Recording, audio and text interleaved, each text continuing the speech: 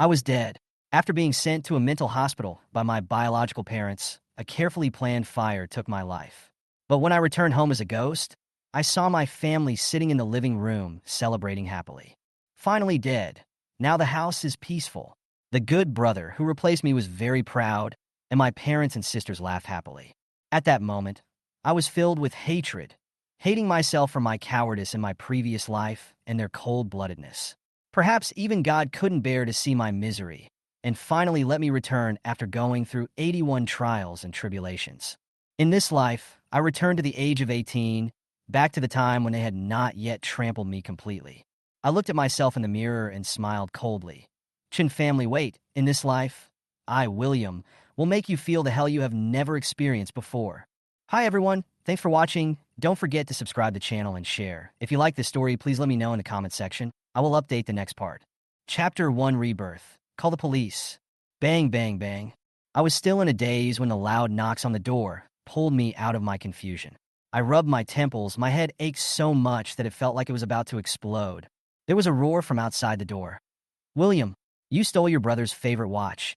Today, I must teach you a lesson. Open the door. That familiar female voice made me realize that I was back home. The Chun family. Looking at the shabby room and the phone with a cracked screen like a spider web on the bedside, I sighed. Yes, I am back to the starting point of it all. After the call was connected, I briefly informed the police and then slowly went to open the door. As soon as I opened the door, the guy outside kicked me directly. Bang! I didn't say a word, but was kicked onto the desk and fell to the ground.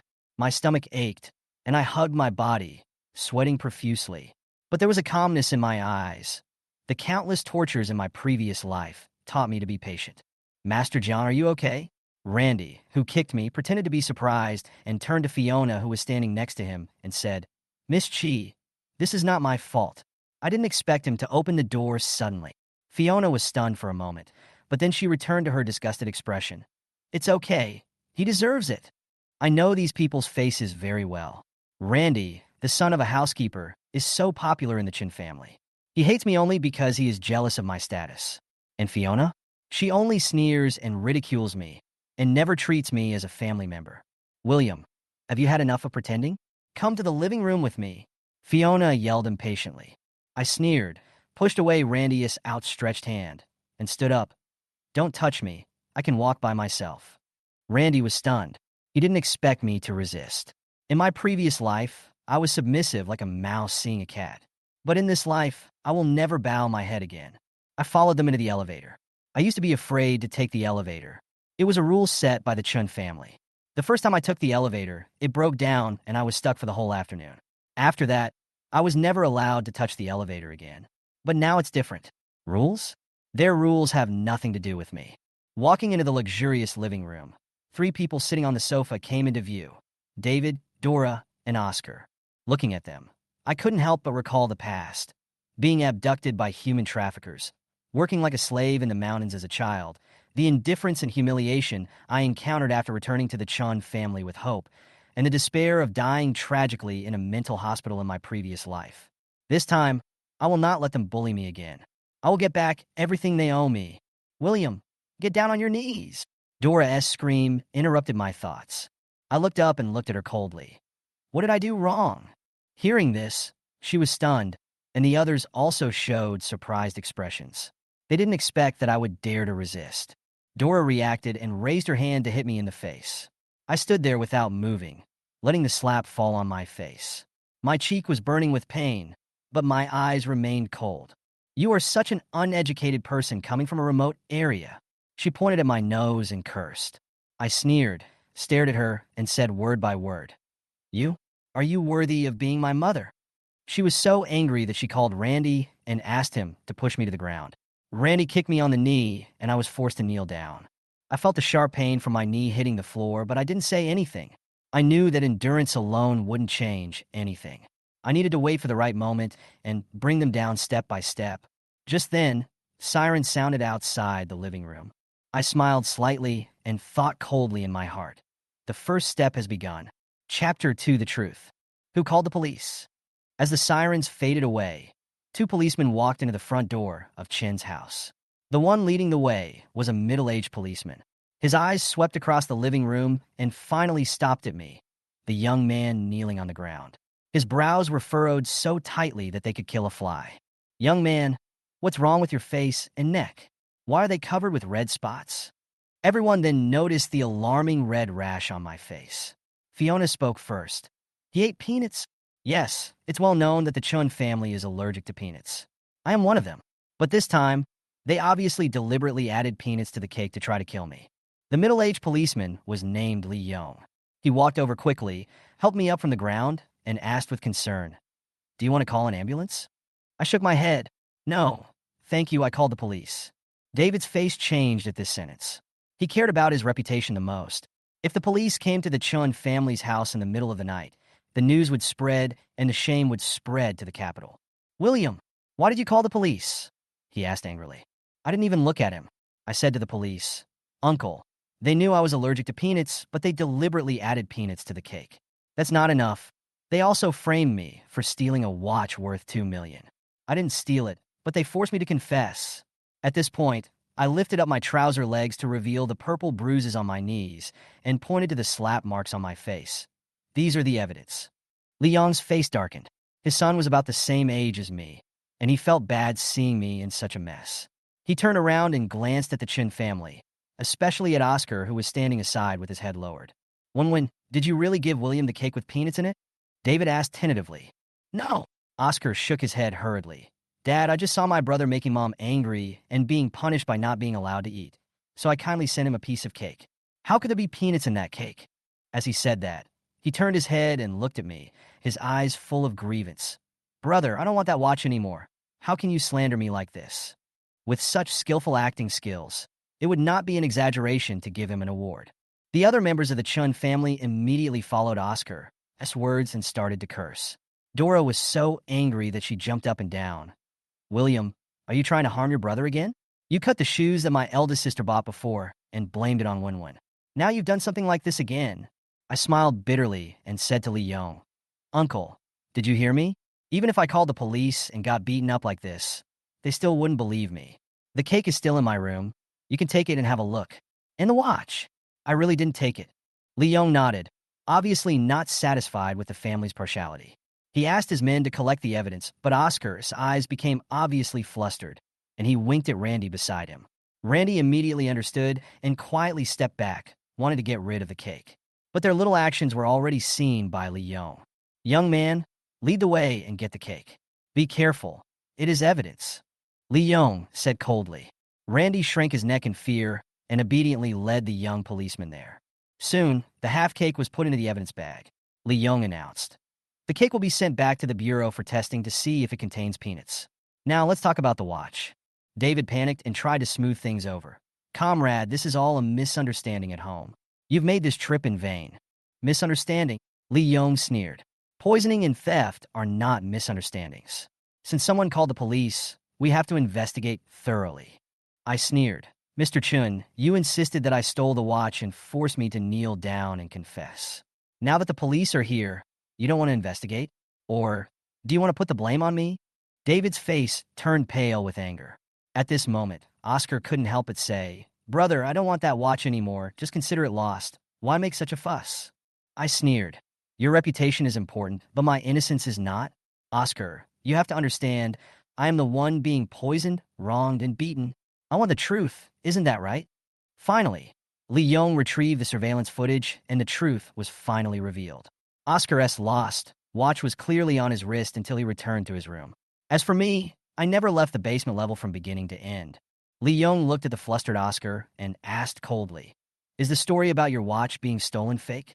Oscar stammered, "Maybe I remembered it wrong. I remembered it wrongly." I sneered. "Oscar, my whole family slandered me for stealing the watch, poisoned me, and beat me up like this. Now you want to let it go with just one sentence, 'I remembered it wrongly'?" Li Yong sighed and finally asked me, "Kid, what is your relationship with this family?" I sneered, my eyes full of sarcasm. "Uncle Police, since I was just adopted by this family, and I haven't even gone through the adoption procedures. Can I leave here?" Chapter 3. Leaving the Chun family, the awakening of the Xianxia bloodline. As soon as I said, "I'm leaving," the whole living room suddenly became eerily quiet. Everyone stood there in shock as if struck by lightning, and even the air seemed to freeze. The first person to react was Dora. She screamed in a shrill voice. "William, what did you just say? Say it again if you dare." I ignored her and looked directly at Li Yong. "Uncle, I saw it on the surveillance camera just now. In the past 2 days, I have hardly left that small room except for going to the toilet. Aren't you curious about how I eat and drink?" Li Yong frowned, seeming to realize that something was wrong. I smiled bitterly and continued. "For 3 days, for 3 whole days, my only food was the peanut cake Oscar brought me.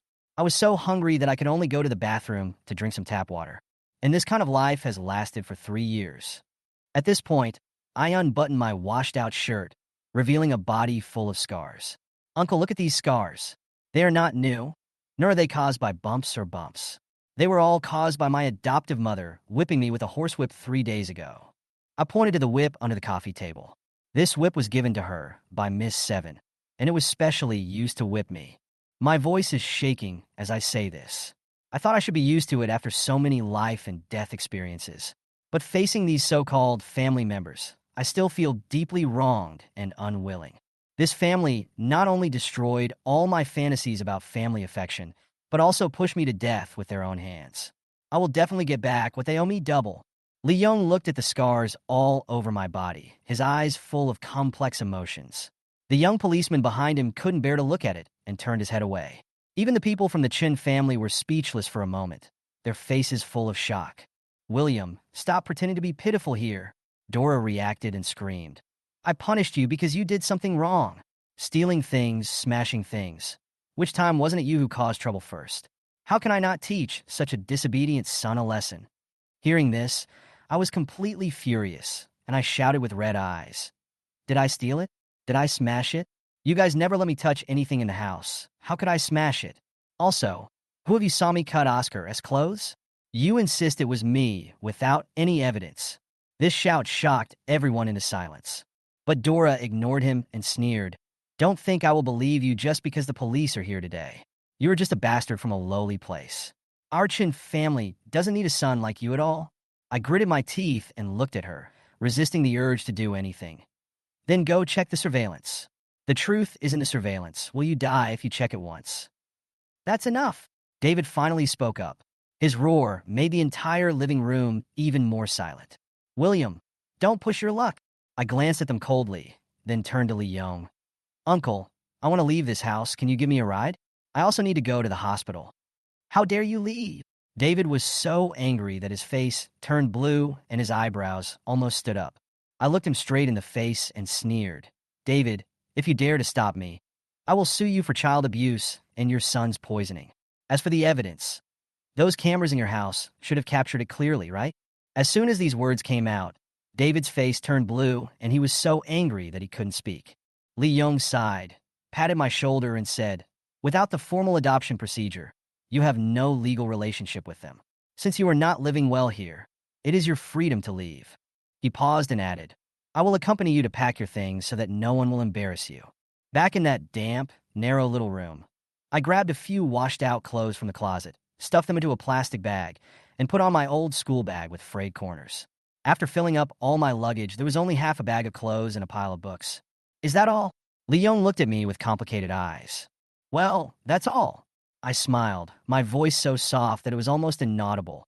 "There's nothing here worth staying for." After leaving the door, Dora sneered and said, "William, I warn you, if you step out of this door today, don't ever come back." I stopped and said without turning my head, "I have lived in your Chin family for more than 3 years. The accommodation and food expenses add up to 100,000 yuan. I will pay it back as soon as possible. From today on, I have nothing to do with you. I hope your family is safe and healthy." After saying that, I left this disgusting place without looking back. When I arrived at the hospital, the doctor looked at my severe allergic reaction and got furious. "What's wrong with you parents? Your child is in such a state, and you waited until now to send him here." Li Yong apologized repeatedly and urged the doctor to treat me as soon as possible. I felt bad watching him running around. He was the only person who really helped me, and I owed him too much. After the treatment, I was about to leave, but I unexpectedly discovered my own ability. The Xianxia bloodline had awakened. I suddenly saw that Li Yong's face had changed and the parents' palace was dark. Uncle, call your mother quickly. I reminded him subconsciously. Li Yong looked at me in confusion, but still did as he was told. Sure enough, his mother fell in the bathroom. If he had been a step later, the consequences would have been disastrous. Chapter 4. If the Chun family is destined to have only one son, it will only be you. That night, Li Yong left in a hurry because of his mother's accident. I didn't want to stay any longer, so after I felt a little better, I left the hospital and went to a nearby internet cafe. I found a small private room, turned on the computer, and my fingers slid across the keyboard, as if the memories of becoming a top hacker came back to my mind. 10 fingers quickly tapped the keyboard, and within a minute, I had hacked into the Chun family surveillance system. These surveillance videos are not unfamiliar to me, because they witnessed all the humiliation and torture I suffered in the Chun family for 3 years.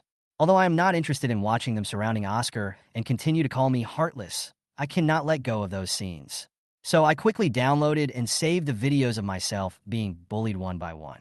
These will come in handy sooner or later. After finishing it, I turned off the computer and went back to the hospital to rest. My body was too weak, and I had to take care of my spirit. At this time, at Chin's house, as expected, a criticism meeting about my crimes was underway. Dora was so angry that she slammed the sofa and cursed. He is just an ungrateful person from a small town. How dare he run away from home? If he wasn't my own son, I would have strangled him to death. Fiona, who was browsing her phone, smiled nonchalantly and said, Mom, don't get angry and make yourself sick. William just wants to get attention. Let's ignore him. He will come back crying in a few days. Then you can teach him a lesson and let him vent his anger. At this moment, Oscar suddenly grabbed Dora's hand and said with a guilty look on his face, Mom, what happened today is my fault. If it weren't for the loss of my watch, you wouldn't have suspected Brother William. It wasn't his intention to call the police. Maybe I didn't do well and made him feel unacceptable. As he spoke, his voice choked up and his eyes turned red. Perhaps I really shouldn't stay here any longer. After all, Brother William is the young master of the Chin family. I have occupied his place for these years and enjoyed your love. I am already very satisfied. I think I should leave. After saying this, he stood up and pretended to leave. What? Dora quickly stood up and hugged him, tears streaming down her face. How can you say such things? Mom loves you so much. You are Mom's life. If you leave, what will I do? Oscar hugged her waist again and burst into tears. Fiona's eyes turned red when she saw this, and she ran over to hug Oscar. Brother, don't cry. It hurts me to see you like this. You're such a good kid. What's wrong with you? The one who's wrong is William, that heartless guy who can't tolerate you. Since he can't tolerate you, he should leave.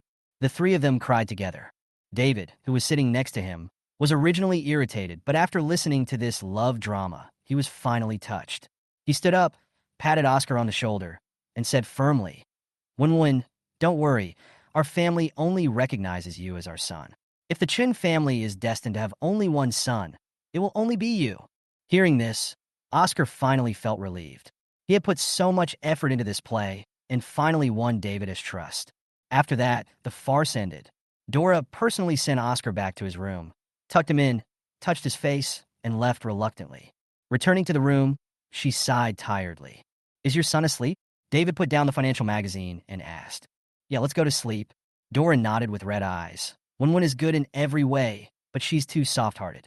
She just said she wanted to leave this house, and I felt so sad when I heard that. David also sighed. Let's take him out for a walk tomorrow. Didn't he lose his watch? I've got a watch I like that costs over $6 million, so I could just buy it for him. You still love him. Dora smiled slightly, but soon frowned again. But what are you going to do with William? What if he comes back and makes Wen sad again? David pondered for a moment and finally said, After all, he is the blood of the Chin family. We can't let him wander around outside forever. Otherwise, if people in the circle know about it, it will be bad for our reputation. Yes, Dora nodded. But we can't let him go easily this time. I will cut off all his sources of income, and no one is allowed to help him. How can a country bumpkin from a poor mountain village survive in the capital? Only when he kneels down and begs for mercy will I let him come back. David smiled and patted her hand. I support you. This child really needs to be taught a lesson, otherwise he will cause trouble sooner or later. Then, Dora picked up her phone and sent a message to the family group. Of course, I was not in this group. I used to think that the group was a bond between family members. 3 years ago, I introduced myself in the group with great expectations. Hello, everyone. I am William, and I am very happy to return to this loving home. But after waiting for a whole day, no one responded. Later, I realized that this family had never welcomed me. 3 years of hard work only earned them their disdain. 7 years of hard work sent me to a mental hospital. Later, I died there. Chapter 5, Finding Bargains on Antique Street. I didn't know that the Chun family held a meeting last night on how to punish me, but even if I knew, I wouldn't take it to heart. This family's routine is already a child's play to me. The next morning, I felt that my allergic reaction had eased a lot, so I went through the discharge procedures. After leaving the hospital, I found a breakfast shop and ate while thinking about my next plan. The first step is to take care of my body. My body has been tortured for more than 3 years. I am skinny and have very poor physical fitness. If I don't take good care of my body, I can't even beat Randy, let alone take revenge. The second step is to make money. Looking at the remaining 14,000 yuan in my phone, I couldn't help but sneer. This little money was saved from my part-time job in the past few years. In the past, in order to please the Chun family, I spent all my pitiful living expenses on them every month, but in return I got cold eyes and disgust. Thinking about it now, it was really stupid and ridiculous. However, this 10,000 yuan must be doubled as soon as possible. I have to pay back the so-called 10,000 living expenses of the Chun family. Once the money is in their hands, I will have nothing to do with it. After much thought, I decided to use the skills I learned in some small worlds to make some quick money. Today is the weekend, so I went to the antique market to try my luck. The antique street is crowded with people. The antique market was as lively as boiling water, with crowds of people, shops, and stalls next to each other.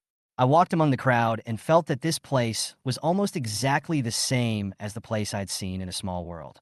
The experiences of those years have given me a pair of eagle eyes. I can tell the truth from the falsehood of anything I have seen, and I rarely make mistakes. I walked slowly among the stalls. Almost all of them were fakes, but I was not in a hurry. The antique market is like a game, which requires patience and intuition. Finally, when I reached the fourth row of stalls, I found a stall surrounded by people. I squeezed in and saw an old man carefully examining a copper product.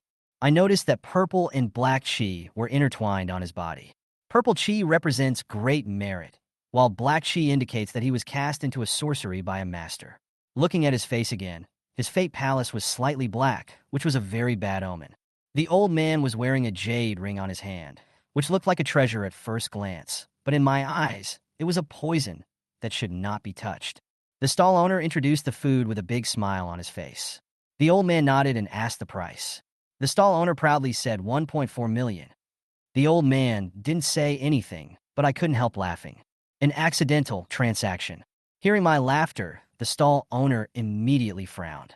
Where did you come from, you little brat? If you don't want to buy anything, get out of here and don't affect my business. The old man was not angry. He turned to me and asked, Little brother, do you also think this price is high? I was about to speak, but the stall owner waved me away impatiently. Go away. I shrugged helplessly and looked down at the other items on the stall. My eyes were quickly attracted by a black bowl. I picked up a plate next to it and asked casually, Boss, how much is this plate? The stall owner squinted at me and said, 5,000 yuan. It's up to you whether you take it or not.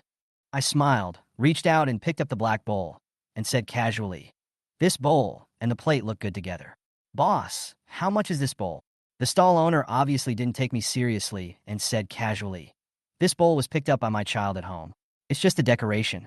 If you buy a plate, this bowl will be given to you for free. Hearing this, I nodded. Okay, I'll take both of them. The stall owner was stunned for a moment. He didn't expect that I would actually spend 5,000 yuan to buy these 2 pieces of junk. He was so happy while packing the things. When people around me saw me spend 5,000 yuan on a broken bowl and a broken plate, they immediately started talking about it. This kid is such a spendthrift. He dares to come to the antique market and buy things without knowing anything. I'm afraid he'll cry in a few days.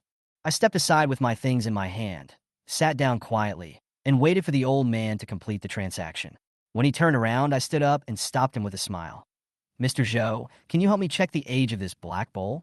The old man was stunned for a moment, then glanced at it casually. This is just an ordinary object. It has no value. Take a closer look. I looked at him steadily, my tone relaxed but firm. The old man was stunned, and picked up the black bowl again to examine it carefully. Soon, he found a tiny gap on the edge of the bowl, which was a craftsmanship detail that could only appear in a genuine Ming Dynasty official kiln. He raised his head suddenly, his face full of shock. "Little brother, this thing of yours." I smiled and deliberately kept it a secret. "Mr. Zhou, do you understand?" The old man was silent for a moment, then nodded solemnly. He knew that this young man was not simple. Chapter 6. Remind Mr. Zhou. Mr. Zhou sat next to me excitedly, even putting the treasure he just bought on the ground, and asked me excitedly, "Young man, I have a tool here. Do you want to use it? Or I can help you deal with it." I smiled and politely replied, "Just borrow Mr. Zhou's tools. I can do it myself." Hearing this, Mr. Zhou was even happier and hurriedly took out a small leather bag from his pocket and handed it to me. Being able to witness a precious antique being restored to its original appearance is a fatal temptation for antique lovers. At this time, all the people who had seen Mr. Zhou spend 1 million to buy treasures gathered around him, looking at his excitement and sizing me up with confusion. Their eyes were full of curiosity. Could this guy have really found a bargain? Uncovering the true face of the black bowl. After receiving the tools, I started to process. The so-called black bowl was actually painted with a thick layer of paint, which covered the original color, and only the edge of the bowl revealed its true color. Paint removal is a delicate job. I was careful and skillful, and my hands were steady without any shaking. Mr. Zhou was amazed and felt that I was so young, but my skills were as sophisticated as an expert. More and more people gathered around. Even the original stall owner squeezed in to see, his face turning pale, fearing that he had really missed some valuable treasure. An hour later, I finally finished the work. The black paint was peeled off bit by bit, revealing the original rustic charm of the porcelain bowl. Mr. Zhou's eyes lit up. "Little brother, can I take a closer look at this treasure?" "Of course." I handed him the porcelain bowl. He fondled the bowl, and the people around him realized that the bowl must be valuable. The regret on the stall owner's face almost turned into a pool of blood, and he came over and asked, "Mr. Zhou, what period does this bowl belong to?" Old Zhou didn't even raise his head and said softly, "It's from the Tang Dynasty." As soon as these words came out, everyone around him took a deep breath. "Oh my God, this kid has made a fortune. The porcelain from the Tang Dynasty is worth at least several million. Just now I was laughing at him for being stupid, but now I'm slapping him in the face." The one who lost the most is the stall owner. He sold a broken plate for 5,000 yuan and gave away a bowl worth millions. He really lost a lot. The stall owner's farce. The stall owner got angrier and angrier as he listened. Finally, he couldn't hold back any longer and rushed over to yell, "I'm not giving you this bowl. You little bastard, give it back to me." I was prepared. I stood in front of him and said coldly, "You gave me this thing voluntarily. Don't regret it now." The stall owner was obviously unwilling to give in and waved his fist to fight. But 2 bodyguards had been hiding beside Mr. Zhou. They quickly squeezed over and carried the stall owner out. The stall owner's shouting gradually faded away. "That's my bowl. Give it back to me." After the storm subsided, Mr. Zhou looked at me again, full of admiration. "Little brother, are you willing to sell this bowl?" I nodded. Since Mr. Zhou likes it, I will naturally give it to someone who understands it. Mr. Zhou laughed and said, "You are an expert in this field, so you name the price." I shook my head and said, "Just give it to me, Mr. Zhou. I trust you." This sentence made Mr. Zhou's eyes light up, and he happily transferred 4 million. Although the actual value of this bowl may be only about 3 million, Mr. Zhou didn't care at all and said that the extra 1 million was just to make a friend. He took out a business card and handed it to me. "This is my business card. We will discuss antiques together when we have the chance." I took the business card. There were only 3 words on it: Zhou Tai and a simple phone number. Tiger's secret. Just as I was about to leave, Mr. Zhou suddenly took out the bronze where he had just bought for 1 million and handed it to me. "Teacher Jiang, can you help me take a look at this? I saw you smile just now. Did I buy the wrong one?" I glanced at it, didn't answer, and said calmly, "It's not that I've drilled an eye, but does Mr. Zhou know its use?" Mr. Zhou shook his head in confusion. "Isn't it just a decoration?" I sighed and whispered, "This thing is called a tiger toilet. It was used by ancient people as a toilet. It can be considered a special daily necessity." The expression on Mr. Zhou's face froze for a moment, and then he laughed out loud. "Sure enough, you made a fool of yourself." I didn't say much, just smiled and left it at that. Key reminders. Before leaving, I hesitated for a moment, but still said, Mr. Zhou, since you call me teacher, there is something I must remind you of. Mr. Zhou smiled and nodded. Teacher Jiang, just go ahead. I pointed at the jade ring on his left thumb and said in a serious tone, Don't wear this jade ring anymore. Mr. Zhou was stunned, and the smile on his face disappeared instantly. He looked at the ring on his hand, then looked up at me with a complicated look. Why? I didn't explain much, but replied meaningfully, Trust me, take it off early, otherwise you might get into trouble. The atmosphere suddenly became solemn. Mr. Zhou stared at me for a long time and finally nodded. Okay, I believe Teacher Jiang this time. Chapter 7. Front Desk of a 5-star Hotel.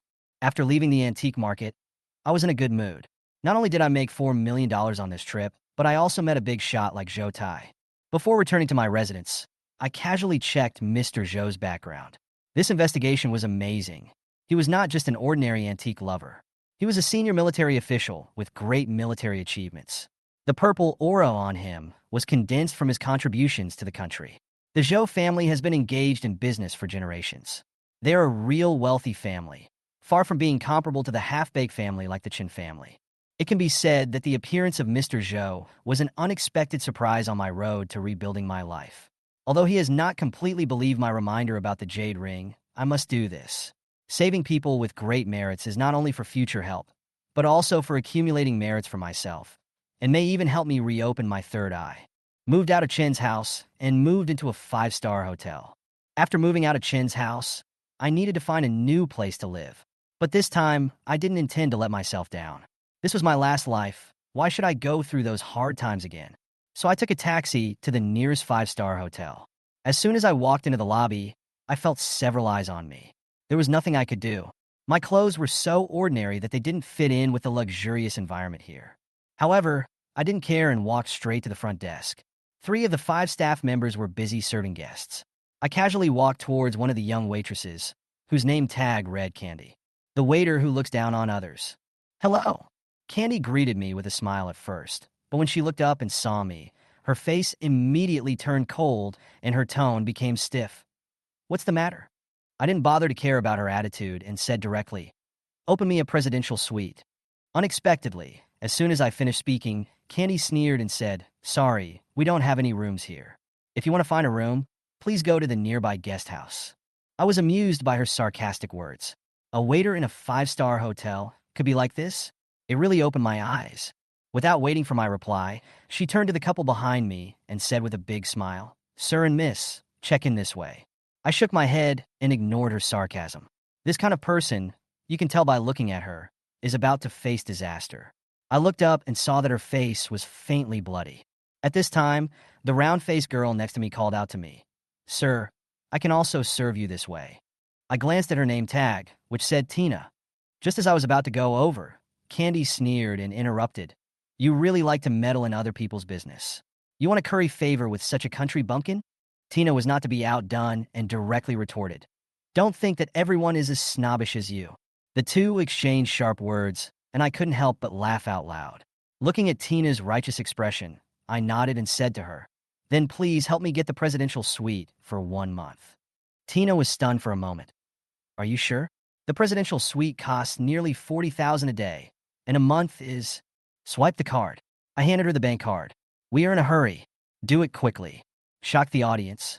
Tina helped me with the formalities quickly, but the lobby manager came over to confirm after hearing about it. He explained the rules of one-time booking to me in detail and reminded me that if I checked out midway, a penalty might be deducted. Just book a month and do it quickly. I urged again and again. After the formalities were completed, I casually took out an envelope from my bag, took out a dozen cash bills, and handed them to Tina. Thank you for helping me apply for the discount. This is a tip for you. Tina's eyes flashed with surprise, and she thanked me repeatedly. She turned back and glanced at Candy proudly, while Candy was shocked, and her eyes looking at me suddenly became much more enthusiastic. But I know that this woman's show has just begun. The show is on. Just when Candy was about to talk to me, a sharp female voice came from the hall. Who is Candy? Get out here. The hall fell silent instantly. I knocked on the front desk and smiled at Tina. Come on, let's watch the show. Sure enough, a middle-aged woman rushed in aggressively, locked on a Candy hiding behind the counter, grabbed her hair, and dragged her out. Then, she slapped her in the face. It turned out that Candy had seduced the husband of the middle-aged woman, and after the affair was exposed, she was directly arrested. The situation got out of control for a time, and the security guards had to take both of them away. The shock of the metaphysical master. When the farce was over and I was about to leave, Tina asked in a low voice, "Mr. Jung, you said before that there would be a good show here. Could it be that you knew it a long time ago?" I didn't answer, just winked at her and turned away. In fact, from the look of Candy's face, I already knew that she would have a bloody disaster in the near future. As for what it is, there is really no need to guess, because the cause and effect of her life has already destined her to have today's result. Tina's gentle, Mr. Jiang, let me know that she might have noticed my extraordinary identity. As for how much she could guess, that was not something I needed to worry about. Chapter 8. 100,000 has been transferred. From now on, I, William, have no relationship with the Chun family anymore.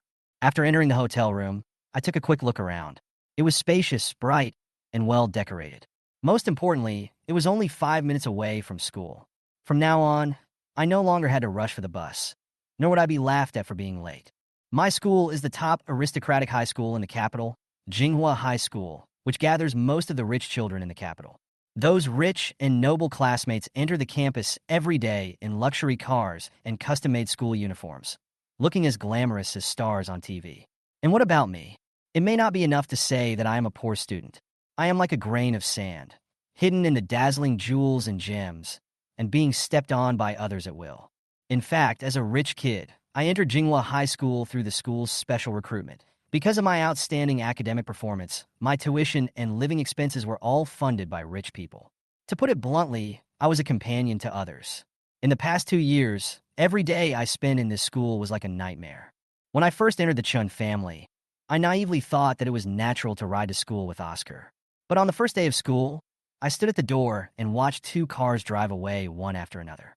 One was carrying Oscar and the housekeeper's son Randy, and the other was Fiona's private car.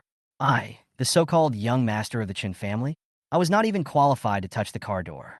From then on, I had to go out before dawn every morning, walk several kilometers to the bus station, and then take several buses to go to school. Even so, I was still often late. My classmates disliked my sweaty body and were too lazy to even approach me, let alone talk to me.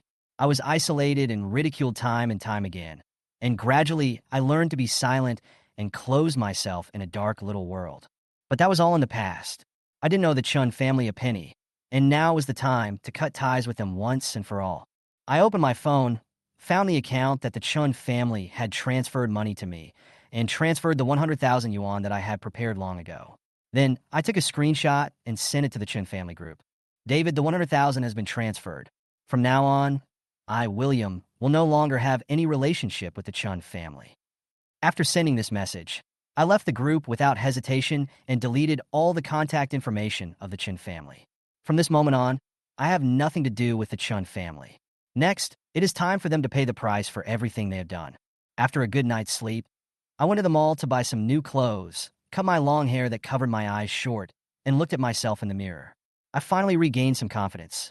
Since I have to start over, I will not let myself live so depressed. Then, I went to the Chinese medicine store and got a prescription for myself. My body has been in a mess for the past 3 years, and now I have to take good care of it. In addition, I also bought some talisman paper and cinnabar needed for the Shinmen. After returning to the hotel, I drew a peace talisman and tried my cultivation. Although the spiritual energy is thin, my foundation is still there. As long as I take good care of my body, I have full confidence that I can recover to 60% to 70% of my peak state. At the same time, the Chun family was also in an uproar because of a WeChat message from me. "Pa!" David slammed his phone on the table and gritted his teeth. This rebellious son. What does he mean? He wants to cut off ties with the Chun family for just 100,000 yuan. Where did you get so much money, brother? Oscar asked in pretended confusion. Where else can it come from? Dora sneered. Isn't it just the money stolen from home? Does he think that by doing this, I will believe his lies? Don't dream. The family members were talking to each other, seemingly discussing, but in reality, they were just venting their dissatisfaction with me. I had seen through all their thoughts a long time ago. They just wanted to keep me under their feet and never get up again. But they are doomed to be disappointed. From now on, I will set the rules of the game, and the Chun family will lose miserably. At night, I was drawing talismans in my hotel room when the door suddenly rang. I opened the door and saw a man in his early 30s with an extraordinary temperament standing outside. "Are you Lawyer Chun?" I smiled. The man stared at me, his brows furrowed. "Little boy, if you just want to play a prank, I advise you to stop as soon as possible. I don't have the time to waste with you." "Lawyer Chun, I've long heard of your name. I'm here to discuss a business deal with you today. Believe me, this will be the most interesting case you've ever taken on." I handed him a document. The man took the document and glanced at it. A hint of surprise flashed in his eyes, which then turned into deep interest. Chapter 9. William's bad situation at school. On Monday morning, after I got up from the hotel, I went to the gym to sweat for a while, then went back to the room to take a shower, had a hearty breakfast, and then went out to school leisurely. Although I had arranged a lot of activities in the morning, I still had plenty of time, as if my life rhythm was much more enjoyable than before. Arriving at the school gate, the routine of Jinghua High School was repeated. The student union members were on duty, specifically responsible for recording the names of late students. These positions in the student union are not open to just anyone. Only those poor students with prominent family backgrounds are eligible. After all, this experience can add luster to their future applications to prestigious foreign universities. And today's duty was none other than my former sister, Fiona, and her bestie, Susan. The two men stood at the school gate with nothing to do and started chatting about gossip. "Did that country bumpkin William really leave your house?" Susan asked Fiona in disbelief. "It's just a trick of playing hard to get." Fiona smiled contemptuously, her tone full of sarcasm.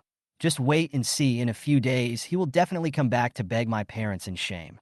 If he really comes back, don't let him in so easily again," Susan said indignantly. "He actually framed Oscar. Oscar was so good to him. He is so heartless." Fiona immediately agreed. "Don't worry, if he comes back this time, he won't be able to get in unless he kneels for a day and a night." The two sisters chatted more and more excitedly, and even started discussing my future. In their eyes, I seemed to be a country bumpkin who could never raise his head and could only look up to them.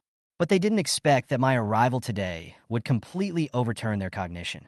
I am no longer the timid boy I used to be when I walked towards the school gate from a distance. I've cut my hair short and walked steadily, holding my head high. My clothes have been changed into simple but decent ones. They are no longer the school uniforms that I wear year after year, but the ones that are eye-catching. This completely stunned the two daughters at the door. "How can William afford such nice clothes?" Susan exclaimed. Fiona stared at me intently, her tone revealing reluctance. "How could he have the money to buy clothes like this? I must expose his true colors." However, I just glanced at her with a cold gaze and then looked away, not even bothering to argue with her. This attitude was like a silent slap in the face, making her feel ashamed. When I entered the classroom, I found that the tables and seats were maliciously littered with garbage, and the corner near the trash can was even more dirty and messy. Apparently, no one took out the garbage these days, so everyone treated this place as a special garbage dump. The funny thing is that I have endured this kind of thing for too long in the past days. How cowardly I was in my previous life. I sighed in my heart. This time I didn't bow my head and swallow my anger. Instead, I took out my new phone and took a picture of the mess in front of me as evidence. Then I dumped the garbage on the chair directly onto the floor and did the same with the garbage in the drawer. Finally, I gently kicked the garbage off the floor with my foot, sat down, and waited for class as if nothing had happened.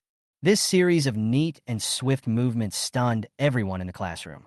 Apparently, they did not expect that William, who usually worked hard, could behave so abnormally. Not long after, Randy, the sanitation committee member, came back to the classroom. The reason why this guy became the sanitation committee member was to make me do more work. When he came back, I heard the students complaining, "Look at William. He made a mess of the classroom." Hearing this, Randy instantly flew into a rage. He walked up to me, pointed at the garbage on the ground, and angrily said, "William, do you want to die? Clean this up for me." I raised my head and looked at him coldly, my voice calm but unquestionable. "Everyone threw the garbage. Why should I be the only one to take it out? How about we hand it all over to the class teacher and let her judge it?" After this sentence was uttered, the whole place fell silent. Randy's face changed. Obviously, he didn't expect that I, who usually accepted everything, would dare to contradict him in public. Chapter 10. Tit for tat, Randy's fiasco. Randy walked towards me angrily and started to question me. "William, you did all this, didn't you?"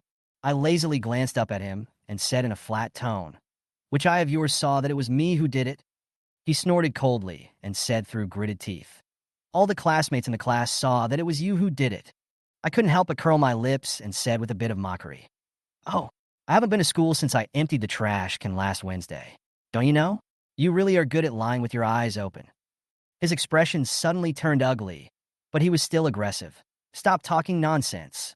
Class is about to start. Hurry up and clean up this garbage." I didn't get angry but laughed and replied coldly, "Why should I listen to you?" Randy glared and roared, "I'm a health committee member. You have to do it if I tell you to." After hearing this, I couldn't help but laugh out loud. "Health commissioner? You look so proud. I thought you were the president. What? Are you interning at your father's job in advance?" Randy's face instantly turned red. Other students didn't understand my sarcasm, but he knew it very well. His real identity was just the son of the Chun family's housekeeper. In order to prevent him from losing face in the aristocratic school, the Chun family packaged him as a relative. He knew very well that once this secret was exposed, his status in the school would be over. The conflict escalated and fists were thrown. Randy suppressed his anger and growled, "Stop talking nonsense. Pick up the trash right now." I stood up and looked back at him coldly. "Who do you think you are? How dare you order me around?" His reason was finally swallowed by anger, and he suddenly raised his fist and hit me with a fierce look in his eyes. I'm afraid my nose would be broken if he hit me with this punch. However, I didn't dodge in fear as usual, but caught his fist steadily. The next second, he screamed and collapsed to the ground, holding his stomach, rolling on the ground in pain. The classmates around were stunned.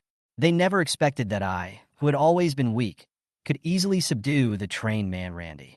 The Heartbreak Talisman's counterattack. Randy's scream made me sneer in my heart. He didn't know that I had expected someone to cause trouble for me today, so I prepared a gift in advance, the Heartbreak Talisman. This talisman can bounce back the pain of the other party attacking me, and his pain is exactly the effect of the punch landing on my nose. The classmates around were obviously shocked by this scene, and they gathered around Randy to speak up. "William, you've gone too far. We are all classmates. Why did you use such a heavy hand?" I was too lazy to pay attention to the noisy voices. I just looked past them and locked my eyes on Oscar, who was behind the crowd. "Oscar, how long are you going to hide?" I said coldly. He was stunned for a moment, then walked over to Randy pretending to be concerned. "Ajung, how are you?" Seeing his face full of gentle concern, I couldn't help but sneer. "Hey, your master asked you how you are. Why don't you say something? Don't make your master anxious." My tone was full of sarcasm, and the word master hit Randy right in the sore spot. He was so angry that his eyes widened, as if he was about to explode at any time, but the severe pain in his stomach made him unable to even vent his anger. Oscar's conspiracy was exposed. Seeing this, I said in a cold voice, "Oscar, you are really good at acting. When Randy took action just now, you were watching from behind with great enthusiasm, right? Now you jump out and pretend to be a good person. Do you think you are not acting enough?" He was exposed by me on the spot and immediately showed a bit of panic and said stubbornly, "I'm just worried about Jung." "Worried about him?" I sneered. "Then why aren't you worried about me? You know who Randy is. You've trained him as a bodyguard since he was a child. If he really takes action, can I bear it?" Unfortunately, he ran into a tough guy this time. The classmates around me were all stunned when I called out, "Randy is Oscar's bodyguard." They had always thought that Randy was Oscar's relative, but now it seems that things are far from that simple. Public outrage, truth revealed. Oscar knew that his hypocritical image could not be easily broken, so he pretended to be weak. "Brother, please stop talking. I just hope that everyone can live in peace." Seeing this, the classmates around him became even more united in their hatred. "William, how can you say that about Oscar? The Chun family adopted you, and you repay kindness with hatred." I glanced at the students who were instigated by him and responded bluntly, "The Oscar you were talking about is a fake good guy. Who of you knows the dirty things he did behind the scenes?" Seeing everyone cursing, I ignored them and turned my gaze directly to Randy, saying coldly, "Remember, this is just the beginning. You will suffer in the future." Just when the atmosphere was tense, the class teacher Zhao Junfeng rushed over.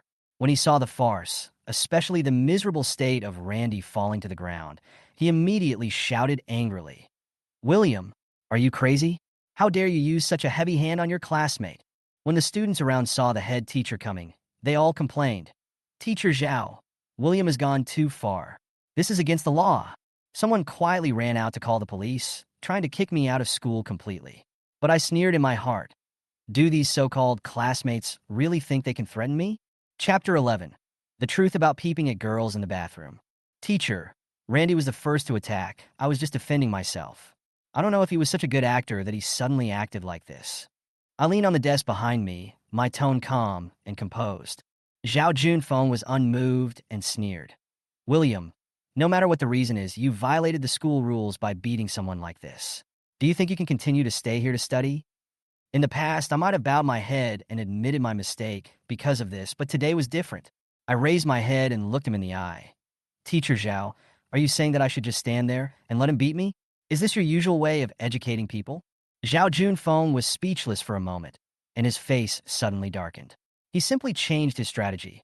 Randy has never fought with anyone before. Why don't you explain what you did to make him want to beat you up? I raised a sarcastic smile and said, Teacher, this sounds familiar. How about I punch you now, and you reflect on why you got punched? The classroom was instantly quiet. Zhao Junfeng's face flushed red, and he was extremely angry. William, you are totally uneducated to talk to the teacher like this. People from the countryside are just from the countryside. You don't know how high the heaven is and how deep the earth is. You are simply a disgrace to Jinghua High School. I laughed instead of getting angry. So Mr. Zhao's educational philosophy is to look at the student's family background? Doesn't Jinghua High School teach equality for all? How come in your school, students are divided into rich kids and country bumpkins? Zhao Junfeng was so angry that he was speechless. Just as he was about to explode, Oscar suddenly interrupted. Brother, don't be angry with the teacher anymore. Teacher Zhao is doing this for your own good. If you were expelled, how sad your parents would be. I shook my head after hearing this. Oscar, don't you think this is ridiculous? What does it have to do with your parents that an orphan like me was expelled? Or do you think that Teacher Zhao is being nice to me by letting me sit next to the trash can? Or that letting me carry a full bucket of trash up 7 floors every day is a sign of special love for me? The classroom was silent, so I continued. Also, who fabricated the post that accused me of peeping at girls in the bathroom? As soon as this sentence came out, the whole audience was in an uproar. A fat boy jumped out with a sneer. William, you deserved it for posting this post. Who told you to do such a disgusting thing and still want to whitewash it?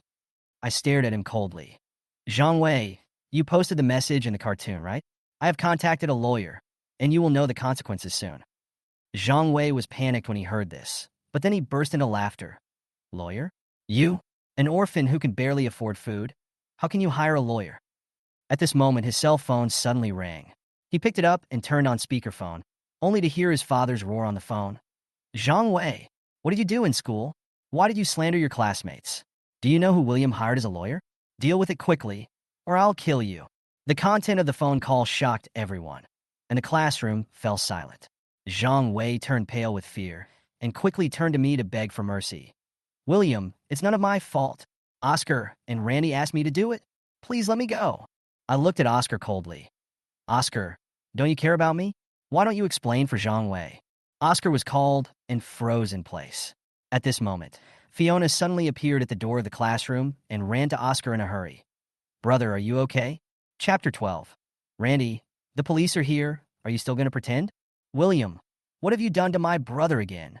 Fiona looked at Oscar, fainted, and shouted at me angrily. I shrugged and sneered. How should I know? How come this brother fainted at the critical moment when he was about to be exposed? What a coincidence. Hearing this, Oscar closed his eyes, gritting his teeth in hatred, but he could only pretend to the end. Fiona was so angry that she asked someone to send Oscar to the infirmary, and at the same time, she called the Chun family and directly accused me of knocking Oscar unconscious in the family group. In the classroom, I glanced at Randy, who was still holding his stomach on the ground, and deliberately sarcastically said, How is it? Your 7th miss only has eyes for your master Oscar and doesn't care about you at all. Is your heart chilled? Randy looked at me in shock, his eyes full of confusion. He had kept his crush on Fiona, a secret so secret that even Oscar didn't know. So how could I know? Police arrive, face escalade. At this moment, the police's voice sounded at the door. Who called the police? The school security guard came in with 2 policemen, one of whom was Li Yong. I was stunned. Why was it him again? This fate was too coincidental. Several lackeys in the class immediately rushed to complain. Uncle Police, it's William. He beat Randy almost to death and made another student faint from anger. Lee Yong frowned and looked at me, asking, "Did you hit that person?" I said calmly, "No." The lackeys were fed up and started to shout, "Uncle Police, he's lying." The whole class saw it. Lee Yong glanced around coldly and said in a deep voice, "Quiet." Then he turned to Randy and said, "You said it was William who hit you?" Randy gritted his teeth and nodded. "Yes." Lee Yong glanced at his pretense and sneered at the head teacher, Zhao Junfeng. "You were the teacher, right? Tell me, was it really William who beat him?" Zhao Junfeng took the opportunity to exaggerate. "Comrade police officer, Randy is the health committee member of our class. He is usually well-behaved and sensible, but William is withdrawn and has a bad temper." "All right, I'm asking about the facts. I don't need you to judge the student's character." Li Yong interrupted him directly, saying in a bad tone, "The student was beaten like this, and you didn't send him to the infirmary or even call an ambulance?" Zhao Junfeng was speechless and could only take out his cell phone and pretend to make a call. Reversal. "Can't pretend anymore?" Li Yong turned to me and said with a half-smile, "With your small body, can you hit me so hard?" I shrugged nonchalantly. He wanted to hit me. I blocked it. Who knew he would turn out like this? As I said that, I squatted down and patted Randy's belly. "Randy, the police are here, and you still want to pretend? If you continue to act, you will be held accountable for the law." As soon as he finished speaking, Randy was surprised to find that the excruciating pain he had just felt suddenly disappeared. He was stunned, but immediately realized, if I admit that I was faking illness now, then he would be framing me, and I would be so embarrassed. "Uncle Police, it really hurts. He beat me almost to death." Randy gritted his teeth and continued acting. Li Yong was no child. He had seen countless wounded soldiers. His eyes suddenly turned cold and he kicked Randy's butt.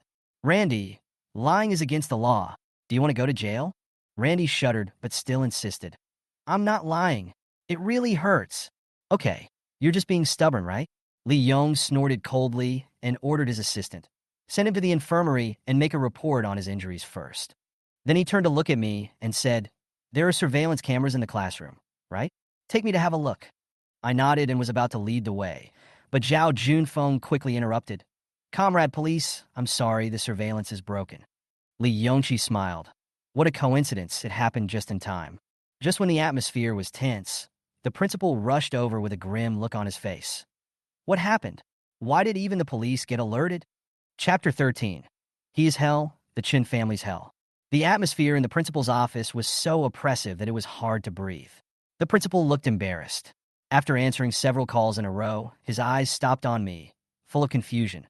How could a teenager who was ostracized by the Chun family alarm so many big shots? Just as he was thinking, the door was pushed open suddenly, and Dora, wearing a mink coat, rushed in angrily, followed by David, Fiona, and the second daughter of the Chun family, Daisy, the genius doctor who became the director of the oncology department at the age of 27. I looked at Daisy, and a chill flashed through my heart. This sister once made me think that she was different from other people in my previous life. But it was not until after I died that I found out that her boyfriend was the one who signed the appraisal report that sent me to the mental hospital. And today, I will no longer be soft-hearted towards any member of the Chun family. Tensions are high. Dora takes action. "William, what did you do to your brother? He has been weak since childhood, and you actually made him faint." Dora screamed as soon as she saw me. I sneered. "Miss Chun, are you mistaken? My brother must be feeling guilty and pretending to faint. Why is he blaming me for this?" "What did you call me?" She was stunned for a moment, then raised her hand to slap me. But I was no longer the soft persimmon who would accept anything, and I dodged it easily by turning sideways. However, she used too much force, and she fell to the ground in her 10-centimeter high heels, screaming, "On my waist." The Chun family immediately became a mess and surrounded them in panic. "Don't touch her," Daisy said coldly. "Maybe she sprained her waist." Jedi strikes back. William sneers. "William, you bastard." Fiona pointed at me angrily and yelled, "You actually caused Mom to fall and get hurt. You'll get your comeuppance." I smiled coldly. "Retribution? Don't worry, my retribution will not come, but yours has already begun. For example, right now, your mother fell like this. It is her own retribution." I glanced at everyone and said in a voice as cold as the winter wind, "She wanted to hit someone, but she fell like this. Do you want me to stand and get beaten? Isn't this useless behavior?" The word waste really hit Dora's nerves. This was her favorite word to use to humiliate me. David's hand angrily and said, "Why don't you teach this rebellious son a lesson? If I don't beat him to death today, I won't be able to live." David flew into a rage, pointing at me and cursing. "You bastard. You are so outrageous. Apologize to your mother right now, or I will beat you to death today and pretend I don't have a son like you." The chill of despair, the hell of the Chun family. I stared at him and suddenly smiled, but the smile was so cold that it made people feel scared. "David, are you suffering from Alzheimer's disease? What did you say?" He stared at me in disbelief. I say, "Have you forgotten that we have no relationship for a long time?" My voice suddenly turned cold. "Every penny I spend on the Chun family has been repaid. From now on, you are not worthy of being my father. In my eyes, you are not even as good as a dog. So, stop bossing me around. Even dogs know to shut up." As soon as I finished speaking, the whole room fell into deathly silence. David's anger seemed to be extinguished by my sharp gaze and was replaced by a bone-chilling chill. He suddenly felt that the boy in front of him was not like his son, but a demon that had crawled up from hell. "No, that's not right. I'm not just some evil spirit from hell. I am hell itself. Hell for everyone in the Chin family." Chapter 14. Fiona was beaten into a pig's head. "William, you bastard. Your brother fainted. Your mother fell down. And now you dare to speak rudely to your father. Today, as your sister, I must teach you a lesson." Fiona cursed, raised her palm, rushed to me quickly, and swung it towards my face without hesitation. She was too confident, so confident that she thought I was still the weak William who allowed her to beat and scold me. After all, I never dared to fight back when she hit me before. There was even one time when she was in a bad mood and took her anger out on me. After she slapped me a few times, I still apologized to her in a humble manner. "William now. Hard fight. Counterattack begins." Just as she was about to slap me, I raised my hand and grabbed her wrist with such force that her face turned pale instantly. "Ah!" She screamed in pain. The severe pain in her wrist made her tears flow, and she bent over. "Let me go." "William, you bastard," she cursed through gritted teeth. I sneered. "Bastard? Miss Chun-Chi, have you forgotten that we were in the same belly for 9 months? I'm a bastard. Then what are you? How dare you, a country bumpkin, compete with me?" Bang! Her words were interrupted by a loud slap, and then her face quickly swelled up. She was stunned, and then screamed wildly. "You dare to hit me? William, you dare to hit me?" "I'm sorry," I said calmly, holding her wrist tightly with my left hand, and raised my right hand again. Pa! Another slap. "Do you remember how many slaps you have given me since I returned to the Chun family?" Bang! "You don't remember?" "I can't remember either." Bang! "Do you know why you can't remember it?" Bang! "Because it's too much. Today, it's just a little interest." I stared coldly at her gradually reddening face and said in a cold tone, "From now on, you'd better avoid me when you see me. Otherwise, as long as I hear your dog barking, there will be a palm print on your face. Do you understand?" Pa! The last slap landed, and my voice suddenly rose. Fiona completely broke down. Fiona covered her face, her eyes widened, her eyes full of fear. She was stunned and had no idea how to react. She could only tremble and answer, "I understand. I understand." I let go of her hand and pushed her back. Fiona's legs had already gone weak from fear, and she staggered back a few steps and fell directly into Daisy's arms, not even daring to cry out loud, sobbing quietly. Everyone present looked at me with blank minds. They had always known that I had changed, but they had never expected it to be so thorough and so drastic. Unexpected guests. Just as the atmosphere froze, a middle-aged man's voice came from the door. "Director Chin?" David looked back, looking surprised. "Director Chien? Why are you here?" Who came was Zhang Wei's father. He smiled apologetically and said, "My child is ignorant and has offended your son." David's face suddenly darkened. What did his son do to Wen again? No, not Oscar, but another young master. Zhang Wei walked up to me and bowed deeply with red eyes. "Student William, I'm sorry. I know I was wrong. Please forgive me." Chin's father's double standards. David then realized that the young master Zhang Wei was referring to was me.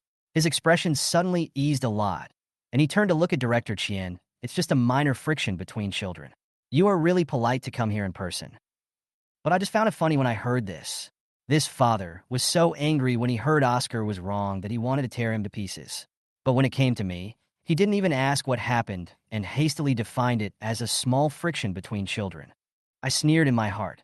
What on earth did I expect in my previous life to have a family like this? Chapter 15. David, you are really as stupid as a pig.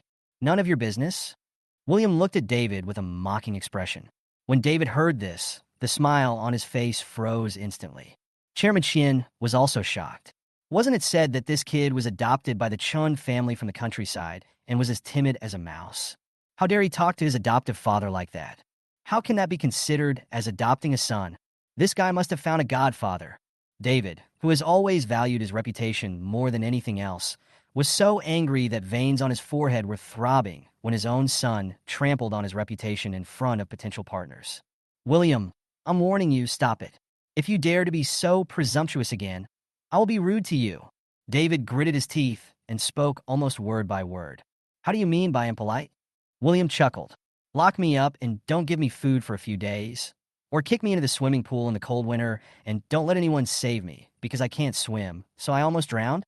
Or call me into the study and beat me severely with the whip your seventh daughter gave you. Chairman Chun looked at William, saying these things with a nonchalant expression that made people feel suffocated just by listening to them, and subconsciously glanced at David with disgust. He wants to adopt someone and torture them at the same time. Is this guy crazy? David was also shocked by William's words. He's so harsh on William? He has never hid his children at home. There are so many children in the family, and he has never touched any of them since they were young. How could he have hit William so many times? Could it be that William remembered it wrong? When did I hit you? David was about to speak when he suddenly remembered everything. He was locked up and not allowed to eat because he stole for the third time. That time, he stole his third daughter's favorite necklace. He kicked him to the ground because he had deliberately pushed Oscar into the freezing cold swimming pool in winter, so he was so angry that he kicked him down as well. The time he was whipped with a horsewhip was because he poured hot soup on Oscar, which burned a large area of the back of Oscar's hand red. Only then did David realize that he had done so many terrible things to William without realizing it. But it's not his fault. As a father, if his son has character problems, he must teach him well. He is not wrong. Thinking of this, David's original guilty feeling disappeared. Can you blame me for this? You were the one who made the mistake first. As your father, can I not discipline you? I made the mistake first. William sneered. I used to live worse than a dog in your Chun family. I didn't even dare to sit at the table to eat. How dare I enter your third daughter's room to steal things? How dare I do something against your precious son? David, you are as stupid as a pig. The Chun family will be defeated by you one day, and I am just waiting for that day. William! David yelled in anger. William met David's gaze without dodging. What? Are you going to teach me a lesson again? I advise you to take a look at your wife first. She is still lying on the ground and has not gotten up yet. As soon as he finished speaking, David's move to rush over suddenly stopped. He subconsciously turned his head to look at Dora on the ground, and his heart suddenly calmed down. This kid has gone completely crazy now. If he rushes up and does something to this kid now, I'm afraid that he will not care about the father-son relationship and fight with him. If he, the chairman of the Chun group, fought with his own son in public, he would become a laughingstock in the entire wealthy circle of the capital if the news got out. Thinking of this, he tried his best to suppress the anger in his heart, gritted his teeth, and said, I will settle the score with you when I get home. William smiled faintly. Look, I told you that you are as stupid as a pig, but you still don't believe it. You forgot that I'm not a member of your Chun family at all. You can't see me when you go home. Are you waving a whip at the air? You! David suddenly felt so angry that his head started to hurt. Mr. Xiaojiang. Just then, a steady and deep male voice sounded outside the door. At the door, a middle-aged man with an imposing manner stood there. David and Chairman Chun were both stunned when they saw the visitor. William frowned slightly. Lawyer Chun, you are late. Chun Xian walked into the house, walked in front of William, and bowed his head to apologize. Sorry, Mr. Xiaojiang, there is a traffic jam on the road. David and Chairman Chun's eyes widened in surprise as they saw one of the best lawyers in the legal field being so humble in front of a young boy like William. What's going on? Is this still the legendary God-level lawyer?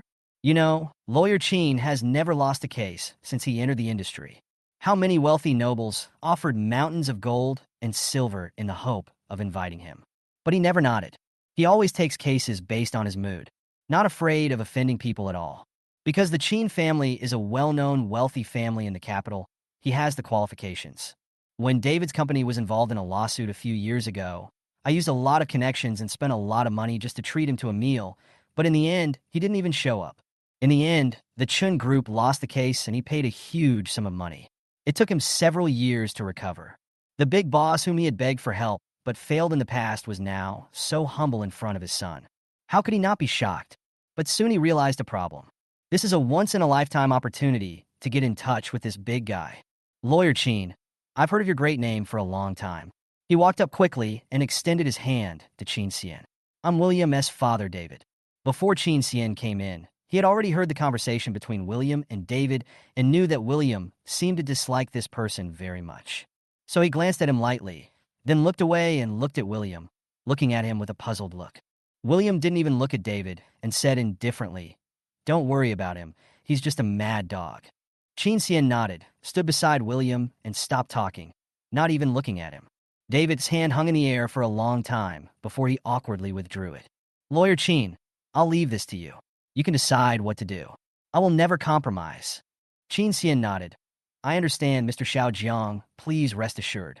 Principal, I still have to go to class. If you have any questions about what happened in the classroom today, please contact my lawyer directly.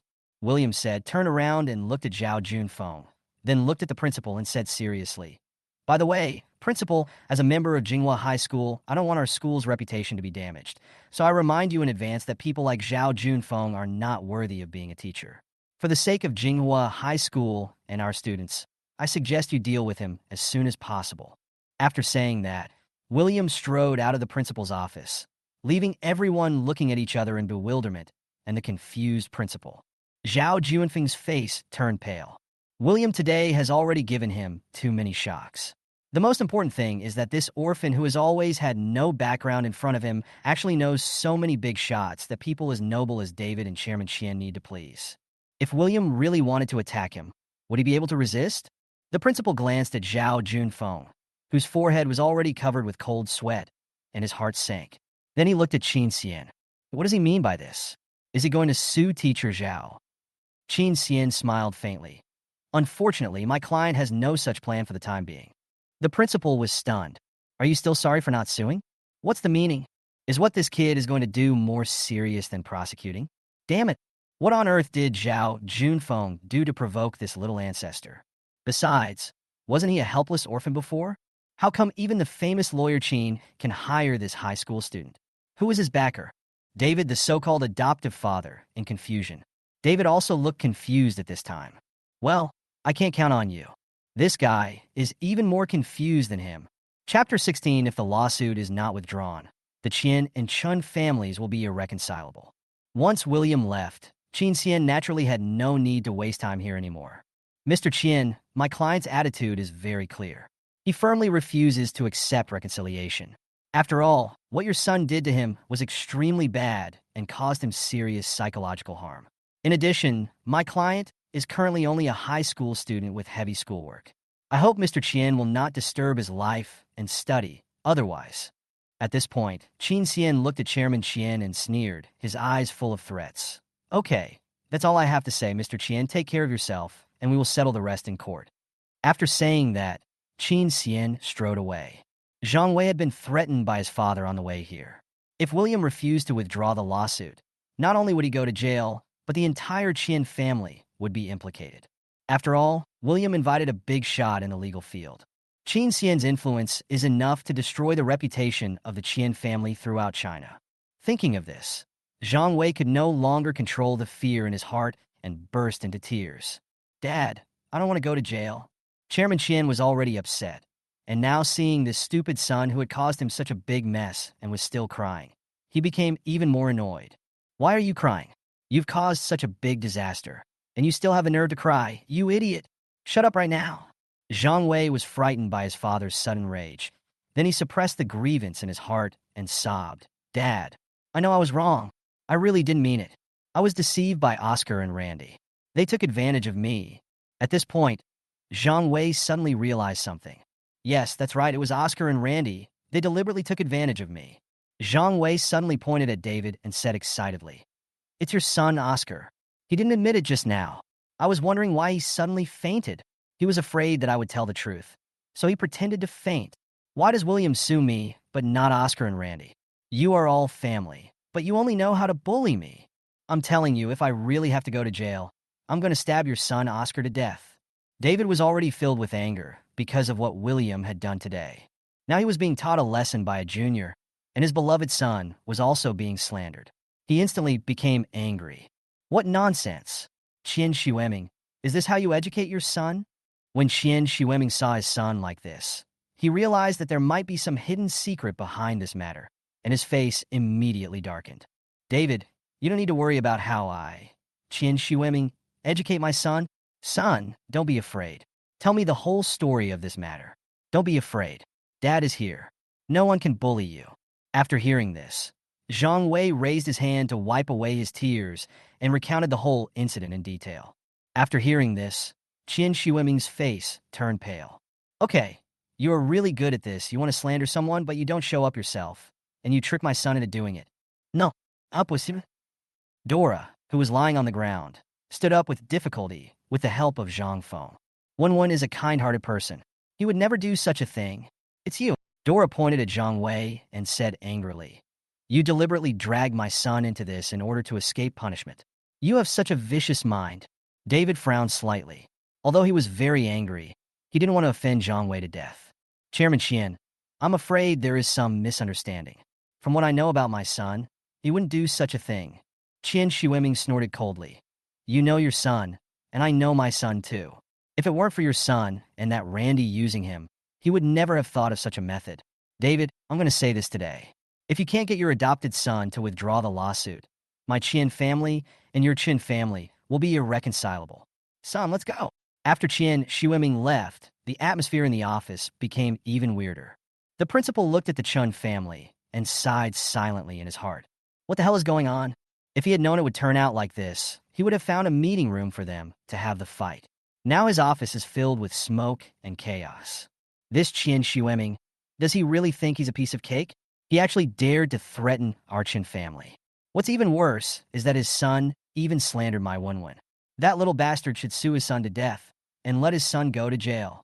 Dora's mind was now full of Zhang Wei's slander against Oscar, and she had completely forgotten what she had done to William because of this incident. David was so annoyed that he didn't want to endure Dora's sharp sonic attack at all. So he yelled, enough! Dora was startled for a moment. Then she flew into a rage and said, you yelled at me? How dare you yell at me? Daisy felt overwhelmed when she saw this. What is all this? Worried that her parents were angry and might start arguing again, she hurried forward to support Dora. Mom, don't worry. You need to go to the hospital to take an x-ray of your waist to see if there is any problem with the bones. What hospital? Huh? Dora tried to shake her hand away, but the movement was too big and it hurt the wound, causing her to scream in pain. Daisy suddenly didn't dare to touch her. Dora paused for a moment, then said, go check on your brother first. I don't know if he is awake now. In this way, the group arrived at the infirmary. At this time, Oscar had woken up and was hooked up to N4. Dora was so heartbroken when she saw her baby son lying weakly on the hospital bed that she quickly asked someone to support him and walked over. Wen, how are you? Are you feeling better? Oscar looked at Dora, and his eyes immediately turned red. Mom, I didn't slander my brother. Mom knows. Mom believes Wen is a good child and would not do such a thing. David felt distressed when he saw Oscar's aggrieved expression, and all his previous worries and doubts were completely forgotten. He found the doctor and asked about Oscar's condition. He was relieved after learning that Oscar was not seriously injured and was just unconscious due to momentary emotional excitement. Back in the ward, he went over and touched Oscar's head. Okay, son, don't be sad. Daddy is here to take care of everything. Don't worry, no one can force you to admit something you haven't done. Oscar looked up at David and said with a touched look on his face, thank you, Dad, for believing in me. You are my son. If I don't believe you, who should I believe? David smiled and said, okay, now tell your dad what happened. As soon as the voice fell, Dora hurriedly asked, David, what do you mean? Your son has just woken up, and you want to interrogate him again. Are you deliberately not letting your son have a good rest? Or are you actually on the side of that little beast William? Daisy couldn't help but frown when she heard Dora calling William a little bastard every time she mentioned him. David sighed. It's not that I don't trust our one. It's just that this matter has become too big now. It was originally just a joke between children. If it escalates to a conflict between two companies, it will have a bad impact on both the company and our family, especially on Wenwen. Dora wanted to say something after hearing this. Oscar patted her hands and smiled faintly at her. It's okay, Mom. I'm feeling better now. And this matter must be made clear as soon as possible. If it only affects me, it's fine. But if it affects our family or Dad's company, I will be so sorry to you. Dora was moved after hearing this. Mom's Wenwen is still sensible. Oscar smiled, then turned to David and began to tell him the truth from his side. From the time he fell into a coma until now, he has already thought of a strategy, so he is naturally not afraid of being interrogated again. Mom and Dad, I really didn't mean to frame my brother. That day, I really saw it. I'm saying William, this little bastard, must have done something despicable. Does he think that he can cover up the truth of this matter by finding a powerful lawyer now? As soon as Dora heard what Oscar said, she couldn't help but feel indignant. Daisy's frown deepened. She didn't understand. The truth narrated by Oscar clearly stated that the person he saw at the time might not be William himself.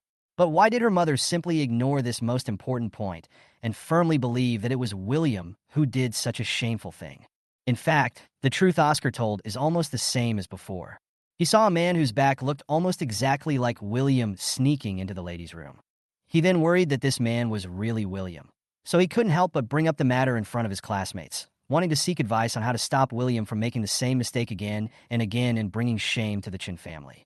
He had no idea what happened next. Before today, he didn't even know who posted that message. So this matter fell on Randy's head. Zhang Feng was worried that his son would be blamed by the master's family, so he slapped him hard in the face. Rebellious son, what nonsense are you talking about? Do you want to kill Master William? Randy knew what his father meant and covered his face without saying a word. Dora watched Randy grow up, and she felt sad when she saw him being beaten. Housekeeper, what are you doing? The child is already so old. Why do you have to use force? Ajung probably just couldn't stand that little beast and said a few words casually, but who knew that the idiot from the Qian family took it seriously and caused such a big mess? I don't think Ajung can be blamed for this. Daisy listened to Dora's defense of Randy, and then thought of William's attitude toward the Chun family in the office just now and his tearful accusations, and suddenly a strong sense of powerlessness arose in her heart. She seemed to know why her timid and cowardly brother had become like this.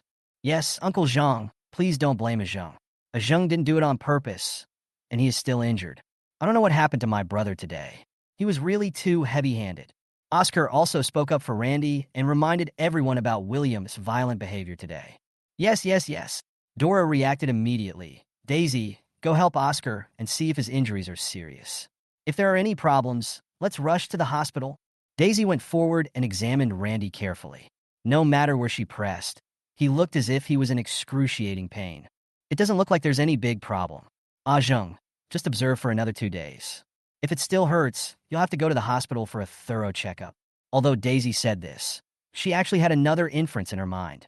There's a high probability that Randy is pretending. She didn't know why she helped Randy lie, but she felt that it was better not to tell the truth at this time. She didn't know why, so she subconsciously concealed it. Afterwards, the Chun family asked for leave for both children and took them home because they were worried about their health. Daisy hasn't spoken since she finished diagnosing Randy. She felt depressed, as if a big hand was holding her tightly, making it hard for her to breathe. Chapter 17, Zhao Junfeng kneels. William caused such a big fuss that the news soon spread throughout the school. Everyone in Class 7 was a little surprised to see William still attending class, as if nothing had happened after returning from the principal's office. Doesn't the school do anything about him? It was not until they saw Zhang Wei coming back with red eyes and the other parties asked for leave to go home that they instantly realized that this time, William should have won a great victory. Therefore, everyone looked at William with a hint of fear in their eyes. No one dared to approach him the entire morning. William was also happy to have some free time, but at this moment, Zhao Junfeng felt uneasy. What exactly did William mean by those harsh words he uttered in the principal's office? What would William do to him? But didn't that powerful-looking lawyer say that? William doesn't plan to sue him. And even if I sue, what does it matter? He was William's teacher, and he had never even given him corporal punishment. What could William do to him? Thinking of this, Zhao Junfeng suddenly felt relieved, and went to the cafeteria to have lunch with peace of mind. Zhao Junfeng walked out of the teaching building and headed towards the cafeteria. The further I walked, the weirder it felt. For some reason, all the students along the way looked at him with disdain. Some people were even whispering, "Is it him? Is it him? That's him. He's the Zhao Junfeng who was trending on Weibo." How disgusting. This kind of person is worthy of being a teacher. Zhao Junfeng was stunned. Hot search on Weibo? What does that mean? He was trending on Weibo? He quickly took out his cell phone, and when he saw the #1 entry on the Weibo hot search list, he felt a black screen before his eyes. Jinghua High School teacher Zhao Junfeng has a bad character. The content in the hot search made him feel like he was struck by lightning. In recent years, there are videos of him accepting gifts from students' parents and publicly insulting students from poor families in class. There are chat records on WeChat in which he hinted at parents to give gifts, and there is also a video of him deliberately framing William when facing police questioning. There is even evidence that he forged his credentials and study abroad experience to obtain a teaching position at Jinghua High School. The following Weibo posts and comments are full of insults against him. Is this kind of person qualified to be a teacher? Just go to hell. After watching the video, I felt so sad. I can't imagine how much pain I would feel if my child met such a teacher. I feel sorry for those children who come from poor families and firmly believe that studying can change their destiny. Fuck. What's wrong with us farmers? What's wrong with us workers? A young man from a small town who forged his ID is worthy of looking down on us? Zhao Junfeng, come out and get beaten. Haha. Jinghua High School is indeed an aristocratic high school. It is full of upper-class people. We lower-class people are not worthy. It's disgusting that Jinghua High School has such scumbags. Fortunately, I'm poor, otherwise I would be polluted too. Low-class people, let's report this to the Education Bureau and the police, and have this low-class person who looks down on low-class people arrested and put in jail. Low-class people, look carefully. This is a photo of low-class person Zhao. He looks so fucking ugly. Send him to prison immediately. Let our low-class compatriots in prison teach him a lesson. Let his asshole see how powerful we low-class people are. Zhao Junfeng raised his head and felt as if all the students in the cafeteria were looking at him. Countless contemptuous glances shot towards him like sharp arrows, and he suddenly felt the blood rushing up his body. How so? Why did he suddenly become a hot topic in this way? Suddenly, his mind flashed back to the last words William said in the principal's office. Principal, as a member of Jinghua High School, I don't want our school's reputation to be damaged, so I remind you in advance that people like Zhao Junfeng are not worthy of being a teacher. For the sake of Jinghua High School and our students, I suggest that you deal with him as soon as possible. It's William. Yes, that's right, it's William. He even hired such a powerful-looking lawyer. All these things on the internet must have been done by him. He wanted to find William and make him stop taking revenge on him. He couldn't let his family and friends see these things, and he couldn't go to jail.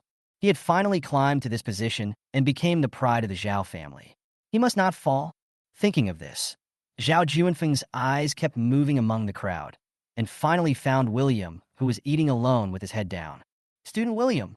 Zhao Junfeng strode up to William and sat in the empty seat opposite. William looked up with a half-smile on his face. What? Is Mr. Zhao going to criticize a lowly person like me again? Zhao Junfeng's words were instantly choked. Even though he wanted to strangle this arrogant little country bumpkin to death, in order to protect his own brilliant life from being ruined, he could only suppress his anger. Classmate William, I apologize for the hurt I caused you unintentionally in the past. Can you please remove the things that are on the hot search? Unintentionally? William put down his chopsticks and looked at Zhao Junfeng with a mocking expression, his mind filled with the repeated difficulties and insults he had made to him. So, all those insults and harassments in public over the past 2 years were unintentional mistakes on your part, Mr. Zhao. Zhao Junfeng smiled and said, William, I really know I was wrong. I sincerely apologize to you. I hope you can forgive me this time. I promise that this will never happen again. Speaking of this, Zhao Junfeng suddenly thought of something and his tone became a little excited. By the way, classmate William, aren't you always ranked low in academic performance? As long as you help the teacher this time, the teacher will tutor you every day before the college entrance examination. I'm sure you'll get a good score in the exam and get into a good university. William looked at Zhao Junfeng's sparkling eyes and couldn't help laughing out loud. You want to tutor me? Zhao Junfeng, are you okay? You are just a graduate from a fake university, and you still want to tutor me? Don't you even ask yourself if you are qualified? Actually, William doesn't need any tutoring at all. Not to mention that he had learned so much knowledge in his previous small worlds and even became a professor at the world's top universities. His actual achievements in his previous life alone were impressive. It's really beyond your ability to give tutoring to an idiot like Zhao Junfeng. Zhao Junfeng obviously didn't expect to be rejected and was stunned for a few seconds. Then, he looked intently at the young man in front of him. It's obviously the same face, just with a new hairstyle and clothes. The whole person is completely different. Just by sitting there quietly, he could give himself the pressure of being a superior. Zhao Junfeng finally realized that the William in front of him was no longer the helpless orphan who had been manipulated by him. William became the kind of person he most envied and desired to be. After figuring it out, Zhao Junfeng simply stopped struggling. What is such a thing as face? As long as he can get through this crisis safely, he can give up anything. Student William, just think of this as the teacher begging you. What do you want in exchange for letting the teacher go this time? Zhao Junfeng said pleadingly. William smiled and said, First, don't call yourself a teacher in front of me anymore. You don't deserve it. Second, are you begging me now? Zhao Junfeng looked at the mocking smile on William's lips, and he gritted his teeth in hatred, but he could only humbly say, Yes, I am begging you. Please let me go. As long as you let me go this time, I am willing to resign immediately and never appear in front of you again and get in your way. William was silent for a moment, as if he was seriously considering his proposal. This finally gave Zhao Junfeng some hope. Although he was reluctant to give up this job that could bring him honor and wealth, he had no other choice compared to the rest of his life.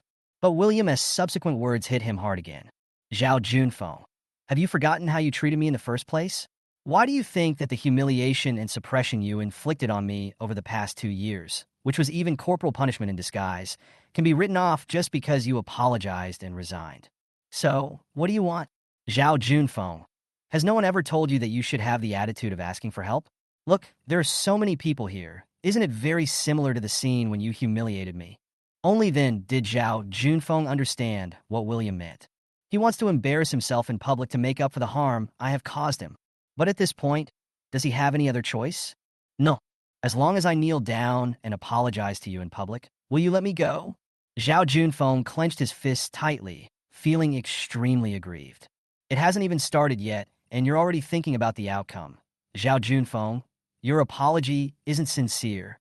Zhao Junfeng took a deep breath, slowly stood up, then bent his knees and knelt on the ground under the countless gazes and cameras.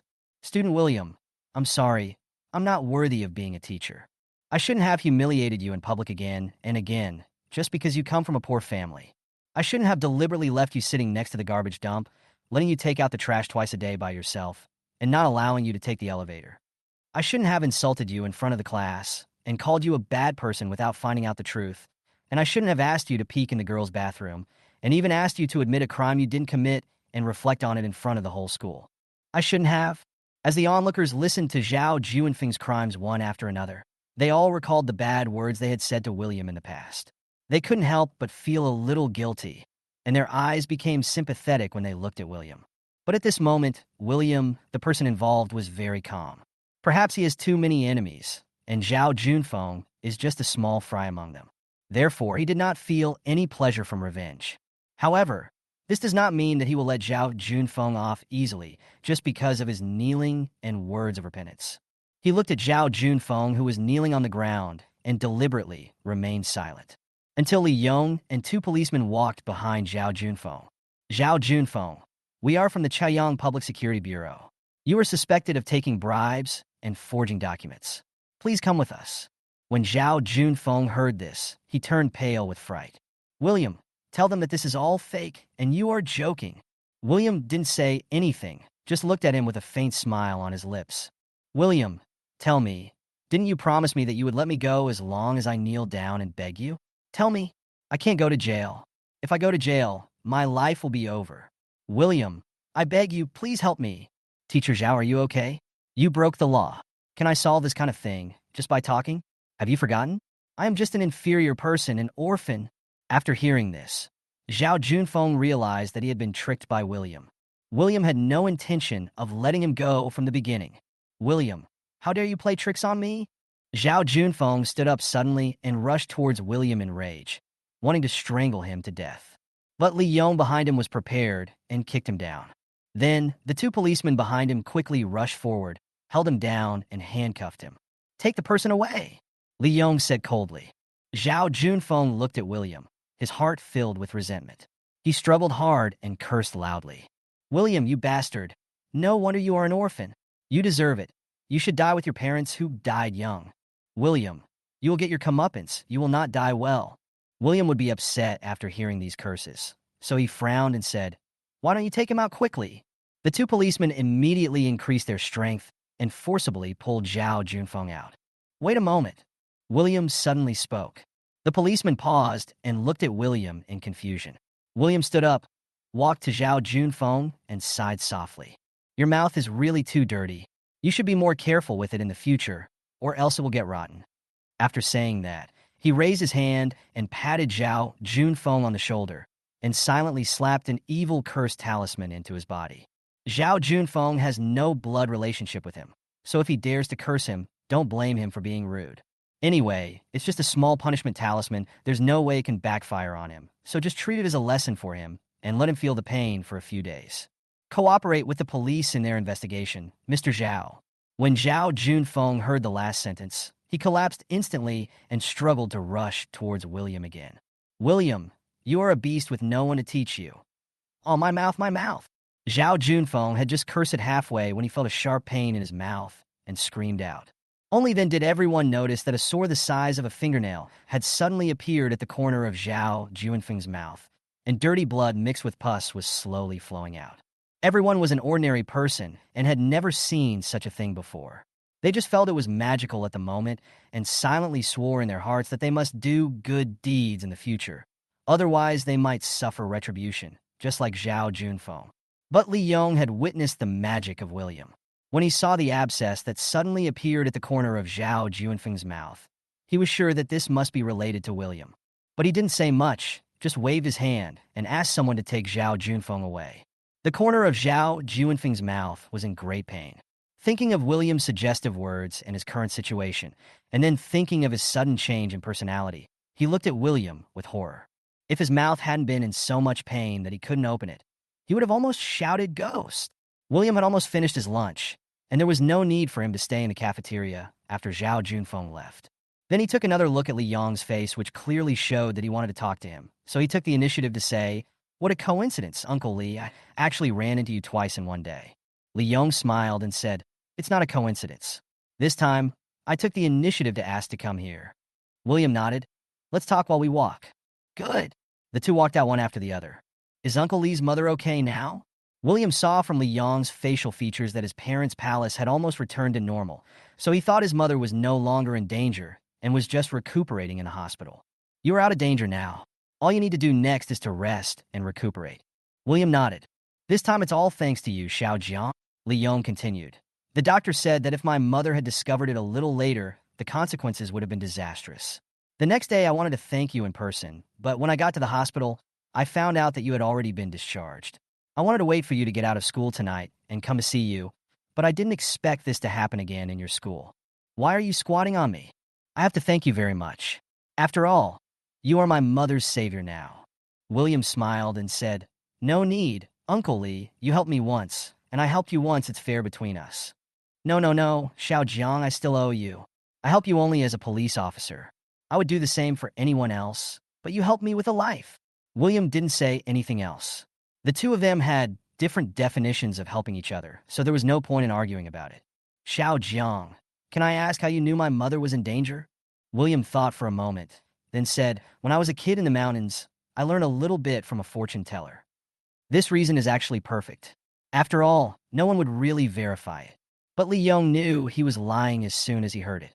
However, Li Yong did not expose it. There are too many talented people in this world, and there must be people who are beyond his understanding. As long as William doesn't use his abilities to do bad things, he would even be happy to see this young man with a miserable life use his abilities to protect himself. However, it is still a bit scary to have sores in people's mouths. If he were discovered by someone with bad intentions, it would probably bring him endless trouble. "Xiao Jiang, it's good that you have this ability, but in the future, Try not to use it in front of others to avoid causing unnecessary trouble. William knew what he was talking about and knew that he was just giving a kind reminder, so he smiled and nodded. I see. Thank you, Uncle Lee, for reminding me. Chapter 18 David, I want to divorce you. William handed over Zhao Juanfeng's affairs to Qin Xian. Thanks to Qin Xian's full support, this incident became a hot topic among the public so quickly, and Zhao Junfeng was arrested on the same day. At this time, everyone in the Chun family also learned about this. On the way back from school, Dora went to the hospital because of the unbearable pain. There was nothing wrong with the bone, just a sprain. But for the next month, she should stay in bed and rest. And if she must travel, she will have to use a wheelchair. Dora didn't want to lie in bed like a useless person, so she insisted on coming down in a wheelchair to have dinner with everyone. When she came down, she found that Fiona was not there. So she asked, "Where's Fiona? Why didn't she come down to eat?" Daisy heard this and was about to answer, but Oscar beat her to the punch. Sister Chi's face is terribly swollen. She doesn't want to see anyone and says she doesn't want to eat anymore. I've asked someone to deliver it to her. Mom, don't worry.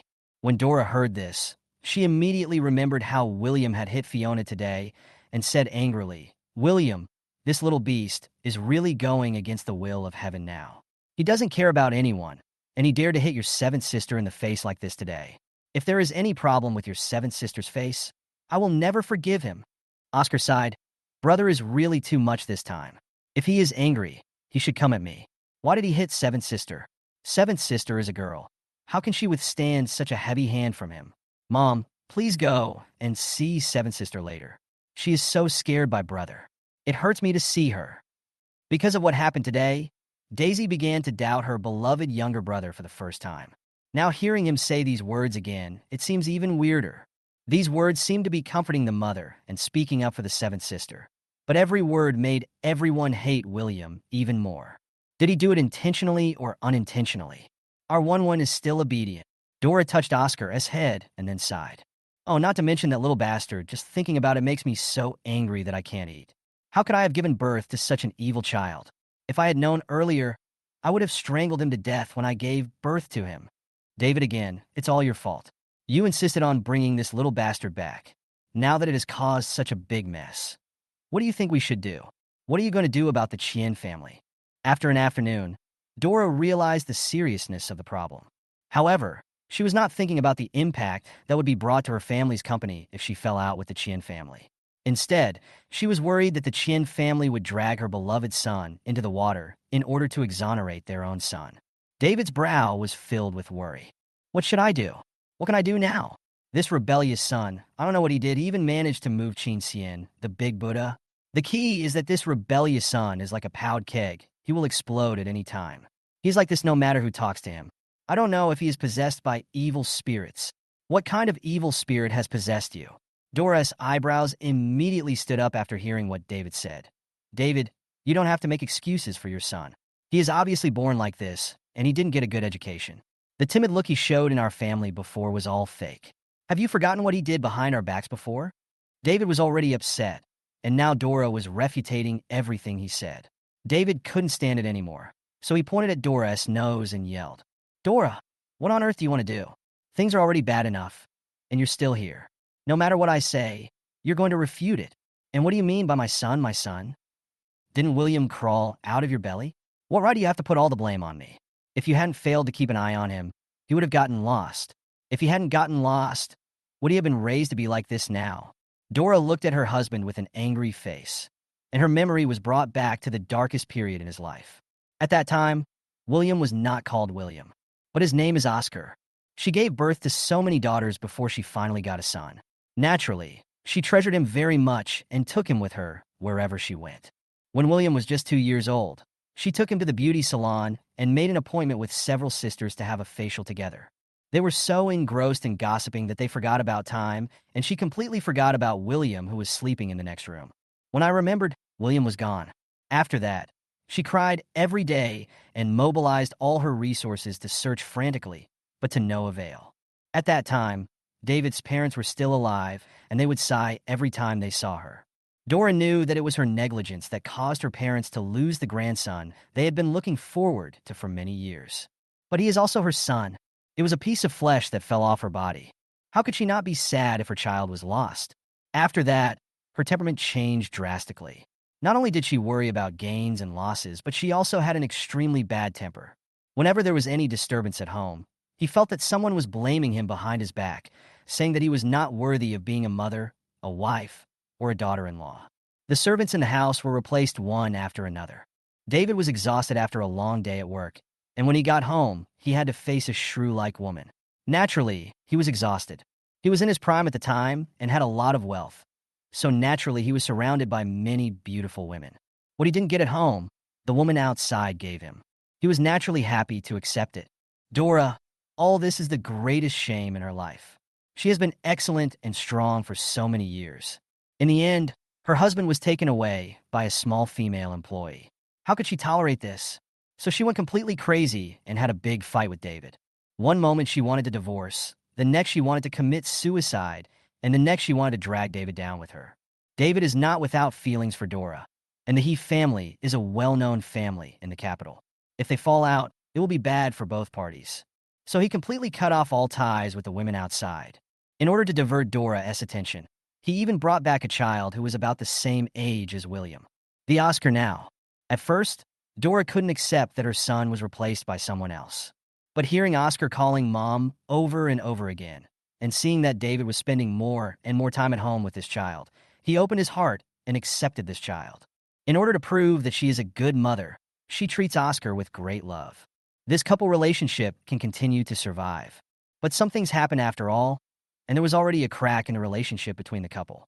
Over the years, in order to prevent the rift from getting deeper, the couple has deliberately avoided these things.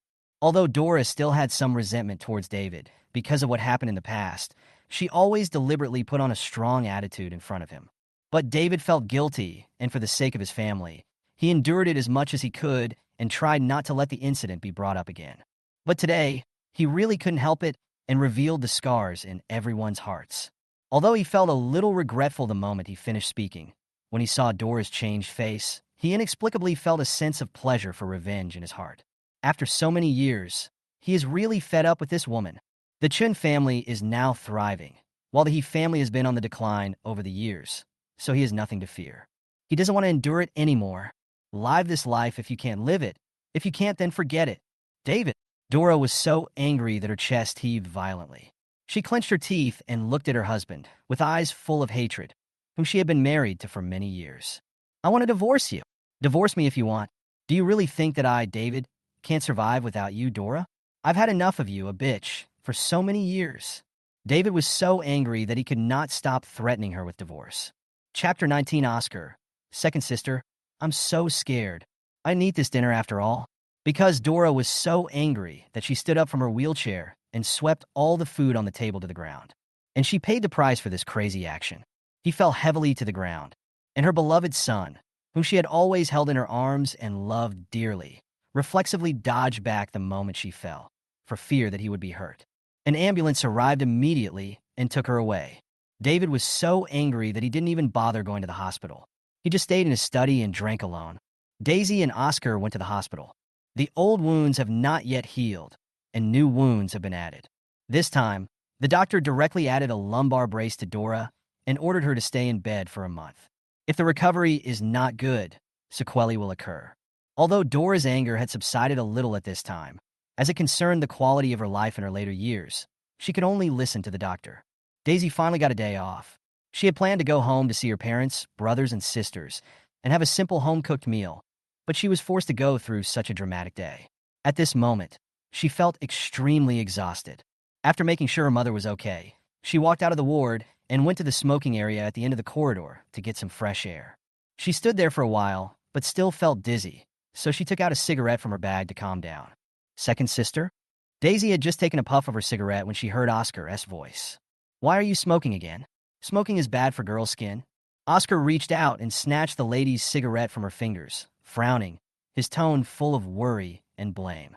Daisy looked at the well-behaved and handsome brother in front of her, and for some reason, she suddenly felt the same way as William, the cold and resolute face he had seen in the principal's office today. Second sister? Oscar saw that Daisy was distracted and called out to her softly again.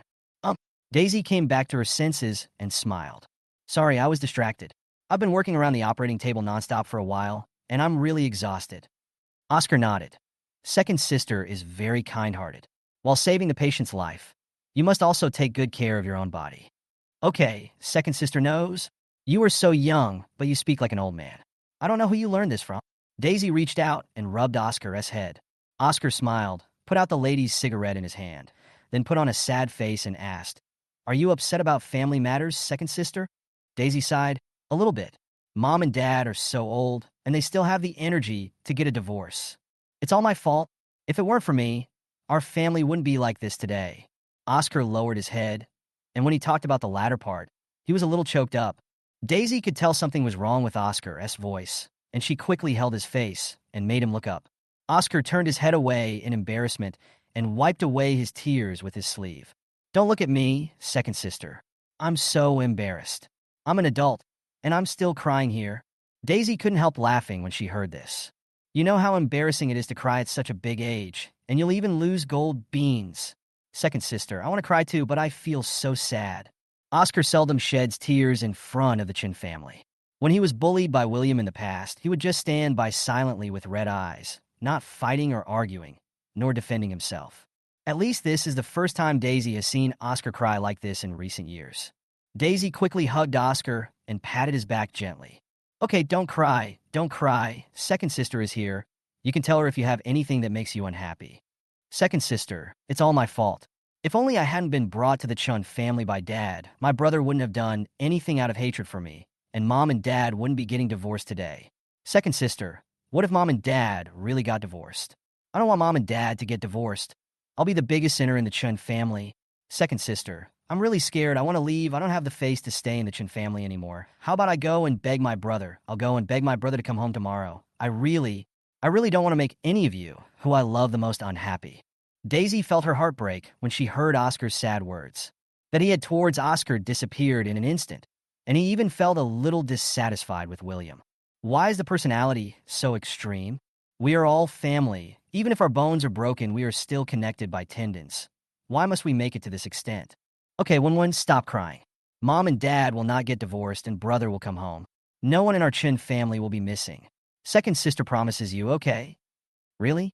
Second sister. Of course. When has my second sister ever lied to you? Mom and Dad quarreled tonight because they were angry and talked about something. Everything will be fine once they calm down. I will go back and persuade Dad. Mom has loved you the most since you were a child. You stay here with Mom."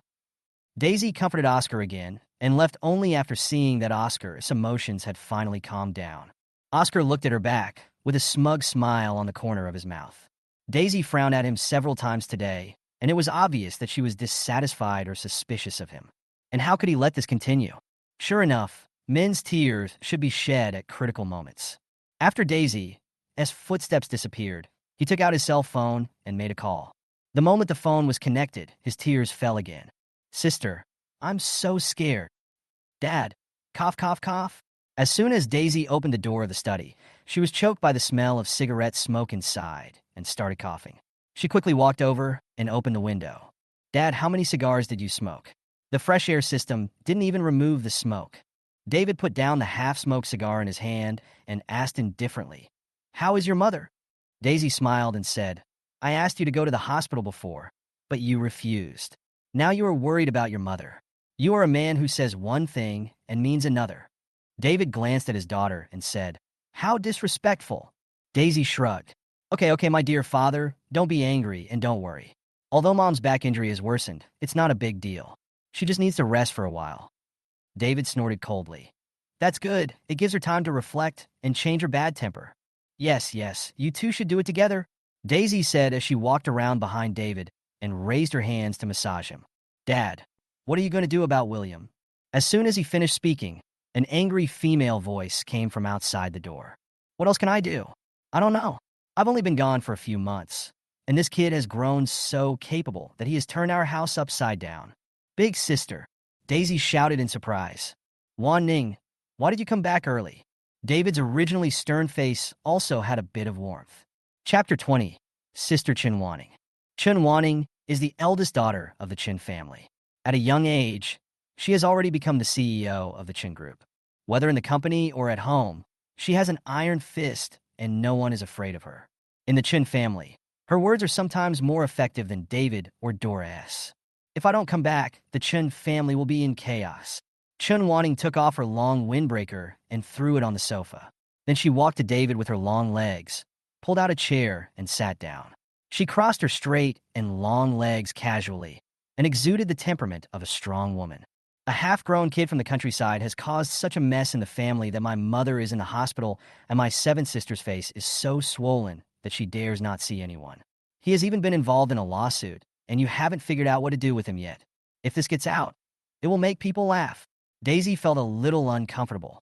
Why is it that when people mention William, the first thing they think of is a country bumpkin who knows nothing? But William is clearly their brother from the same mother, isn't he? Wan Ning, this matter is not as simple as you think. David almost blushed at his daughter's sharp words. How complicated can it be? Isn't it just that he asked Qin Xian to be his lawyer? Chun Wanting folded her arms and looked at David. The key is that this rebellious son is like a powder keg, ignited at any time, and no one can talk to him. Qin Xian doesn't know what's going on and only listens to him. If this rebellious son doesn't reconcile, our Chun family will really have to be at odds with the Qian family. Chun Wanting looked disdainful. Qin Xian only listens to him because he paid for it. This is Qin Xian's professional ethics. But what if he can't afford the lawyer's fees? So, what you're saying is, after hearing this, David finally became interested. Of course, William can't afford the lawyer's fees. William is a country boy with nothing. How can he afford the lawyer's fees of a top lawyer like Qin Xian? He got all the money from our Chun family in the past few years. I heard that he stole a lot of things from our family in the past few years. I won't talk about others, but my set of top-grade ruby jewelry was stolen by him. If he wants to use our Chun family's money to do something that is not good for our Chun family, he has to see if I, Chun Wanting, agree or not. Daisy looked at Chun Wanting's expression when she spoke, which didn't seem like a joke at all, and she felt inexplicably worried about William. Sister, what are you going to do? Call the police to arrest William? Isn't that a bit too much? We are a family after all, and he seems to be underage now. If he really goes to jail, his life will be ruined. Chun Wanting frowned slightly. Why? He is now spending the Chun family's money and stabbing our Chun family in the back. Should I still consider his future? How could such a thing happen in the world? Besides, from the moment she chose to betray the Chun family, she was no longer a member of our Chun family. I, Chun Wanting, don't have a brother who picks up the bowl to eat and puts down the bowl to curse his mother. I, Chun Wanting, will only have one brother when one in my life. After hearing what Chun Wanting said, David couldn't help but reveal a hint of admiration in his eyes. His daughter, David, should be so strong and clear-headed. Only in this way can we lead the Chun family to a higher level. Wan Ning is right. As David was talking, he suddenly realized another problem. It's just that this matter involves Qin Xian after all. You know, with Qin Xian's current status, many wealthy nobles are eager to get close to him. I don't know how that rebellious son got Qin Xian's favor this time. So I thought that if I could take this opportunity to build a good relationship with Qin Xian and even the Qin family, it would be of great benefit to the future development of our Chun family. Chun Wanting pondered for a moment, then nodded. Qin Xian is indeed someone worth making friends with. If we can make friends with him, our Chun group will have a better future. In this case, let's start with Qin Xian. Don't worry about this matter, just let me handle it. After saying that, she stood up. Okay, I haven't had a good sleep for several days. I'm going back to my room to rest. I'll go see Mom tomorrow when I'm free. Chun Wanting returned to the room and immediately sent a WeChat message to Oscar. Brother, it's all settled. I've already sent someone to take care of Mom. You can go home with the driver and have a good rest. I'll take you to school tomorrow and talk to William. With me here, no one can bully you. Just study hard. When you have your coming-of-age ceremony in a while, I'll give you a supercar. Oscar. Great, thank you, big sister. I love you the most. Chun Wanting looked at Oscar as sweet words with tenderness between her eyebrows. There are many children in the family, and it is inevitable that parents will not be able to take care of them all sometimes. So as the eldest sister, she often takes on the role of half a parent. She usually looks serious in front of her 6 younger sisters. So the 6 younger sisters were very afraid of her. But the youngest brother was the only one who was born with a smiling face and liked to follow her around happily since he was a child. She is so cute and calls me big sister all the time. It was from this younger brother that she understood the phrase, an elder sister is like a mother. So when facing this well-behaved and lovely brother, She always couldn't help but put away her cold side and was extremely gentle and patient with him, pampered him all the way up. Until now, this younger brother has almost grown up. She still treated him as the little boy who had followed her since childhood. After Chinwaning put down her phone, she went to the bathroom with her clothes. She is already 29 years old this year. Looking at the still youthful and beautiful face in the mirror, she stroked her face and gently raised the corners of her mouth. A mature and handsome face suddenly appeared in my mind. That face appeared in her dreams countless times, calling her name with all kinds of voices and emotions. Qin Xian, I am finally good enough to be the woman standing by your side, she whispered softly. In fact, after Oscar told her everything William had done during this period, she didn't feel any ripples in her heart. A younger brother who has nothing but blood relationship with him. Since he has betrayed the Chun family, he should retaliate and call the police to arrest him on charges of theft. Anyway, the outside world doesn't know the relationship between them. So even if he kills people or burns things, it will not cause any impact on the reputation of the Chun family. But to her surprise, this country bumpkin actually had the ability to get in touch with Qin Xian. This was something she hadn't been able to achieve even after trying so hard for so many years. So when she learned about this, she knew in her heart that the opportunity she had been waiting for many years had finally come. However, she still deliberately proposed the idea of calling the police to arrest William in front of David, because she knew him as a father well enough. In a way, they're the same kind of people. Among all the options, we will definitely choose the one that maximizes our benefits. So she was certain that David would choose to win over Qin Xian first. This matter was brought up by David, which meant that for the sake of the Chun family and the Chun group, she gave up the most convenient option and spent her energy to contribute to the Chun family. This has been her habit over the years. No matter what she does, she wants David to know that she is contributing to the Chun family. She wanted to let David know how much she had given to the Chun family. In this way, she will have a greater chance of winning in the future battle for succession. Otherwise, given David and Dora's extraordinary love for Oscar, she couldn't guarantee that she would be able to successfully inherit the Chun group. Although she dotes on Oscar, she will not show any mercy if Oscar threatens her position as heir. Oscar can always be his favorite brother, but he can never be his competitor. Her current idea is that she can train Oscar well and let him make a new world out there. But the Chun group can only belong to her, Chun wanting. William from the beginning, and even after William went missing, she was happy for a while, which was also related to the final choice of the heir. She knew how much David and Dora valued boys over girls. Although the sisters had everything they were supposed to have since childhood, they still got too little compared to their younger brother. Therefore, she will not be able to sleep peacefully until she completely owns the Chun group. Having a brother who was not related by blood was already a threat to her position. Now that she has a biological brother, how can she feel at ease? How can he come back? So even though she knew that her biological brother was treated unfairly at home and that her parents might have some misunderstandings or prejudices against him, she never thought of taking action to improve his situation at home, even though she felt guilty towards her younger brother.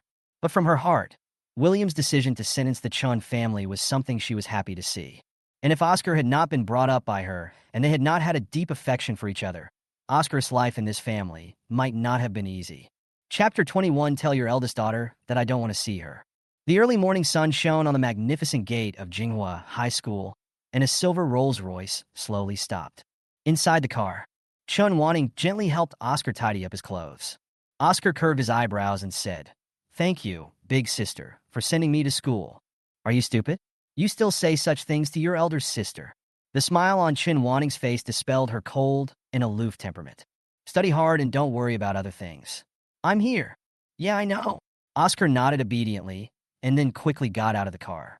The incident involving Zhao Junfeng had caused such a big stir that it had become a hot topic among the entire nation. In addition, he knelt down in public in the cafeteria to apologize to William yesterday, and Jinghua High School issued an apology statement to the public through its official Weibo last night. So almost all the students were talking about this matter. The fact that William hired a lawyer of Qin Xian's caliber to sue Zhang Wei has spread in the wealthy circle, and the students' parents have warned them not to offend William. So along the way, Oscar never heard anyone call William stink or country bumpkin. Everyone was polite to him and called him classmate. But what irritated him most was that his name kept being mentioned. They all speculated that William was framed by Oscar for peeping at his female classmates when they went to the bathroom. "Oscar, perfect personality at Jinghua High School eventually began to show cracks. He almost gritted his teeth all the way into the school. William, another party involved in the incident, was at another extreme. He walked to school leisurely with his hands behind his back like an old man. Just as he was about to enter the school gate, a bodyguard in black stopped him. "Master William, the young lady wants to see you." William recognized the bodyguard's identity almost instantly. Michael, Chun Wanning's personal bodyguard. He had dealt with this person several times, and each time they were not pleasant. When William first returned to the Chun family, Chun Wanning was busy with a merger and acquisition project. One night, he came home from his part-time job and found Chun Wanning appearing in the middle of the night looking for stomach medicine. At that time, he was working part-time as a delivery man, and the area he was responsible for happened to be the office building of the Chun Group. So he used a day's salary to order her lunch from a high-end restaurant. He was worried that it would affect Chun Wanning's work, so he only delivered the lunch to the front desk, claiming to be Chun Wanning's younger brother, and asked the front desk to pass it on. Later, she saw Chun Wanning posted a message on WeChat Moments. "Thank you, brother, for the lunch." The picture shows the lunch he delivered. She thought Chun Wanning was happy, so she sent them gifts for half a month. At that time, all his wages from his part-time job were used to order food for Chun Wanning. But what he didn't expect was that one day half a month later, when he had just put lunch at the front desk, he saw Chun Wanning bringing Oscar down. When Chun Wanning heard that he had brought her food, her face immediately turned cold. She asked Michael to give her the food and warned him not to be so petty in the future. William didn't know why she said that until he saw the circle of friends that Chun Wanning posted half an hour ago. "It's another day when my younger brother delivers a love meal." The accompanying picture is a photo of him and Oscar. William then understood that from the very beginning, the brother Chun Wanning had been referring to as Oscar. He was unwilling to give up and continued to send it to Chun Wanning. This time, he did not leave, but asked Chun Wanning to come down and get it. He wanted to explain everything to her in person. He wanted to tell her that he was not being petty anymore. "Can you please not hate him?" But in the end, he never waited for Chun Wanning, nor did he get a chance to explain. The person coming down is Michael. Michael asked him to leave and warned him not to come back. But he was too stupid at the time, and too afraid that he would be disliked by this already cold elder sister. So I stubbornly took out my cell phone and wanted to call my elder sister to explain everything. But what he didn't expect was that Michael not only smashed the lunch he brought to the ground, but also beat him up and warned him that if he dared to harass Chun Wanning again and make her upset, he would beat him every time he saw him. He even directly instructed the security guards to beat him up if they saw him next time. From then on, every time Michael saw him, he looked ferocious, as if he had some blood feud with him. At that time, he didn't understand why Michael treated him like this. Michael was seen several times looking at Chun Wanning's back with a very obsessed look. He would even pick up her hair that fell in the car and put it in front of his nose to sniff it, and even secretly kiss her after Chun Wanning got drunk at a social event. Only then did he realize that Michael had always been obsessed with Chun Wanning. And as a person who annoyed Chun Wanning, he naturally became a thorn in Michael's side. However, he did not have any hatred towards Michael. After all, Michael treated him like this because of Chun Wanning's attitude. Otherwise, why would Michael only treat him like this and be respectful to other members of the Chun family, especially Oscar? But William had already developed a revengeful character. Although he did not hate Michael, he still wanted to pay him back for the beating he had given him. William turned his head and looked at the Rolls-Royce parked on the side of the road. He saw that the window of the Rolls-Royce was half open, and Chun Wanning was still looking at something on the tablet computer in the car. It was like a queen high above waiting for an audience with the lowly common people. William raised his lips in disdain. "Tell your eldest lady that I don't want to see her." After that, he waved his hand, as if to sweep away the dirt in the air, and then said, "A good dog does not block the road." Michael was stunned for a moment when he heard this. This kid has changed so much, hasn't he? Every time I saw him before, he was like a quail, not daring to fart. How dare he be so presumptuous now? If the eldest lady didn't have something to discuss with him, he would have to pay the price right now. Thinking of this, his face darkened and he reached out to grab William's arm and drag him into the car. But what he didn't expect was that William was well prepared. For William, now is the best time to pay Michael back for the beating. William knew that his body had not recovered yet, and many of his skills could not be used yet. If he met someone who could fight, he would have no chance of winning. But he can't use metaphysical means to make everyone retaliate against him. For someone like Michael, they just wanted to pull him into the car. If the attack backfired on Michael, it would be just like a tickle for someone with a physique like Michael. Isn't this too easy for him? Since magic attacks don't work, we can only use physical attacks. In order to deal with people like Michael, William bought pepper spray early in the morning. And it's a version of top-level self-esteem that's so spicy that it makes you want to die. William's understanding of self-defense is to make the other person suffer excruciating pain. Faced with Michael's sudden attack, William quickly took out a black, tube-shaped object from his pocket and pressed it lightly at him. Squeak! A thin stream of liquid appeared in front of Michael, and Michael felt a sudden sharp pain in his eyes, as if he was going blind. William sneered as he looked at Michael, who was covering his eyes and rolling on the ground, wailing in pain. "Don't worry, you won't go blind. It will just hurt for a few days." After saying that, he raised his foot and continued walking towards the school gate. "William, what did you do?" Michael, as screams in the car, finally got out and shouted to William in surprise. But William turned straight into the school gate without even looking back at her. Chapter 22, Chun. Your retribution is far more than this. Chun finally met William, but it was in the police station. She called the police in Michael's name, claiming that William had committed intentional injury. As luck would have it, the person who responded to the call was Lee Young again. Lee Young saw William. He was speechless. This kid is really good at causing trouble. He was beaten at home a few days ago, beat someone in the classroom yesterday, and injured someone at the school gate today. When William saw Lee Young, he didn't feel any wave in his heart, and even smiled heartlessly. "Uncle Lee, I said I was just acting in self-defense. Do you still believe me?" Lee Young couldn't help but roll his eyes at him. "What's the use of me, believing it or not? Now this matter must be taken back for investigation." "Just go, I have a clear conscience. What am I afraid of?" William said indifferently. So, William was taken back to the police station. This incident was like a thunderclap, causing an uproar among the students of Jinghua High School. Oscar didn't know the truth of the matter. He was just excited when he saw William being taken away by the police. The eldest sister is the eldest sister. She immediately asked the police to arrest William. That was really great. At the same time, in the police station, Chun was extremely excited. She took out a powder from her bag, touched up her already perfect makeup, and tidied her hair, just waiting for William to arrive. However, the person she was really waiting for was not William, but William's lawyer, Chin Sien. William right away. She just wanted him to take her to see Chin Sien. But this boy was so ungrateful that he even dared to offend her. Then don't blame her for embarrassing him in front of the whole school by being taken away by the police. She trembled a little at the thought that she finally had the chance to be alone with the man she had been secretly in love with for many years. 8 years. She finally had the opportunity to get close to her male god and let him see her excellence and her shining points. But to her surprise, William came alone. And there was no panic at all as she had expected. He seemed as relaxed as if he came to buy a cup of coffee. "Where is Chin Sien? Why didn't he come?" Chun frowned and almost couldn't help asking directly. Fortunately, she braked in time. The incident happened suddenly and Chin Sien is a very busy man, so it is normal that he couldn't get here in a short time. He must still be on the way. "I've been waiting for so many years, I don't mind just waiting for a while." William with disdain.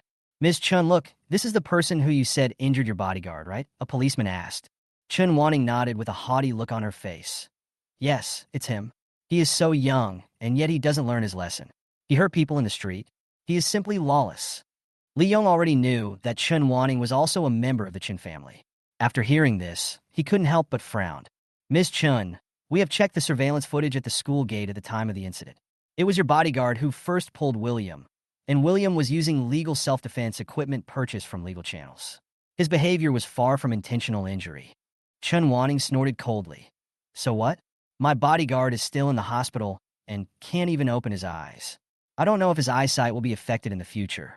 Police comrade, don't favor him just because he is young." Lee Young was somewhat displeased when he heard this. What he said were facts, so how did it become partiality? He was about to open his mouth to refute, but he heard William sneer and turned to look at him in confusion. "Uncle Police, I want to call the police too." "Why did you call the police? Do you still have the nerve to call the police?" Chun said angrily. "Uncle Police, I want to call the police. This Ms. Chan wants to kidnap me. You're talking nonsense." "Whether I am talking nonsense or not, the police will make the decision. They have all watched the surveillance video. Your bodyguard said you wanted to see me, and I was afraid that you would do something to me, so I didn't dare to see you. As a result, you ordered your bodyguard to threaten me with force. If I hadn't brought self-defense spray with me when I went out today, Who knows where I would be now, and I might be missing some limbs. Li Yong didn't expect things to develop to this point and was completely stunned. William, you are so bold to falsely accuse me. Chun Wanting was so angry that she was shaking all over. She took a step forward and raised her hand to slap William. Li Yong quickly grabbed his wrist and said, Miss Chun, where do you think this is? Is this your Chun family? Chun Wanting was a bit of a germaphobe and always thought highly of herself. She looked down on ordinary people. When she saw her wrist being pinched by Li Yong, she immediately flew into a rage and said, Let go of your dirty hands. Who the hell do you dare to touch me? Li Yong shook her hand off with great force, his face extremely ugly. Miss Chun, please respect yourself. If you dare to do it again, don't blame us police for taking coercive measures. Chun Wanting looked at the half-smile on William's face, and her face turned pale with anger. But she also knew that if she continued, today would be even more embarrassing. So she took a few deep breaths and said, Comrade police officer, what William said is completely nonsense. I am his eldest sister. She has been running away from home recently. I just want to talk to him. As far as I know, William has no legal relationship with your Chun family. Li Yong said, How is that possible? Chun Wanting stared at William. He is my brother, my biological brother.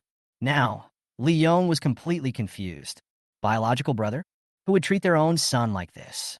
Not only does he live in the most shabby house among the luxurious villas, he also doesn't give people food and beats them up all over their bodies at any time. William was surprised. William shrugged. Uncle Lee, I told you, I am an orphan and have nothing to do with the Chun family. William, Chun Wanting shouted angrily. Do you have any conscience? If your mother hadn't worked so hard to give birth to you, would you be where you are today? You eat and drink from the Chun family, and now you want to stab the Chun family in the back. Aren't you afraid of retribution when you wake up in your dreams at midnight? William suddenly laughed when he heard this. At first, he just chuckled, but for some reason, he suddenly laughed louder and louder, until he fell forward with laughter. In the end, I couldn't control myself and laughed till tears came out. Chun Wanting felt a little uneasy because of his smile. Jiang, William, what are you laughing at? Are you crazy? Yes, of course I am crazy. William slowly put away his smile. His eyes were red, and the hatred in them was about to overflow. Who would not go crazy if they returned to their real home with a longing for family affection, but were ignored, humiliated, framed, beaten and scolded at every turn, locked up, and deprived of food and water for more than 3 years? Chun Wanting, you are the eldest daughter of the Chun family and the CEO of the Chun Group. Tell me, if you were me, would you go crazy? And ask me if I was afraid of retribution? Of course I'm scared. I'm scared to death. I'm afraid the retribution won't come.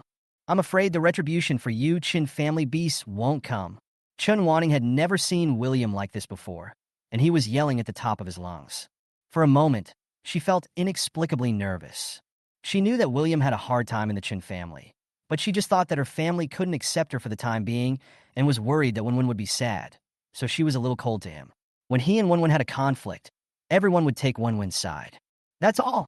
But William now told her that in a corner unknown to her, her biological brother, who had been separated from her for many years, was having a hard time. But even so, William shouldn't have said these words in front of so many people without any image. It was too embarrassing for the Chun family. Comrade police officer, my brother is a little emotional right now. Can you find a room so we can talk? This time, William did not refuse. For William's sake, Li Yong quickly arranged a room for him. William and Chun Wanting sat opposite each other, and neither of them spoke. William's emotions have calmed down by now. He was indeed a little excited just now. The word retribution was like a sharp sword, piercing his heart. For so many lifetimes, the only thing that sustained him was the desire to witness with his own eyes the day when the Chun family would receive retribution. As a result, someone in the Chun family actually pointed at his nose and said that he would receive retribution. It's absolutely ridiculous. Only now did Chun Wanting have the mind to take a closer look at his younger brother, who was sitting opposite him. She could feel that William had changed. He was totally different from before. Perhaps it was because his complexion had improved a lot, and his temperament was no longer as timid as before. She actually saw the shadow of the Chun family in his face. For a moment, the scene of William, who was 1 year old, calling her sister for the first time appeared in her mind, and then a wave of intense pain surged in her heart. It feels like being stabbed by countless needles. After a long while, She coughed softly, then said, "Why didn't you tell me before?" William laughed sarcastically. "What are you talking about? How many of the WeChat messages I sent you before have you read? When I talked to you, have you ever given me a good look?" Chun Wanting was choked and said after a long while, "I am different from them. I have to manage such a big company. I am too busy." He, William crossed his arms. "Yeah, I'm so busy that I don't even have time to send a WeChat message to my biological brother, but I have time to take my non-blood-related brother shopping, eating, and buying him a birthday present." When Chun Wanting heard William comparing himself with Oscar again, she couldn't help but frowned. William asked again, "Chun Wanting, do you remember when my birthday is?" Chun Wanting was stunned again. She thought for a long time, but couldn't remember when William's birthday was. William also knew the answer from her reaction, but he didn't feel anything in his heart. I expected this. He had long given up hope for this family. "All right, Chun Wanting, you've seen me now, and I've said what I need to say. Don't come to see me again in the future. I have nothing to do with your Chun family," William said and stood up. "Don't leave yet." Seeing William was about to leave, Chun Wanting stood up quickly. "Don't leave yet. Wait for your lawyer to come. I want to talk to him about withdrawing the lawsuit." "William, I promise you, as long as you behave this time, I will take you home and they will never treat you the same way as before." William started laughing before Chun Wanting finished speaking. Chun Wanting saw the sarcasm in his smile and couldn't help but frown. "Why are you laughing?" Chun Wanting, Chun Wanting, no wonder you want to see me so urgently. It turns out your real purpose is this." Chun Wanting was shocked. What does he mean by this? "You don't have to wait. Qin Xian won't come." What? Disappointing, right? I thought I finally had a chance to meet the man I've admired for so long. But he won't even come. You. How do you know? William with horror. "I know a lot of things. I know you much better than you know yourself. So I know your real purpose from just one sentence." Chun Wanting, if you could stand in front of me and tell me directly, begging me to take you to see Qin Xian, whom you deeply love, I would still look up to you. But you have to use such disgusting means. You are really both ridiculous and pathetic. On the surface, you look like a high-ranking businesswoman, but behind the scenes, you are like a maggot in a gloomy corner, only daring to secretly peek at the man you like. Chun Wanting listened to William's words. She felt as if she had been stripped naked and thrown into public. She was extremely humiliated. "No, it's not like that. You're talking nonsense." Rushed towards William like a madman, wanting to tear his mouth apart. William didn't indulge her and kicked the chair at his feet. The chair fell to the ground with a loud noise.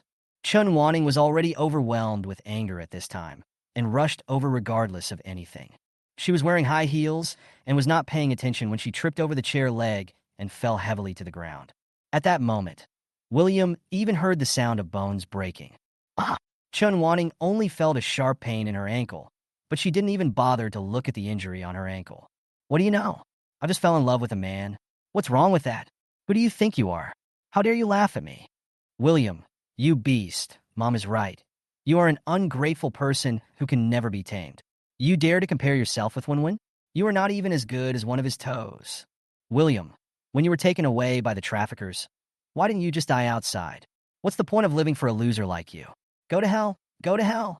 You bastard." William listened to her cursing, and a mocking arc appeared on the corner of his mouth. He squatted down and pinched Chun Wanting's jaw hard, making her unable to speak, and could only wail. "Aren't you a strong woman in the business world? You can't take it anymore, and you're going to collapse? Don't worry. Your collapse will come later." Chun Wanting, have you ever felt guilty towards me over the years? You clearly saw the whole process of me being abducted by human traffickers, but you said nothing. In these years, when you woke up in the middle of the night, did you ever think of me, who was only 2 years old at that time, looking at you on the body of the human trafficker, crying big sister heartbreakingly? Chun Wanting's pupils dilated sharply as she listened to William's words. He still remembers. How could he still remember? He was only 2 years old that year. Chun Wanting tried her best to shake her head to deny it.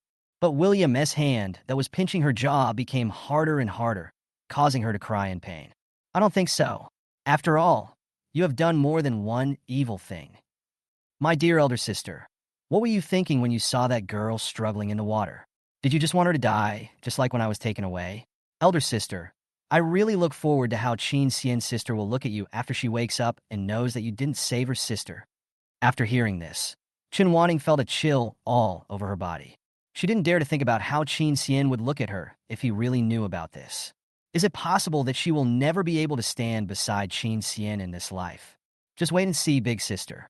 Not only will you not be able to get Qin Xian in this life, but you will also have to watch him hate you to the core, fall in love with another woman, marry someone else, and have children with someone else.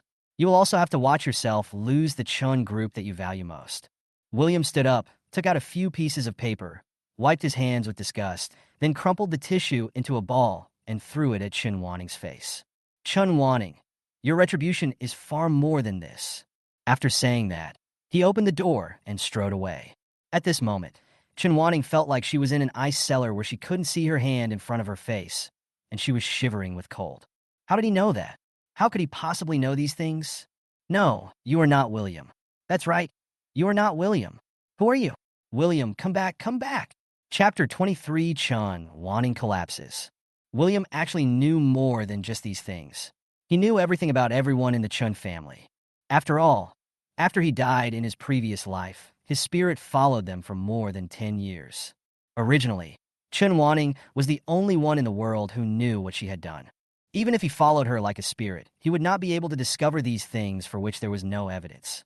It was not until Qin Xian's sister Qin Shuang became a vegetable for many years that her organs failed, and she eventually passed away. Because of Qin Shuang's resentment towards Chun Wanning, her spirit didn't want her to have a good life after her death, and followed her and cursed her every day. William then realized that Qin Shuang fell into the water because she had a quarrel with Chun Wanning. When she left angrily, she accidentally stepped on empty air and fell into the school pool. Chun Wanning, a good swimmer, did nothing but watched her struggle coldly until she finally sank into the water. Maybe Chun Wanning wanted Qin Shuang to die at that time, because William heard something incredible from Qin Shuang's unbearable curses. Back then, the two of them had a quarrel because Chun Wanning was madly obsessed with Qin Xian. She not only hired someone to follow Qin Xian, installed cameras in his house, but also had someone steal his underwear. When Qin Shuang learned about this, he immediately thought that this woman was a terrible pervert. But she thought that if this matter got out, her brother would become a laughingstock, so she wanted to privately warn Chun Wanning to stay away from her brother. Unexpectedly, it was this time that she got into trouble. William guessed that Chun Wanning was probably afraid that her ugly deeds would be discovered, so she deliberately did not save Qin Shuang at that time. After all, as long as she died, all her ugly deeds would be buried with her in the earth.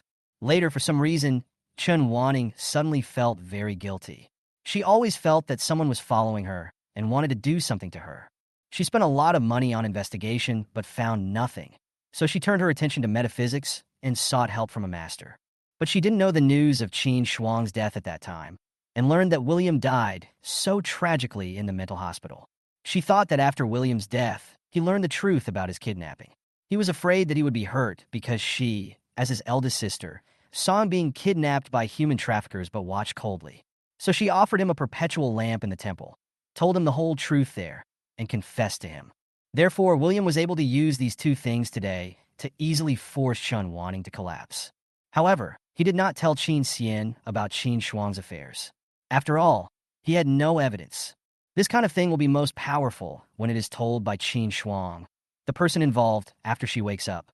Anyway, even if he didn't say anything, Qin Xian would still work hard for him. In his previous life, for the sake of Chun Wanning, he understood Qin Xian very thoroughly. He has a distinguished family background and seems difficult to approach, but he is actually a kind person who values feelings very much. The younger sister whom I raised became a vegetable due to drowning. She was filled with guilt. Over the years, he has always chosen to help those with little financial strength to fight difficult lawsuits. On the one hand, it was for his sense of justice, but more importantly, it was to accumulate blessings for his sister. He dreamed of waking his sister up. The appearance of William gave him hope. William saw at a glance that the reason Qin Shuang had not woken up was because he had lost one of his 3 souls and 7 spirits. In this situation, even the most skilled doctor would not be able to wake her up. The Qin family was wealthy and powerful, and they had never thought of trying to wake Qin Shuang up through metaphysics. However, none of the metaphysical masters they found could really see what the problem was. Those who had a conscience said that it was a medical problem and that their metaphysical masters had no way to solve it. People without conscience will just mess around and cheat some money.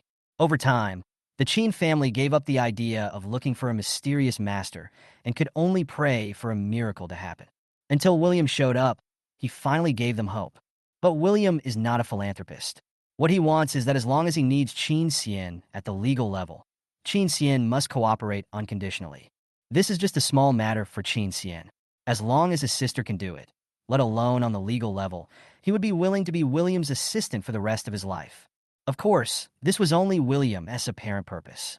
His real purpose was to use Chun Sien to torture Chun Wanning. Obviously, William succeeded. Chun Wanning was indeed tortured severely. Earlier at the police station, after William left, she fainted due to being too emotional. After being sent to the hospital, although nothing serious happened, he woke up quickly. The most serious injury was a fracture in his left ankle. But she never spoke, and she ignored anyone who spoke to her. David was almost scared to death. What exactly did William do? How could he force his daughter, who had always been mentally strong, into this state? This rebellious son is going to turn their Chun family upside down.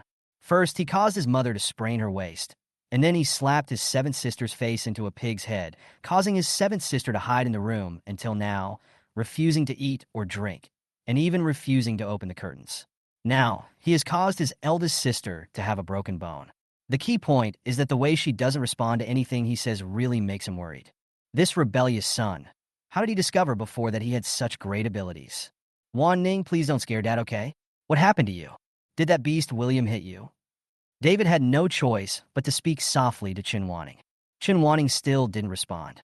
David was completely helpless this time and said angrily, "Okay, since you won't tell me, I'm going to ask that rebellious son now. If he really did something to you, I'll catch him and make him kneel down and apologize to you. Don't worry, Dad will definitely help you get over this." "No, don't go." Chun Wanning panicked immediately after hearing this. William has changed, completely changed. She hasn't figured out how to deal with this little beast yet, and she must not let the Chun family run into him. What would the Chun family think of her if she told the truth about how she was taken away by human traffickers? Although she could deny it to the death, who knew if this guy had any other evidence? Things were no longer under her control, and she couldn't take any risks. Also, Oscar and Randy are also in school. Will William tell them? In any case, this matter cannot be made known to others first. Dad, call now and ask Oscar and Randy to come to the hospital and tell them that I need to see them urgently. David was stunned when he heard this. "Ah, you want Won and Zheng to come over now? They're in school. What urgent matter do you want to find them for? Don't ask any more questions. Let them come over now. The sooner the better."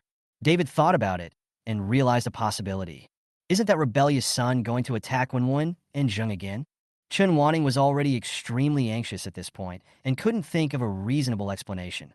So she said, "Just treat it as such. By the way, where's seventh sister?" "Your seventh sister is still at home, hiding in her room. I don't know what's wrong with that girl. It seems that she has been frightened by that rebellious son." Chun Wanning breathed a sigh of relief. Okay, seventh sister is at home, so just stay at home." After saying that, she thought of something, took out her cell phone from her bag, and sent a WeChat message. "Find someone to investigate William.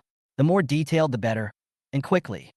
Chapter 24, he also wants to have Chun Wanning's leverage in his hands. Oscar was completely stunned when he was picked up by the bodyguard sent by David. Didn't the eldest sister go to settle accounts with William? How did you end up in the hospital? And he was so anxious that he insisted that he and Randy go over as well, saying that William would attack them next. Does William have such ability? Before leaving the school, William just came back from outside. Oscar was full of doubts and walked quickly towards William. The bodyguard remembered David's instructions, hurried over, and reached out to stop Oscar. "Master." The master said that you can't have contact with him. In Oscar's eyes, even though William has changed his appearance now, he is still the little country boy at heart. Otherwise, I wouldn't have been forced by him to leave the Chun family.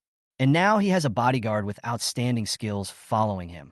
He doesn't believe William can do anything to him. "It's okay. I believe my brother won't hurt me." Oscar smiled and then walked up to William. "Elder brother, stop." As soon as Oscar opened his mouth, William interrupted him coldly. "Oscar, stop disgusting me. How can you be my brother? I warn you, if you dare to call me like that again, I will break your teeth." Oscar's face froze, and then he put on an extremely aggrieved expression, turned around and shouted, "You were not like this before. Why are you like this now?"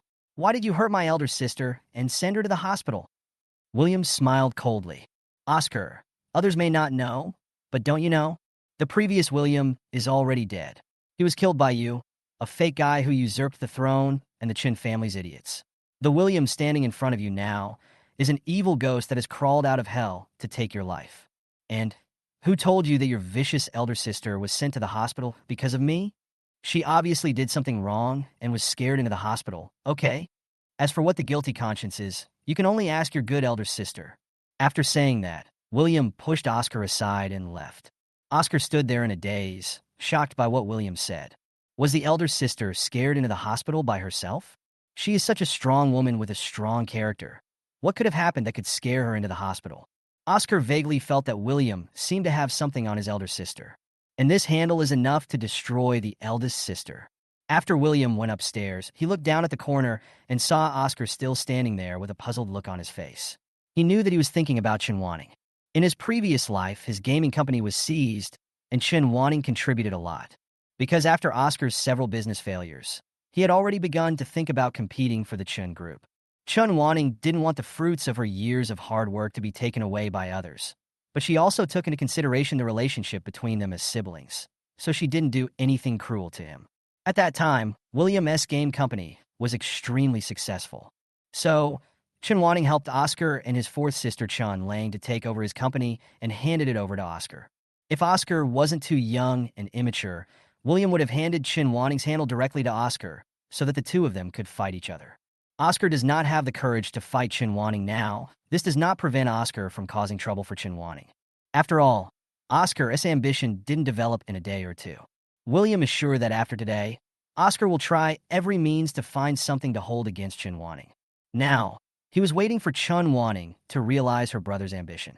In this life, without his game company, he really wanted to see where the relationship between Chun and Oscar, this pair of ruthless siblings, would go. Oscar thought about it all the way, but couldn't figure out what kind of leverage William had over Chun that would make Chun so scared. But he had already made up his mind that he must keep this handle on Chun.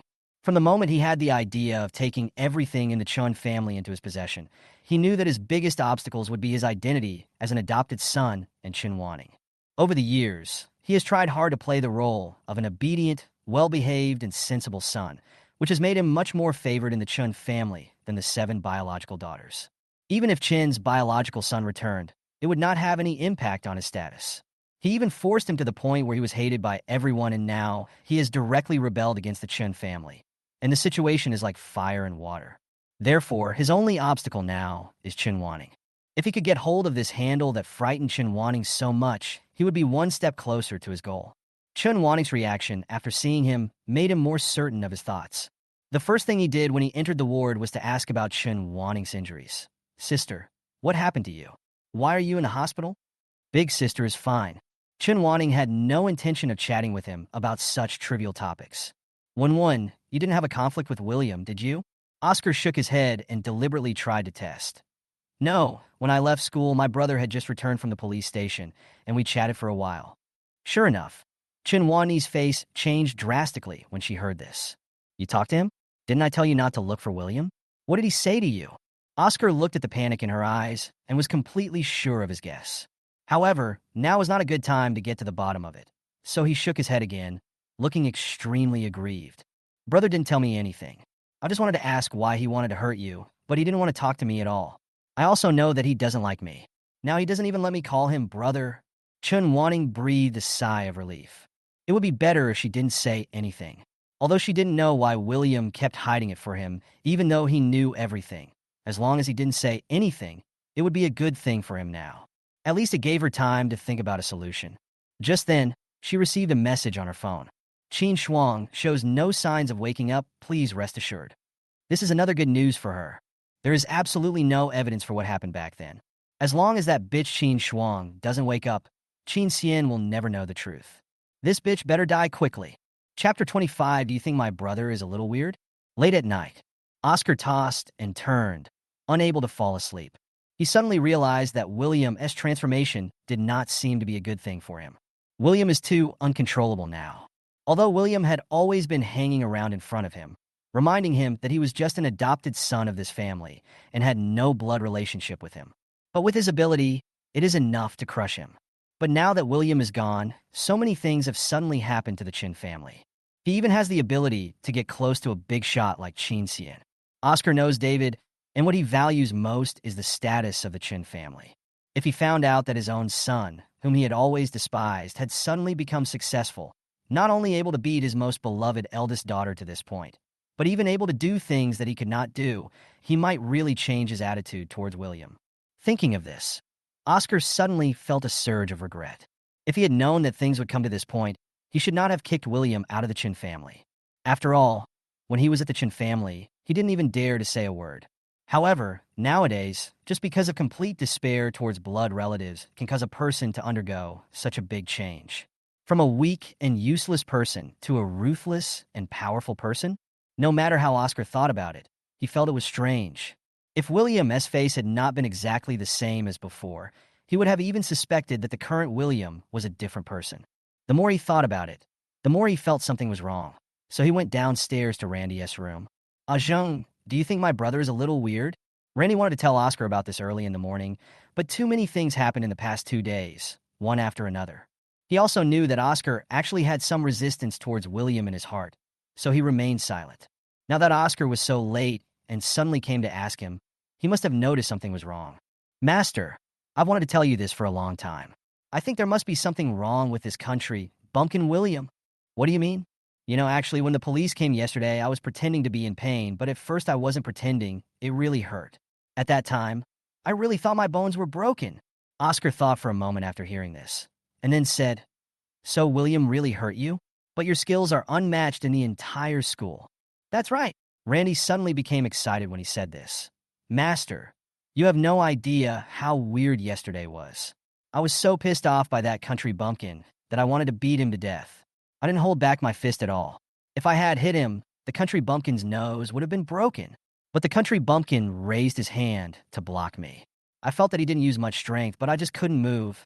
Then he poked my arm with his other hand, and I immediately felt that I couldn't use any strength in my hand. Then he poked me in the stomach with his other hand.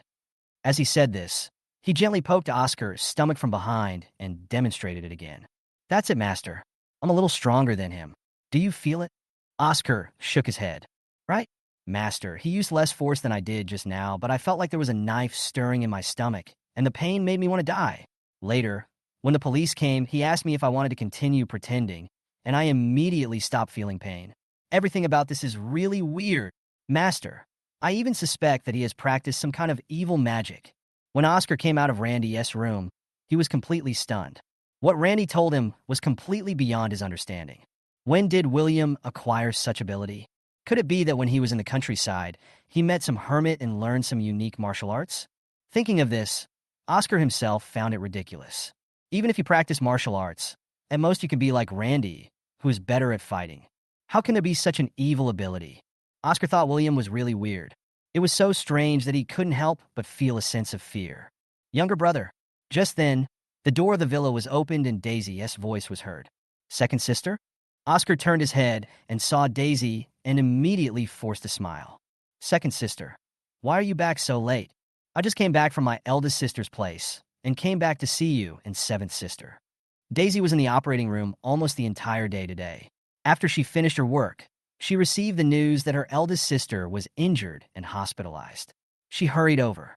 After learning about everything that happened today, she just felt tired. Oscar was in no mood to talk much to Daisy at the moment. He just chatted for a few words and went back to his room. After Daisy put her things down, she went to Fiona's room. Fiona's face was still red and swollen, and her eyes were swollen as well. It was obvious that she had cried for a long time today.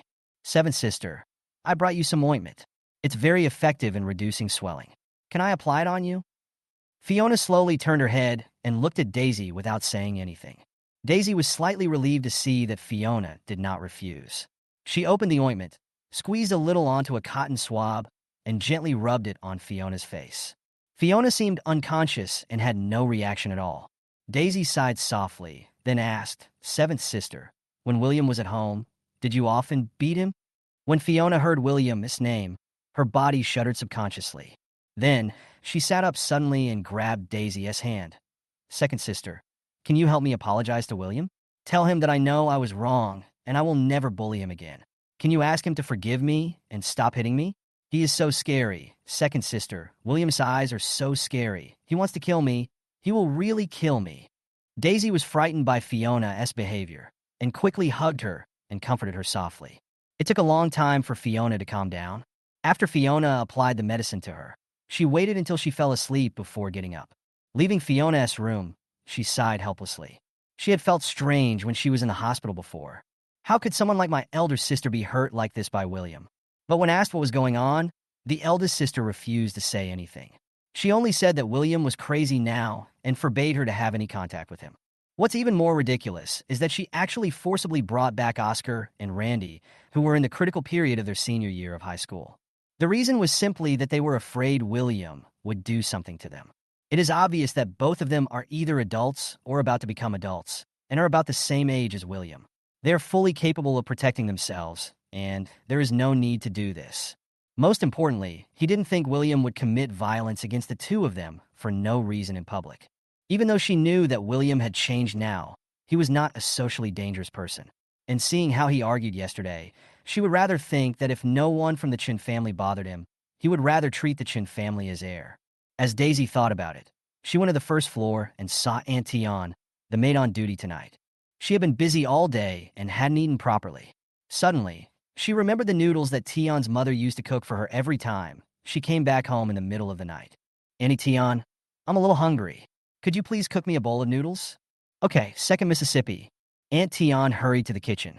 10 minutes later, Daisy had the steaming hot noodle soup. However, the moment she took a sip of the soup, she frowned. The taste was completely different from before. Auntie Tion, how did you cook this noodle today?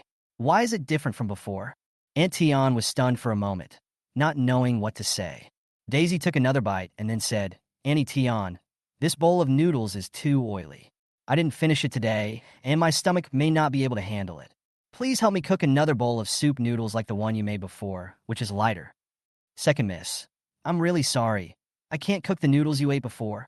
Daisy was stunned when she heard this, her face full of confusion. Auntie Tion continued, because every time the second miss came back home hungry in the middle of the night, the noodles she ate were cooked by Master William. William? When Daisy heard this, she was stunned. How could this happen? Aunt Tion is the only person in this family who has ever felt sorry for William. She tried to hold back, but finally couldn't help but say a few words on William's behalf. Second miss, please don't blame me for being nosy. Young Master William is really a very difficult child. If young Master William can come back in the future, can you treat him a little better? At least change his room. The room downstairs is really not suitable for living. Daisy was stunned. She seemed to still not know which room William lived in when he was at home. Now listening to what Aunt Tion said, does William live on the first floor with the servants in the house? Auntie Tion, please take me to see William's room. Okay, second Mississippi. Aunt Tion was delighted to see that Daisy not only did not blame her, but even suggested going to see William's room. If the second young lady saw Master William's living environment and felt sorry for him, she would just change his room. Aunt Tion took Daisy and went straight to the basement. Auntie Tion, why are you going underground? Daisy asked in confusion. Auntie Tion was startled when she heard this. Master William lives on the basement floor. Daisy was shocked. Living on the basement floor? With so many rooms in the house, why let William live on the basement floor? Aunt Tion took Daisy down to the basement floor and soon came to the small room next to the elevator. Second miss, this is it. Aunt Tion opened the door and turned on the light in the room. Daisy looked at the small room, which was only the size of the bathroom in her bedroom, and was completely stunned. She turned her head in disbelief and looked at the small window that was almost installed on the top of the room. There was a big tree outside the window. It was obvious that no sunlight could come in even during the day. Jiang, has William always lived here? Daisy suddenly felt a surge of fear in her heart, a feeling that made her whole body go cold, and she stuttered when she spoke. Auntie Tion sighed. Yes, second miss, Master William has been living here for the past few years. He and I cleaned up this room together. This was a utility room before, used to store various tools. But when Master William first came, he was happy to see this room. I still remember that after Master William and I cleaned up the house, we happily took a photo together. He said it was great he finally had a room that was not leaky and belonged to him alone. When Aunt Tion said this, she thought of the light and joy in William's eyes when he first came, And then she thought of how the light in his eyes gradually dimmed, and he became gloomy. Her heart was filled with heartache. Second miss, this place is really not suitable for living. As you know, when you came here just now, the elevator is next to you on the left. As long as it is working, this room is very noisy. On the other side is the bathroom. There is no sun here all year round. It is very humid and very cold in winter. To be presumptuous, the places where we servants live are better than those of Master William.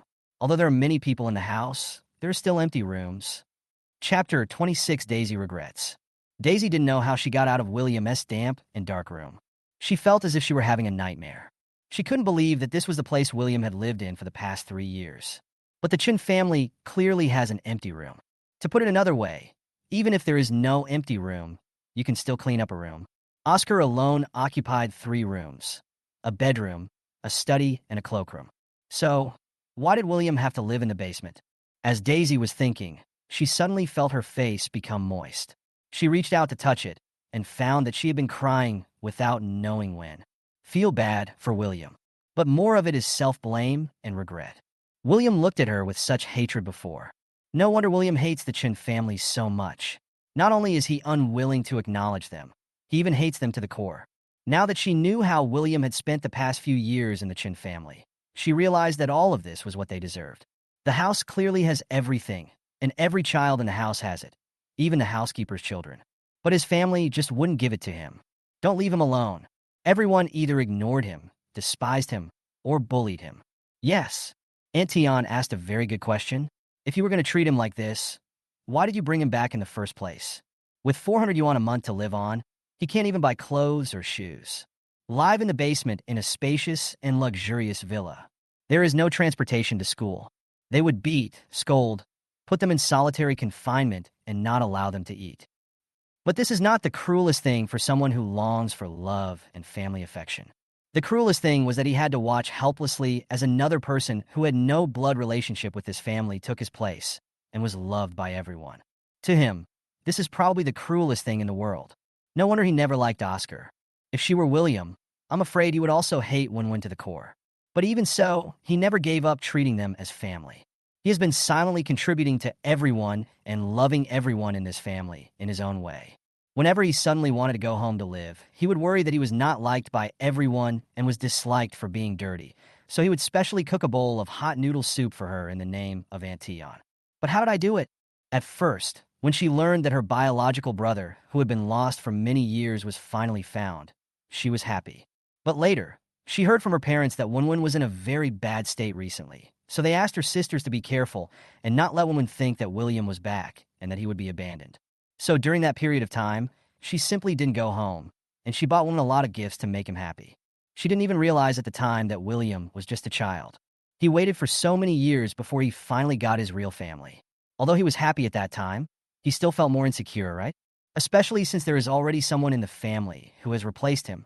This person took his name, used his room, and occupied the love of his father, mother, and sister. After all, he should have been the saddest person at that time, right? But he never complained. He just silently gave to them, praying that one day they would be able to truly see him and give him some warmth of family love. Later, perhaps because he became jealous of Wen's favor, he targeted Wen everywhere and bullied her in secret. But when she learned these things, she immediately became like her other sisters, thinking that he had character problems and was spoiled by growing up in the countryside. So I felt dissatisfied with him and didn't want to see him at all. All these years, she mostly lived in the hospital and seldom came back home. She felt that the family home was noisy and no longer peaceful because of William, and most of the gatherings with her sisters and brothers were held outside. But why didn't she think about it? When the 8 of them were having a happy party, eating and drinking, what was William doing and thinking when he was alone at home? He must be very sad. Thinking of this, Daisy's resentment towards William for causing such a mess in the Chun family completely dissipated. The only thing she was thankful for now was that, because she had little contact with William in the past few years, she had never beaten or scolded him. Of course, she also knew that she had failed in her duty as a sister. She didn't even notice how much her brother had suffered. It won't be like this anymore. She had to make up for it. She wanted William to return to the Chun family and enjoy the love and resources that the Chun family's children still had. Thinking of this, she opened WeChat and wanted to send a message to William to chat with him. but she found out that William had deleted her. She felt sad and didn't know what to do. The chat box was filled with messages from William, the last of which was from a year ago. Second sister, the temperature is going to drop soon. Remember to put on more clothes when you go to and from get off work, and be careful not to catch a cold. Daisy looked at this WeChat message and her mind suddenly went blank. She swiped her fingers subconsciously, and more chat records appeared in front of her. In fact, it is not appropriate to call it a chat history because the message boxes in it are all white. My fingers were sore from scratching, but I didn't see a single reply from her. Daisy suddenly felt as if she was suffocating. It was as if a big hand was tightly grasping her heart. She simply stopped swiping her finger and jumped directly to the day they added each other on WeChat and started reading from the beginning. Second sister, hello. I am your younger brother. My name is William, but I think you will call me Chun soon. I finally went home today, but you are busy with work and don't have time to come back. I heard that you are a very good doctor. I am proud to have a sister like you, and I look forward to the day when you and your sister recognize each other. Second sister, I've been back for almost a week. Now I have not seen you. And third sister, I wonder when you will be free to come back. I searched your name on the internet and found that you were a very famous and powerful doctor. I never thought that I would have such a powerful sister who can save so many people. Second sister, I heard from Mom that when you are performing surgery on patients, you often don't have time to eat. If you need, I can cook for you. My cooking is delicious. Second sister, I am so upset. I finally got to see you today, but because I am too timid, I dare not talk to you too much. Can you please stop hating me? Second sister, are you usually very busy with work? I sent you WeChat messages, but you rarely responded. You should take care of your health. Second sister, today is your birthday. I don't have much money right now, so I can't buy you an expensive gift, so I baked a birthday cake for you. This is my first time baking a cake, and Auntie Tion taught me. Although it doesn't look very good, I tasted it and it tastes pretty good. I hope you will like the birthday cake I baked for you and the flowers I gave you. Auntie Tion also taught me how to bake cookies today. When I bake better, I will send them to you in the hospital so that you will no longer be afraid of having nothing to eat after coming out of the operating room. Second sister, I baked some cookies today and asked your colleague to bring them to you. Did you eat them? Are they delicious? If you don't like this flavor, I will bake you a flavor you like next time. What flavor do you like? Second sister, I think being a doctor is so cool. I want to be a doctor too, but today I went to the bookstore and read some medical books, but they're too difficult like a book from heaven. I can't understand them at all. It seems that my brain is still too stupid. Second sister, you are really amazing. Second sister, do you think I'm annoying?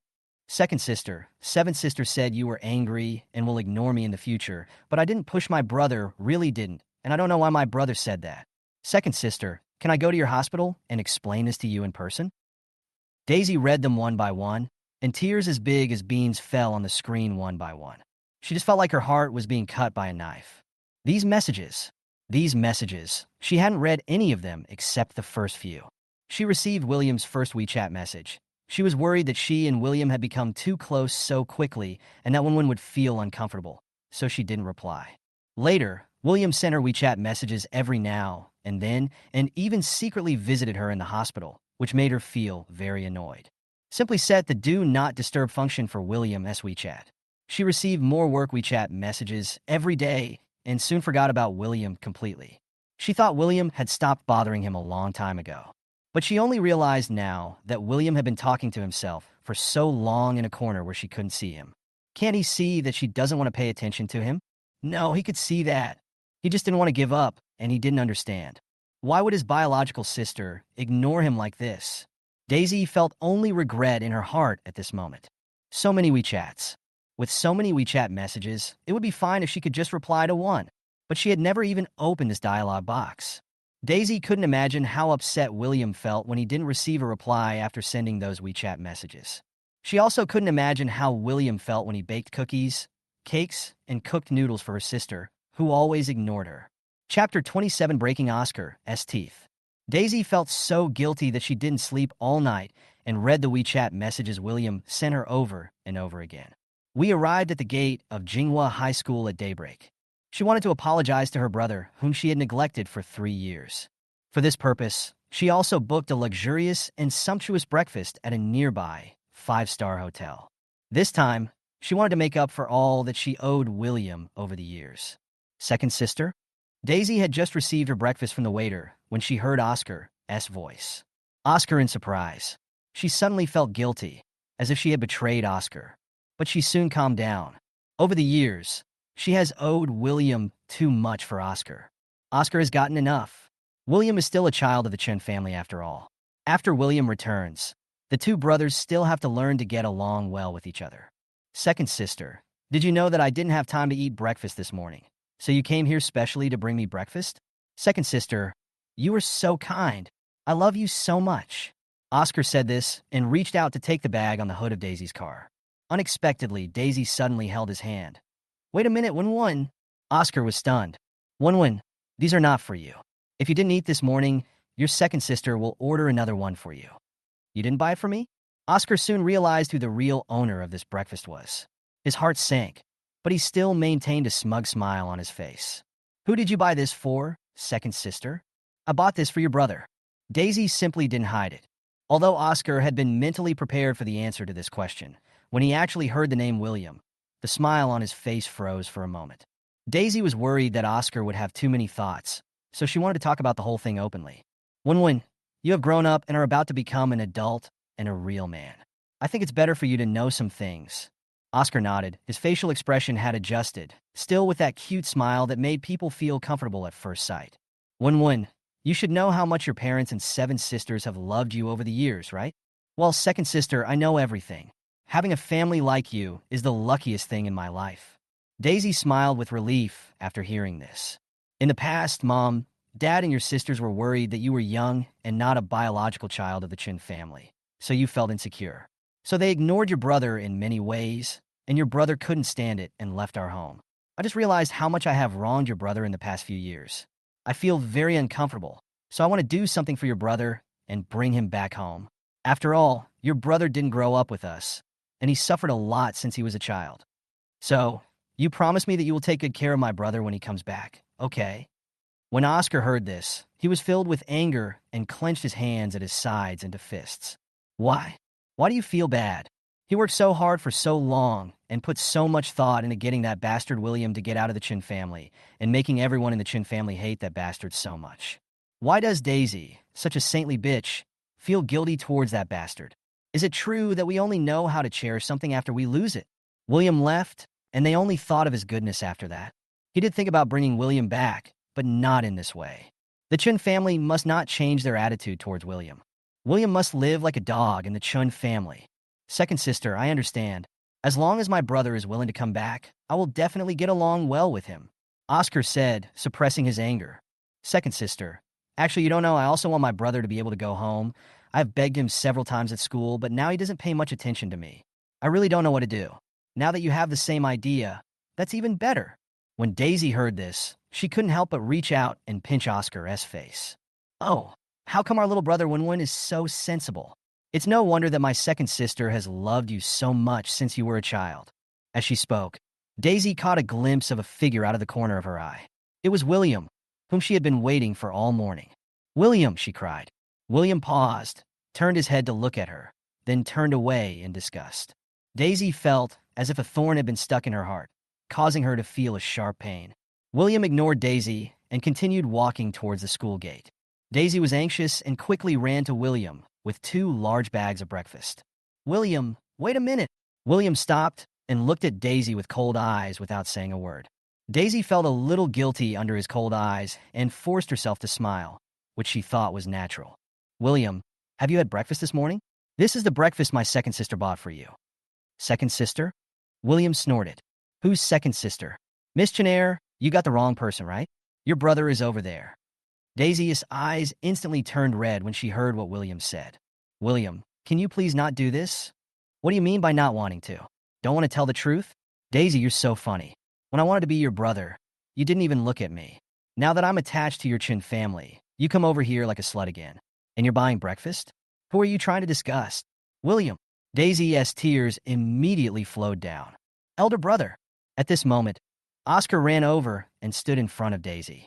My second sister came here early this morning just to bring you breakfast. She really wanted to take you home. How could you say that to her? I know that all this is because you hate me for stealing the love of my parents and sisters. If you feel uncomfortable, just come at me. My sister is a girl. How sad she will be if you say that to her. William's face turned cold after Oscar called him brother. Hearing Oscar being angry in front of him, his face became even darker than ink. Coming for you, right? A cold light flashed in William's eyes, and then he quickly raised his hand and punched Oscar in the corner of his mouth. Oscar didn't expect that he would dare to attack him directly, and with such a heavy blow. He lost his balance and fell to the ground, hitting his mouth on the flower bed beside him. Ah! Daisy screamed, dropped the breakfast bag in her hand, squatted down, and helped Oscar up. Won, how are you? Are you okay? Oscar released his hand that was covering his mouth, took a look, and found that his palm was covered with blood and there was a broken tooth on it, and he immediately became angry. William sneered. Oscar, I told you before, if you dare to call me brother and discuss me again, I will break your teeth. It seems that you don't take my words to heart, so I will teach you a lesson. Remember, from now on, if you discuss me once, I will break one of your teeth. William looked at Daisy. And you, Daisy, if you don't want the current situation of your Chun family to get worse, don't come in front of me and disgust me. After saying that, William stepped on the breakfast that Daisy brought and strode away. Daisy looked at the dusty crab buns and the seafood porridge on the ground and felt as if her heart was also crushed by William. Chapter 28, Approaching Mr. Zhou Again. The fact that Oscar was beaten into the hospital by William caused an uproar in the Chun family. The crowd's reaction was even greater than when Chun Wanning was admitted to the hospital. Dora, in particular, was so frightened that she almost fainted when she saw her baby son's mouth full of blood. After she recovered, she even ignored her back injury and wanted to settle the score with William. David finally managed to calm him down temporarily after much persuasion. But later, she started shouting that she wanted to call the police to arrest William. Although Daisy also felt that it was wrong for William to beat Oscar like that, she still felt guilty towards William, so she tried her best to persuade Dora. But Dora was filled with hatred for William for beating her precious son like that, and insisted on calling the police. In the end, it was Chun Wanning who came to her ward on crutches and threw a tantrum before she was able to subdue Dora. Afterwards, Chun Wanning went to William privately and scolded her because Daisy didn't listen to her. Finally, Chun Wanning once again strictly ordered everyone in the Chun family not to look for William again. She was handling all matters, and the turmoil finally stopped. It was precisely because of Chun Wanning's uncompromising attitude that William was able to have a period of leisure time. Time flies, and it's the weekend again. William sweated for an hour in the hotel's own gym early in the morning and then returned to his room to take a shower. His body is now much stronger than when he was just reborn, and his skills are much better than before. Although the ancient martial arts skills that were learned in one of the past lives could not be retrieved in this world, all the martial arts, sanda, judo, and practical combat skills from other past lives were returned. With his current skills, even 2 or 3 Randys would be no problem at all. And this is only 30% of his peak period. However, he is quite satisfied with the current recovery speed. After that, the main task is to improve the mystical arts as quickly as possible. Calculating the time, it's almost time for Mr. Zhou to proceed to the next step. So he went to the antique market again. On the first day, he did not see Mr. Zhou. It was not until the next afternoon that he accidentally met Mr. Zhou. Mr. Zhou was very happy to see him and talked to him for a long time. When they were about to part, he suddenly remembered the jade ring that William had reminded him of. By the way, Mr. Xiaojiang, what did you mean last time when you told me not to wear this ring? Do you think it's bad? A fake? William smiled and shook his head. It's a good thing, and it's a top-notch thing, but it shouldn't appear on a living person. Mr. Zhou was startled when he heard this, and then his face changed drastically. William continued, Has Mr. Zhou been having minor health problems in the past 6 months? How do you know? Mr. Zhou asked in surprise. I can't sleep well at night. Even if I fall asleep, I always have nightmares. I often have headaches during the day. Now, the surprise on Mr. Zhou's face disappeared, replaced by undisguised shock. After a moment, he recalled the scene when he first met William, and a guess suddenly arose in his mind. Why did this young man look as if he was approaching him on purpose? Who was he? Thinking of this, Mr. Zhou looked at William with a bit of scrutiny in his eyes. Young man, who are you? How do you know about my situation? Who sent you here? The amiable smile on Mr. Zhou's face disappeared instantly, and his whole body exuded the kind of pressure that only belonged to a superior. Old Zhou had been to the battlefield when he was young, and he had an aura of decisiveness and murderousness. When he gets angry, there is no young person in the family who is not afraid. But William has lived for so many years and has experienced all kinds of things, so he naturally would not be scared by Mr. Zhou's little temptation. He just felt a little regretful that things had become a little troublesome. He didn't expect that Mr. Zhou was so suspicious. It can be seen that he has made many enemies over the years. But this is okay. After all, he has no ill will towards him. William raised his lips with a relaxed look. Mr. Zhou, I told you that I am an orphan. If someone really sent me here— At this point, William pointed to the sky and continued, then it should be considered that God sent me here. Mr. Zhou didn't say anything, but his eagle-like eyes kept examining William. Mr. Zhou, this ring is not something a living person should wear. You'd better be careful of the person who gave it to you. After saying that, William turned and left. Mr. Zhou watched his back disappear in the crowd and stood there for a long time before waving. A tall bodyguard in black quickly appeared in front of him. Go investigate this kid. An hour later, the bodyguard sent back the message. The person was lost. When Mr. Zhou heard this, his face became even uglier. The bodyguards around him are all mercenaries, so tracking is the easiest thing for them. But it is really doubtful that such an ordinary-looking high school student could get rid of them. Old Zhou gently turned the jade ring in his hand, and his eyes gradually became cold. At night, when Mr. Zhou returned home after having dinner with some old comrades, his youngest son Zhou Sinan was making a phone call in the living room. When Zhou Sinan saw Mr. Zhou, he immediately hung up the phone and came forward. Dad, you're back. Mr. Zhou looked at Zhou Sinan's face, which was very similar to his own when he was young, and suddenly remembered William's words. Be careful of the person who gives you the jade ring. The person who gave him the jade ring was his youngest son, who was considered extremely filial by everyone and also the son he valued the most. Could it be that he really wanted to harm himself? Zhou Sinan saw his father staring at him in a trance and was a little confused. Dad, what's wrong with you? Mr. Zhou's thoughts were called back by his son, and he threw William's words out of his mind. This young man's origins are unknown, and what he says may not be trustworthy. And it is also possible that he was sent to his side by someone who has a grudge against him. How could he doubt his own son just because of what an outsider said? Thinking of this, he calmed himself down. Fiona, I just met some old comrades tonight and was happy for a while, so I drank a few more glasses. Zhou Sinan supported Mr. Zhou with a worried look on his face. Dad, please go sit down first. I'll make you a cup of tea to sober you up. Mr. Zhou still hasn't figured out what's going on, and his mind is a little confused. He waved his hand. No, I'm a little sleepy. I'm going to go back to sleep first. You should also go to bed early. Don't be busy too late. Having said that, Mr. Zhou went upstairs. He went back to his room, took a shower, and lay on the bed, looking at the jade ring on his left thumb. William's words intertwined with what Zhou Sinan said when he gave him the jade ring, echoing in his ears. This is not something a living person should wear. Dad, this is a good thing. It can keep you safe and prolong your life. The master said that you must not take it off. It's best to wear it when you bathe and sleep. Mr. Zhou thought about it and finally made up his mind to take off the jade ring. Anyway, it's just one night, so it shouldn't have any impact. It's a good opportunity to verify what that kid said. Chapter 29, Negotiation with Mr. Zhou. The next day, William received a call from Mr. Zhou while he was having breakfast. Mr. Zhou called me at this time. I guess he knows something, right? William asked straight to the point.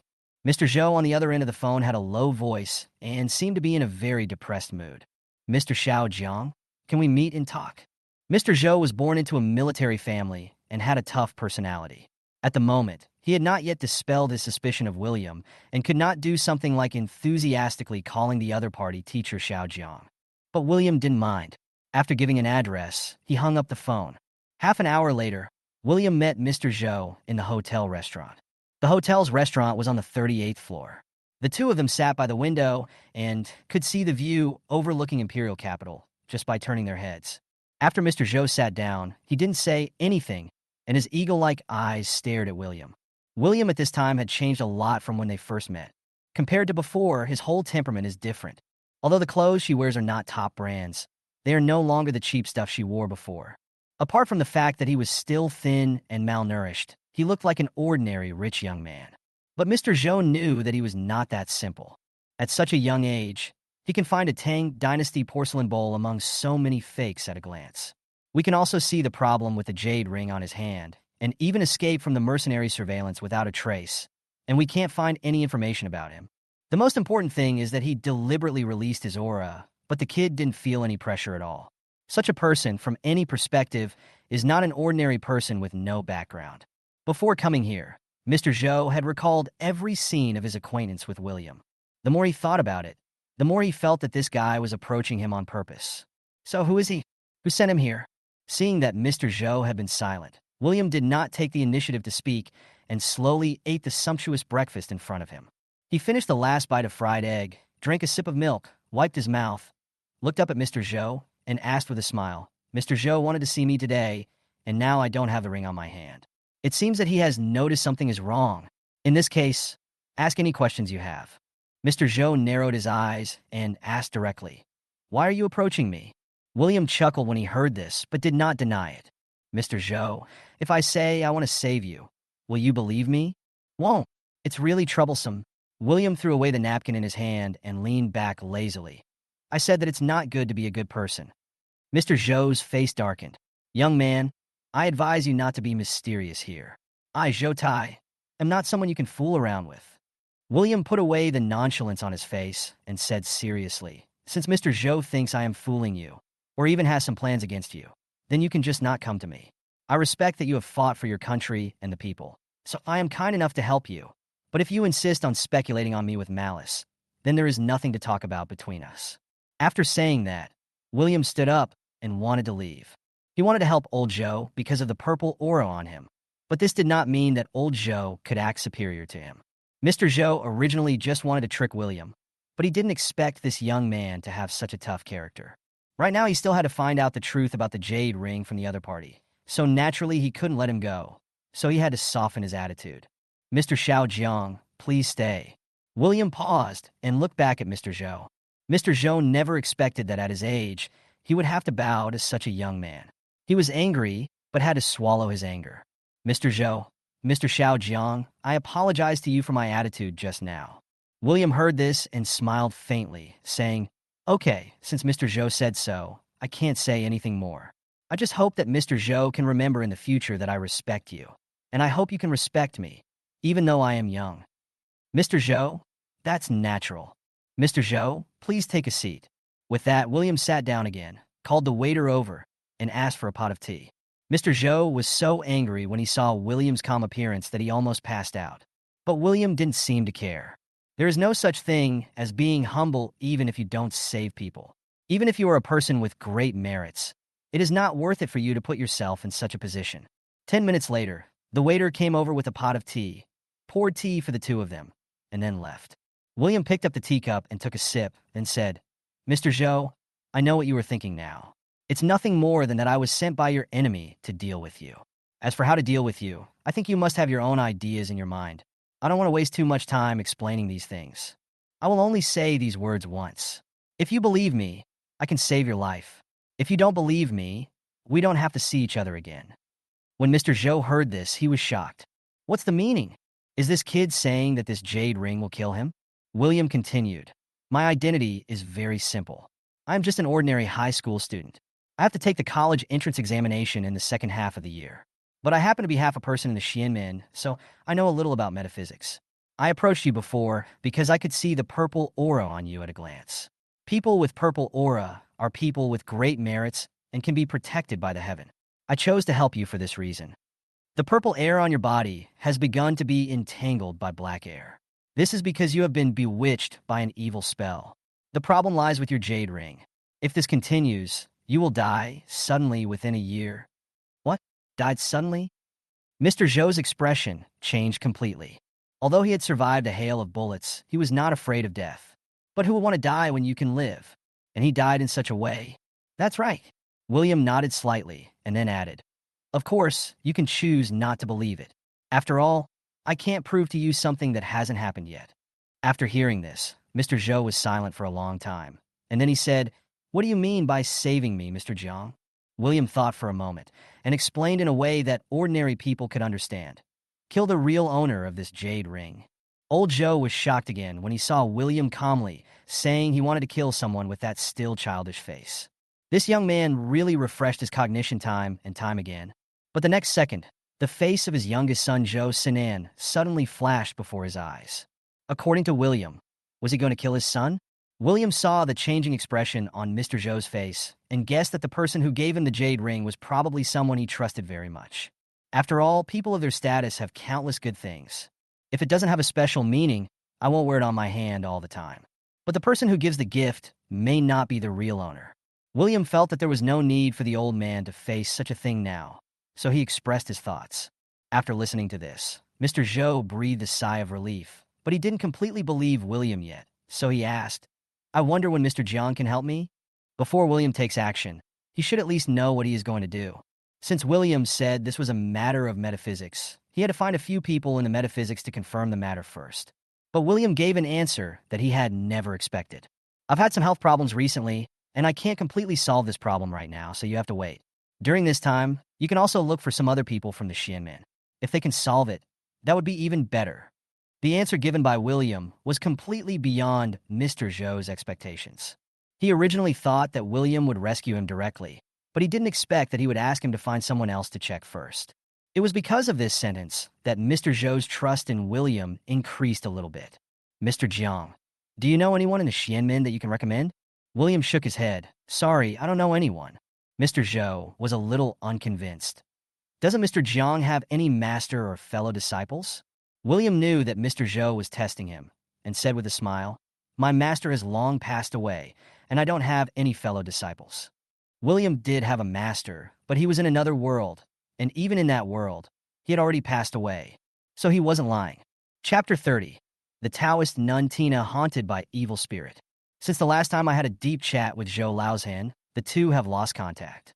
William went to school and came home from school as usual and took care of his body, while Mr. Zhou was busy looking for a master to verify William's words. Soon, William's stay at this hotel was about to end, and it was time to look for a suitable house. Although he only has a little over 2 million in his hands now, it is not a big problem for him to earn enough money to buy a villa. He was idly scrolling through the computer, looking at the villas for sale, but there was not one that suited his taste. So he simply put down his phone and turned on the computer. The computer page displayed was a metaphysics forum. He scrolled the mouse and looked at the posts above, and suddenly one of them caught his attention. Please, sir, help me figure out what's wrong with me. I'll reward you handsomely. William clicked on it and saw a photo. The pair of hands in the photo looked very strange. One was the hand of a young woman, while the other was surrounded by black air, and the flesh and blood had obviously begun to wither. Such a strong, evil spirit. William immediately became interested. I didn't expect that there would be such a powerful thing in this world. There was a phone number in the post, and he called it directly. Hello, who is this? There was a young woman on the other end of the phone, but her voice was very weak, and for some reason, William felt that the voice sounded familiar, as if he had heard it somewhere before. The one who saved your life. William gave an address directly after saying this. I'll give you an hour to come here. Otherwise, the evil spirit in your hand will suck you dry. Tina listened to the beep sound of the phone being hung up. She was confused for a moment, and then she became furious. Where did you come from, you little jerk? How dare you threaten me with such brazen words? Aren't you afraid that I will use my metaphysical power to curse you? After saying that, she threw away her phone and began to look at her black right hand with a sad face. William's word, evil spirit, suddenly came to her mind, and her face changed instantly. Then she recalled the address William left. Holy crap, this address. Can it really be that address? Asterisk. Ding dong. William had just finished taking today's Chinese medicine when he heard the doorbell ring. The person outside the door was probably too excited, and without waiting for him to open the door, he knocked on it with his hand. William went over to open the door with the unfinished bag of Chinese medicine in his mouth and saw a woman wearing a Taoist robe and a mask standing outside. When Tina saw William, her eyes were filled with joy. Boss, it's really you. William was stunned. Do you know me? Tina immediately squeezed into the room, closed the door, and took off the mask on her face. Boss, it's me. Do you still remember me? Tina. William was stunned and looked at her Taoist robe. Aren't you the receptionist of this hotel? Why are you going to be a Taoist nun now? Well, it's a part-time job making a little money. William sighed helplessly, too lazy to say more to this weird woman, and turned back to the living room. Come in. Tina hurried over. William glanced at his left hand wrapped in black cloth. Untie the black cloth, let me see. Boss, can you really save my life? William glanced at her and said nothing. Tina smiled awkwardly, took off the black cloth obediently, and put her left hand in front of William. William retreated, frowning. "Why don't you put it in my mouth?" "Sorry, big shot. I'm so excited," Tina said, pulling her hand back. William finally had the heart to look at her hands, and soon his eyes lit up. Tina's hand is now thicker than it looks in the photo. Tina's hand with a finger. Tina suddenly became anxious. She had felt how powerful the stuff on it was in the past few days. "Although I know that the boss is quite powerful, but the boss is too young, I am still a little worried that this thing will hurt the boss, so I hurriedly said, 'Don't touch it, boss.'" Before Tina could finish her words, William's finger had already poked his wrist. The next second, something surprising happened to her. Was poked by William instantly returned to normal, and the black air around it fled in all directions as if it had encountered something terrible. For a moment, Tina even seemed to hear a shrill scream. But at this moment, Tina's mind was so full of shock at William that she thought the scream was made by the little man in her head. Tina no longer doubted William's strength, since he could make such a powerful black energy so afraid. The boss can definitely save her life. She also heard that when the cultivation of the Shinmen people reaches a certain level, they can even regain their youth. The big boss in front of me might be the Shinmen boss after he regained his youth. No wonder the boss is so arrogant. The first thing he did was to save his life. The boss is really kind. He only said to save her dog's life, but didn't say to save her worthless life. He takes her feelings so seriously. He is worthy of being the boss of Shinmen. Thinking of this, Tina knelt down directly. "Please save my life, big brother. Tina, will serve you like a slave from now on." William's mouth twitched when he heard this. "That's not necessary. I'm still young and can handle my personal hygiene issues myself." Tina was stunned for a moment, fearing that the boss would not help her. She patted her chubby chest with her good hand and promised, "As long as the boss is willing to save my life, Tina, will repay the boss for saving my life, even if I have to give up everything." "Can't save," William said lightly. Tina didn't wait for William to finish his words. Her face immediately turned bitter. "Even the big boss can't save me? Am I destined to lose my life? But I can't save it now. I have to find the thing that made your hand become like this first." Tina was overjoyed when she heard this. She grabbed William's hand and asked excitedly, "Boss, do you mean you can save my life?" William lowered his eyes and looked at Tina's chubby little hands, one of which was still pitch black, and his brows were tightly knitted. Tina then realized that her behavior had upset the boss, so she quickly let go of his hand and said with a wry smile, "Sorry, boss. I was so excited that I lost my sense of proportion." William didn't respond and said helplessly, "Get up. Do you remember what your hand touched to become like this?" I remember. Tina nodded excitedly. Then she told the whole story. William then realized that this kid had heard that some strange things happened in a rich family's home when he was having dinner with a group of people from the Shinmen sect a few days ago. The family moved into a new house some time ago, but that night, the child in the house started crying and making a fuss. Soon after, accidents happened to the adults in the family, either minor car accidents or problems at work. In short, there are constant small disasters and misfortunes. The family thought that there was something wrong with the feng shui of the house and that it was bringing bad luck to their family, so they moved out immediately. Unexpectedly, the situation did not improve and even tended to get worse.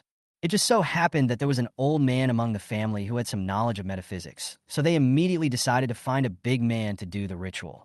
Unexpectedly, after wave of big guys came, the situation at home did not improve at all. Until I met the unlucky Tina.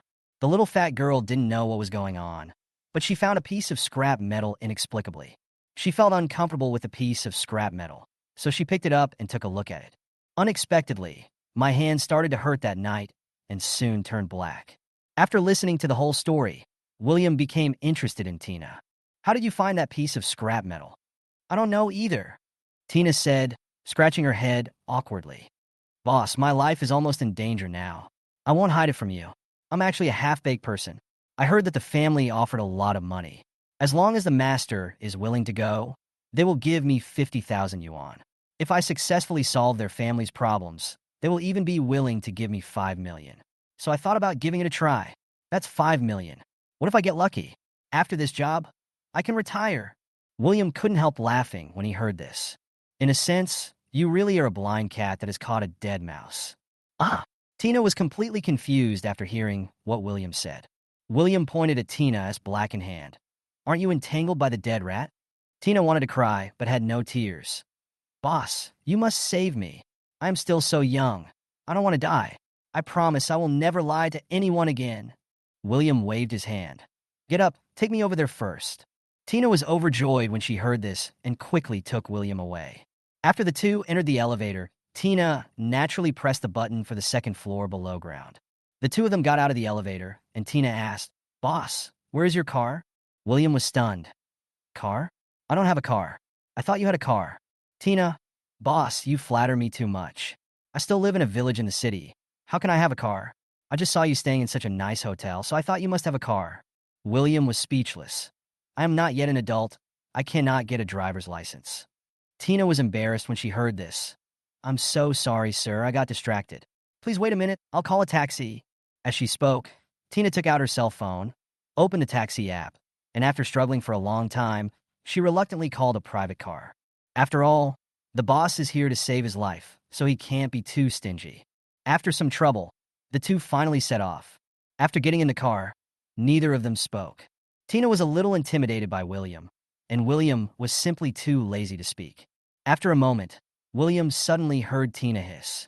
He turned his head and saw Tina suddenly grabbing her hand wrapped in black cloth, her face full of pain. What? Is it hurting? Tina nodded with difficulty, then turned her head and looked at William with pleading eyes. Boss, can you hold my hand? I think they're quite afraid of you. Every time you touch my hand, I feel very comfortable there. The driver in front was driving and suddenly heard Tina's words and couldn't help but shudder. William's face was also very ugly at this time. He gritted his teeth and said, Are you fucking sick? I'm sorry, boss. I know I was wrong. Please don't be angry. Tina quickly admitted her mistake. William took a deep breath, suppressed the discomfort in his heart, took out a talisman from his pocket, and slapped it on Tina's left hand. Before Tina could react, she saw a bright yellow talisman paper disappear in his hand. The next second, the heart-wrenching pain disappeared without a trace. Holy crap, boss, what did you use on me? How come it just disappeared in a flash? And I don't feel any pain at all now. Boss, you were so awesome. William just felt the noise in his ears, turned his head away, closed his eyes, and ignored him. Soon, the vehicle arrived at its destination. Tina said excitedly, The boss is here. William opened his eyes and found that they were still at the gate of the villa area. So he asked, Can't the car drive in? Tina shook her head. Chongyuan is a high-end villa area in Daijing. No outside vehicles can enter unless there is an order from the owner. Big boss, please walk for a while. William looked at Tina's guilty look and knew that this guy might have brought him here without discussing it with the owner. He sighed softly, opened the car door, and got out. There are 28 villas in Chongyuan, and they're going to number 16. William originally thought that Tina didn't discuss this with the owner simply because the owner was too busy or simply didn't trust him and didn't want to waste any more time. However, what William didn't expect was that they couldn't even get through door number 16. Chapter 31. Master Jiang was driven away. A group of people were standing in the yard of villa number 16. The person surrounded in the middle was a middle-aged man, about 50 years old. He was wearing a gray Taoist robe. His long hair was tied on top of his head with a wooden hairpin, and he had a long beard on his face. She looks like an immortal, and compared with him, Tina looks more like a liar. The last time Tina came, the owners of the house were a middle-aged couple. But this time, the middle-aged couple were not there. She could only keep calling the middle-aged couple, but the calls were always unreachable. Obviously, she was blocked. After all, this matter concerns Tina's life.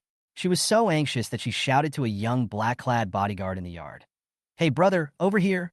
The bodyguard turned around and saw Tina and William and walked over to them in confusion. What do you want? Tina, brother, I want to ask, where's Mr. Han, the owner of this house? The bodyguard frowned. Who are you? What do you want to do with my young master? When Tina heard this, she was very happy. It would be easier if they were a family. Brother, I am a Taoist priest. I came here to help Mr. Han deal with the strange things in this house before, but I was not skilled enough and failed to help Mr. Han. After I went back, the more I thought about it, the more ashamed I felt. So I took great pains to find a real Taoist master. As long as he takes action, Mr. Han's family problems will definitely be solved. After hearing what Tina said, William's eyes flashed with surprise. This fat girl really speaks without thinking. Obviously, he came here to save his own life, but when she said it, it immediately became great. This made William feel that this fat girl Tina might really be a promising talent. But the bodyguard was not moved by Tina's words. He looked at Tina, who looked unreliable, and then looked at William, who looked even more unreliable, and said disdainfully, "No need, my master has already invited a master back. You can go now." After saying that, the bodyguard turned and left. Seeing this, Tina panicked and quickly grabbed the iron gate and shouted, "No, brother, the master I invited is really awesome. He will definitely be able to help you solve your family problems." Tina's voice immediately attracted the attention of everyone in the yard. Old Han looked at the two young men shouting at the door, frowned, and asked the bodyguard who had just returned what was going on. The bodyguard explained the situation, and Old Han sneered. "You dare to call yourself a master at such a young age? If something happens to you, you won't even know how you died. If they don't leave, go get them away. Otherwise, they will affect the Taoist practice." "Yes." Several bodyguards responded at the same time, and then walked towards Tina and William. Tina was so frightened by their aggressive approach that her legs went weak. What should we do?" "Boss, I think we might get beaten up." William sighed. "Let's go first, come back later." Having said that, he turned and left. Tina also ran quickly, but they did not go far. Instead, they sat down in a pavilion next to Villa number 16. At the same time, Villa número 16. Old Han looked at the Taoist priest holding the compass with a nervous look on his face. "Master Chingfu, have you found the source of the problem?" Taoist Master Chingfu looked up at a corner of the courtyard facing south and sneered. "What a vicious mind." When Mr. Han heard this, his face changed suddenly. He was pleasantly surprised that this Taoist priest really had supernatural powers. Unlike those swindlers he had found before, who worked for a long time and could only say, "I have tried my best," and then leave with 50,000 yuan. Although Taoist Master Chingfu asked for 100 million yuan, it would be worth the money if this matter could be resolved. Anyway, the Han family doesn't have much, but a lot of money. 100 million is just a small amount to them. But at the same time, he was a little worried. After all, Taoist Chingfu had just said that. What a vicious mind. He was still a little worried. If Taoist Chingfu couldn't successfully resolve the matter, would their Han family really be wiped out in this disaster of unknown cause? Now, it's not just his eldest son's family that's in trouble.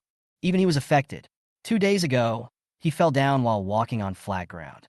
If he was not in good health, he would probably not be able to get up now. Now, Old Han has no other options left and can only hope that Taoist Master Chingfu can resolve the current crisis facing his Han family. "Master Chingfu, do you have any solution?" Old Han asked cautiously. "Of course. It is my unshirkable responsibility as a cultivator to exorcise demons." When Mr. Han heard this, he finally felt relieved. "I hope it can be solved." It seems that this time, their Qin family is saved. "So, what are you going to do next, Taoist priest? If you need anything, just let me know." Taoist Master Chingfu nodded, reported some things, and asked Mr. Han to prepare them as soon as possible. The things he wanted were all commonly used by sorcerers when performing rituals. Except for the fresh black dog blood which needed to be found on the spot, everything else was ready in the villa. These are all left over from previous warlocks. Old Han quickly sent someone to look for black dog blood. On the other side, in the pavilion, "Master, that old Taoist priest seems to be ready to take action. If he succeeds, what will happen to my life? Is there any hope?" Tina became anxious when she saw that everyone around the Taoist priest had dispersed. William glanced at him lightly, ran to the bench, and lay down. "Don't worry, he won't succeed even if he is 10. Tina was startled when she heard this. "Master, how did you know?" William closed his eyes lazily and said nothing. Tina was completely stunned by William's calm demeanor. She guessed that he was able to tell the master's level of skill the first time he saw him. The master is worthy of being a master. Just this way of not taking anything in the world seriously is enough for her to learn for a lifetime. Worried that William would find her annoying, Tina shut her mouth obediently, resting her chin on her hand and concentrating on watching what happened next in Villa number 16 not far away. More than half an hour later, a black car drove into the yard of Villa number 16. A bodyguard got out of the car, holding an iron bucket in his hand, and walked quickly to Taoist Master Chingfu. Chengfu looked at the things inside and nodded. At this time, everything he needed to set up the formation had been prepared in the yard. Under Chengfu's instructions, several bodyguards poured the black dog blood into 8 white porcelain bowls and placed them in 8 different directions: due east, due west, due south, due north, southeast, southwest, northwest, and northeast. Tina was far away and couldn't hear what Ching Fu said. She could only see him holding the peach with sword and muttering something, as if he was chanting a spell. Then he grabbed a handful of yellow talismans from the table and threw them into the sky with force. Suddenly, a gust of wind blew up beside him. Then, the yellow talisman seemed to come to life and began to circle around him. His Taoist robe and long beard fluttered in the wind, giving him the appearance of a god descending to earth. At this time, a faint golden light even appeared on his peach-wood sword. Everyone present was stunned. Tina in the pavilion stared at everything in front of her in amazement and couldn't help but sighed in a low voice. Damn, this old Taoist priest seems to have some skills. William, who had woken up at some point, only to see William watching everything that happened in the yard with a half-smile on his face. She thought about it, but decided not to say anything in order to avoid letting the boss misunderstand that she didn't trust him. The sky and earth are clear and bright. All evil spirits are gone. Hurry up and obey the command. At this moment, a majestic voice reached Tina's ears. Although the pavilion where Tina was sitting was some distance away from Villa number 16, the voice was very clear, as if it was wrapped in endless pressure. In an instant, the situation changed drastically. Suddenly, dark clouds gathered above Villa number 16, and strong winds blew. All the people who were standing just now were blown all over the place by the strong wind, and old Han even needed the support of several bodyguards to stand steadily. The table in front of Chung Fu had already been blown down by the strong wind, and the black dog blood in 8 directions was also blown all over the ground. Just then, another black car drove over and stopped outside the yard. When William saw the man getting off the bus, his face changed drastically, and he stood up quickly. When Mr. Zhou saw the scene in the villa yard, he was startled and hurriedly shouted, "Old Han!" At this moment, all Mr. Han's ears were filled with the sound of the strong wind, and he could not hear Mr. Zhou's voice at all. "Master, what's going on?" Seeing that Chung Fu was obviously unsteady on his feet, old Han shouted anxiously. At this moment, 4 thick black mists suddenly emerged from the ground at the 4 corners of the yard. The black fog was running around like a wild beast that had been awakened. "Oh no!" Ching Fu murmured. Suddenly, 4 black mists seemed to have found the culprit who woke them up and rushed straight towards Ching Fu. Chung Fu immediately drew his sword to fight back, but his skills were totally not enough to face these black mists. In less than half a minute, the black fog surrounded him. "Master!" Old Han shouted in horror. The next second, there was a puff sound, and Chung Fu spat out a mouthful of blood. The black fog seemed to be a little afraid of his blood and moved a little further away from him. Chung Fu was quite experienced in Taoism and soon realized the problem. He wiped the blood from the corner of his mouth, smeared it on the peach-wood sword, and then slashed wildly with the sword. "Get out! Get out! I'm going to chop you evil creatures to pieces." The black fog was enraged by the strike and began to attack indiscriminately. In order to avoid the black fog, everyone at the scene could only roll on the ground. At this time, a ball of black mist went straight towards Old Han, and Old Han retreated back with a look of horror on his face. Seeing this, Mr. Zhou was filled with worry and shouted, "Mr. Han!" As soon as he finished speaking, the black fog that had already reached Han Lao's eyes suddenly stopped.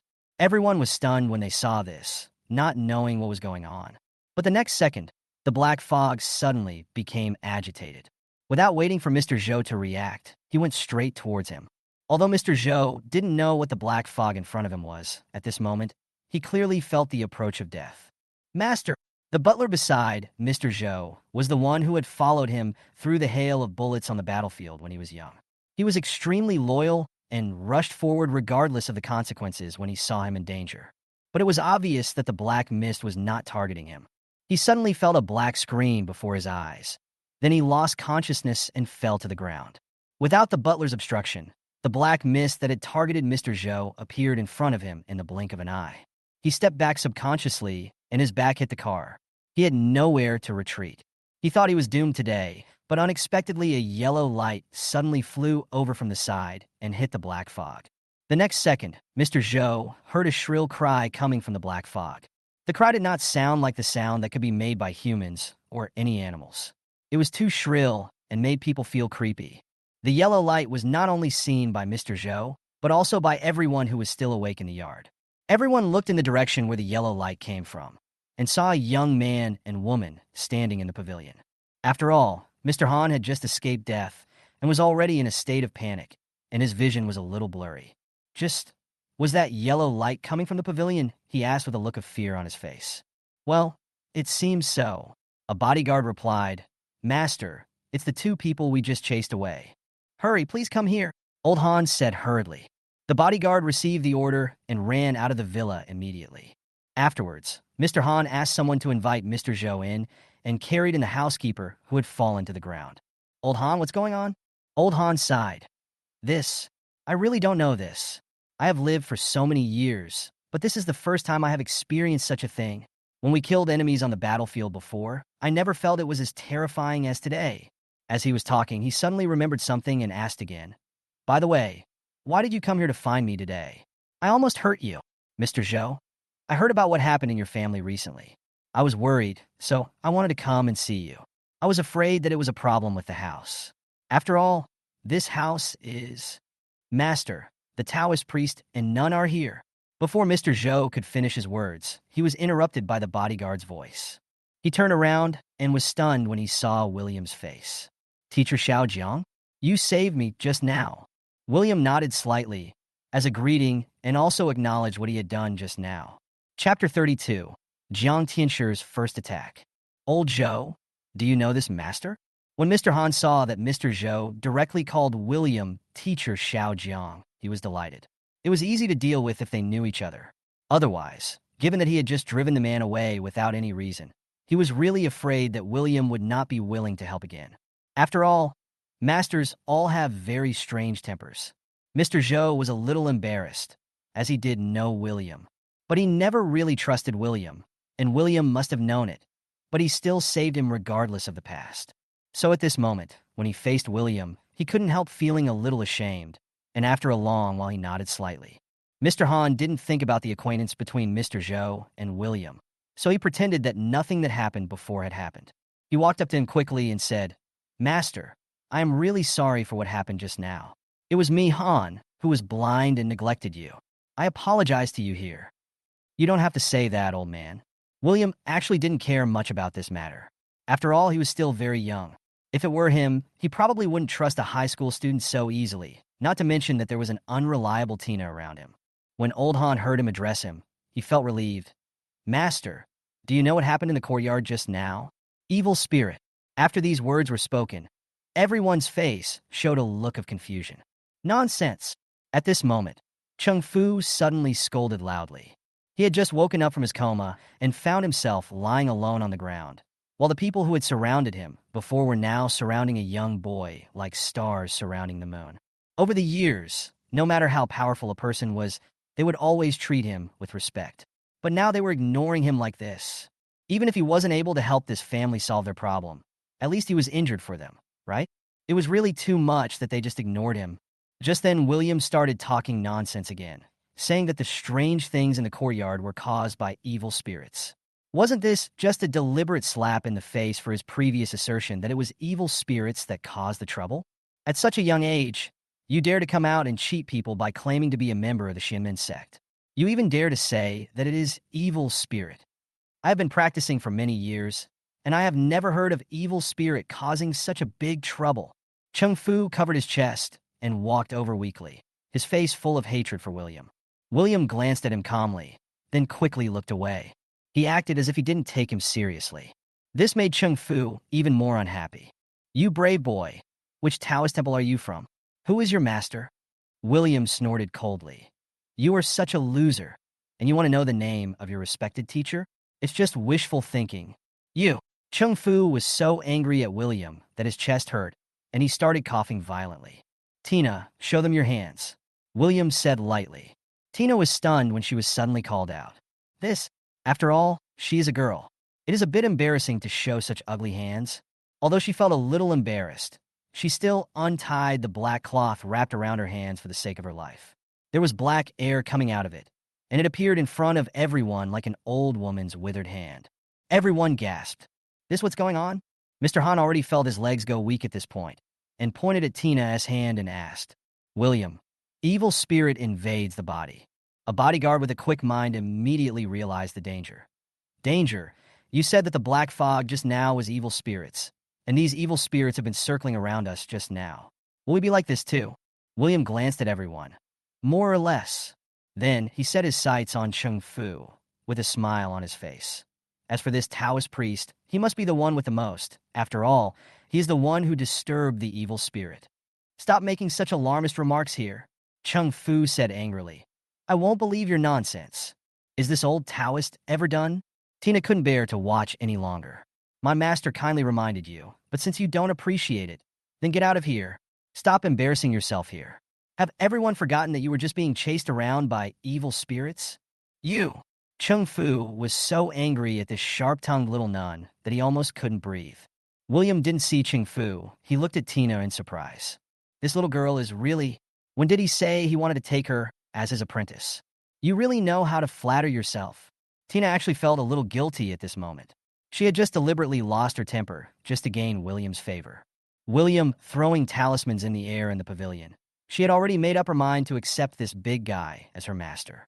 Even if the boss doesn't accept her, she will shamelessly follow him. After all, William was concerned about the presence of so many people and didn't feel like slapping the little girl in the face, so he simply put the matter behind him.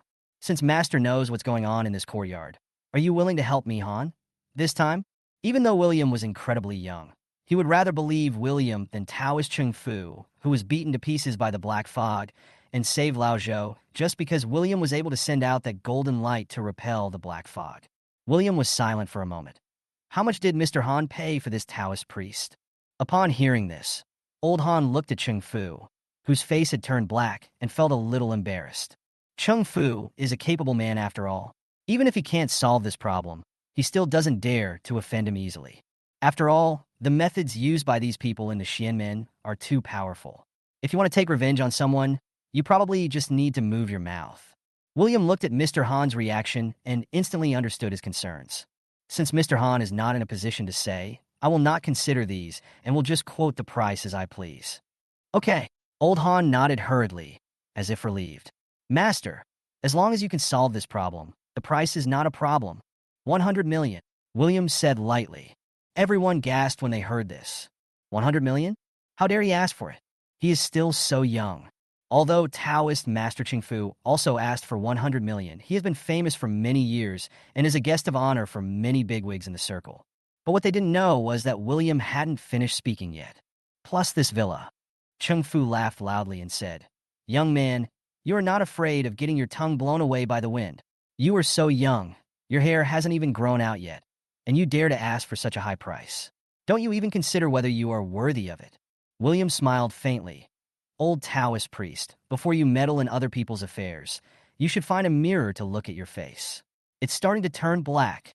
Chung Fu was stunned when he heard this and subconsciously touched his face. Only then did he realize that his hands had started to turn black without him knowing. He quickly looked around for his cell phone to see if his face was really turning black. Everyone also saw Chung Fu's look, and they were afraid that they would be the next one. They all looked at old Han anxiously, wishing they could agree to it on his behalf. Although Mr. Han felt that the price was a bit high, he was willing to pay it if it could solve the problem. Master, rest assured, if you can really solve this problem, I will pay the 100 million immediately. As for this property, it will be transferred to your name as quickly as possible. Having said that, old Han paused, and then a hint of hesitation appeared on his face. If Mr. Han has any other questions, why not ask them together? Old Han smiled awkwardly. That's it, Master. I want to ask, after the matter here is resolved, can you help us get rid of the evil spirits in our bodies?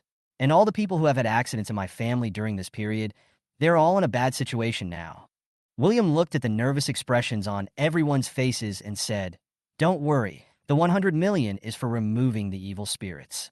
This villa is to solve all the problems caused by the evil spirits. After hearing this, everyone breathed a sigh of relief. Then, Master, may I ask if there is anything you need later? I'll have someone prepare it right away. Old Han asked again. Go get some shovels and stay away from me until I call you. After hearing this, everyone felt that William was the real boss. He could handle such a scary thing so calmly without any preparation. Compared to the previous guy who was both black dog blood and glutinous rice, he is so many times stronger. William walked to the middle of the yard. He had to admit that Chung Fu was quite capable. At least he chose the right location for the performance. He walked to the overturned table and turned back to wave at the bodyguards. Two people, move this table away. As soon as he finished speaking, two bodyguards came forward and moved the table away. In Ching Fu's eyes, William's behavior was a blatant insult and provocation. Boy, I advise you to quit while you are ahead. Otherwise, the evil spirit will show up, and even God won't be able to save you. William curled his lips and said, Old Taoist priest, I'm going to take action right away. The evil spirit you mentioned this time is the real one. Are you sure you want to stay here? Chung Fu's face changed when he heard this. Although he didn't believe that William could deal with such a powerful evil spirit, he still stayed away from him to be on the safe side. William raised his hands, made hand gestures, and chanted a spell silently. Then, a gust of wind blew past him. A dark cloud suddenly gathered above my head, accompanied by thunder and lightning. Everyone just felt a powerful pressure pouring out from William. How is this possible? Chung Fu murmured in astonishment. Afterwards, everyone saw William take out a handful of talismans from his arms and throw them into the sky.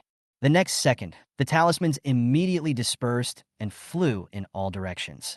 Everyone then realized that he had just thrown out a total of 8 talismans. 7 of them flew everywhere, and the remaining 1 landed above William's head. And this talisman is obviously larger than the other ones. The most amazing thing is that this talisman can actually grow bigger by itself. All the ghosts in the heavens and the worlds, obey my orders. Show yourself immediately. Those who disobey will be punished. William shouted. Afterwards, thunder and lightning in the sky appeared more frequently. Then, something jaw-dropping happened. The talisman above William's head suddenly emitted 7 golden lights, which shot onto the talismans in 7 directions. A golden light also emanated from the 7 talismans and shot toward the ground. Suddenly, a shrill cry came from all directions, as if 10,000 mice were screaming in pain. Everyone just felt pain in their eardrums and covered their ears. Silence, William shouted, and all the sounds disappeared instantly. After a moment, the golden light on the talisman disappeared. The talisman above William's head turned into ashes and fell to the ground, while the other 7 talismans fell to the ground intact. Where there is a talisman, dig 1 meter deep and you will stop digging. Upon hearing this, the bodyguards immediately stepped forward with shovels. This matter concerns their own lives, so no one dared to be lazy, and soon, shouts of "dig it out" were heard one after another. Come back as soon as you find it. After all 7 people had gone back, William returned to the place where he had cast the spell and asked in a cold voice, Are you still not going to show up? His voice was not loud, but everyone felt a chill all over their bodies, as if they would be torn to pieces by this voice in the next second. Since you refuse to show yourself, I will take action. General. After William finished speaking, a talisman suddenly appeared in his hand. Clang! At this moment, there was a metallic humming sound, as if a sword was leaving its sheath. Then, a shout of kill rang out, as if it was shouted by thousands of troops. In each of the 7 deep pits that had been dug, a piece of iron wrapped in black gas flew into the air. The 7 pieces of iron seemed to be attracted to each other and soon came together. Thus, 7 pieces of iron that looked like scraps of copper and iron turned into a big knife. If you look closely, you can see blood still dripping from the sword. The big knife floated in front of William, and wisps of black air moved towards William, as if testing him. William said coldly, You have 2 choices. One is to be reduced to ashes, the other is to send you to reincarnate. Dideo seemed to be insulted, and his whole body was shaking when he heard this. The black air around became thicker and continued to spread outwards. William shook his head. In that case, don't blame me for being cruel. As he spoke, he took out a talisman. Dideo instantly became timid and restrained the dark energy. William then put down the talisman. That's right. After all, he was once a famous general who protected the country. William waved at the big knife, and the big knife shook the blade gently, as if hesitating, but finally succumbed to William's pressure and slowly flew towards William. Unexpectedly, just when William was about to grasp the knife handle, something unexpected happened. The big knife flew towards Mr. Zhou at a rapid speed. Old Zhou! Old Hans shouted in shock. Stubborn! William's face suddenly turned cold. He threw out a handful of talisman papers and then quickly drew a talisman in the air with his hand. The evil spirit is reduced to ashes and smoke. The thunder is so powerful that all evil is annihilated. The next second, Countless talismans flew towards the big knife and hit it one by one. The shrill screams continued to ring out.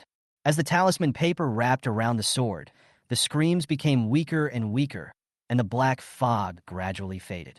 In the end, the sword was completely wrapped in the talisman paper and fell to the ground, and its original appearance could no longer be seen. At this time, Mr. Zhou was so frightened that his face turned pale, and he had to rely on someone to help him stand steadily. The dark clouds gradually dissipated, and everything in the yard returned to calm, as if nothing had happened. Chapter 33, 100 million in hand. William walked forward, picked up the long knife, took a look at it, and threw it to Tina casually. Tina screamed in fright and took a big step back. The long knife fell to the ground. William frowned and looked at him in confusion. Boss, you. What do you mean? William was speechless. I told you to hold it. But, didn't you say that this was the real body of the evil spirit? I'm so weak. Will it turn my whole body black? William was completely speechless at the fat girl's train of thought. If this person is really his disciple, he will be angry to death sooner or later. Forget it. I'll just do it myself. Thinking of this, William took a step forward and prepared to pick up the long knife. Tina then realized that the knife had been subdued by the boss. The black air above has been suppressed tightly by the boss's talismans, so there will definitely be no danger. And she, this fool, just lost an opportunity to serve the big boss. Thinking of this, she quickly rushed before William, picked up the knife, and held it in her arms. Boss, I'm sorry, I was ignorant just now. Don't worry from now on. I will definitely hold this knife for you. William didn't know what the fat girl was doing, but he was too lazy to care. After all, looking at the fat girl's appearance, she doesn't seem to be able to afford him to help her get rid of the evil spirits, so just let her do some work. William straightened up and turned to look at Mr. Han. Old man, the matter has been resolved. From today on, I will live here directly. Upon hearing this, Mr. Han was overjoyed. I was worried that it might be the same as the previous master who said it had been solved, but within 2 days, it returned to its original state. Now that the master is going to live here, it means that everything is really fine here. Okay, master, I'll have someone clean up this place for you right away. Why don't you go in and take a look first? If there's anything missing in the room, just tell me and I'll definitely arrange it for you as soon as possible. No need. If there's anything you need later, I can just buy it myself. Mr. Han felt a little regretful that he missed an opportunity to get close to the master.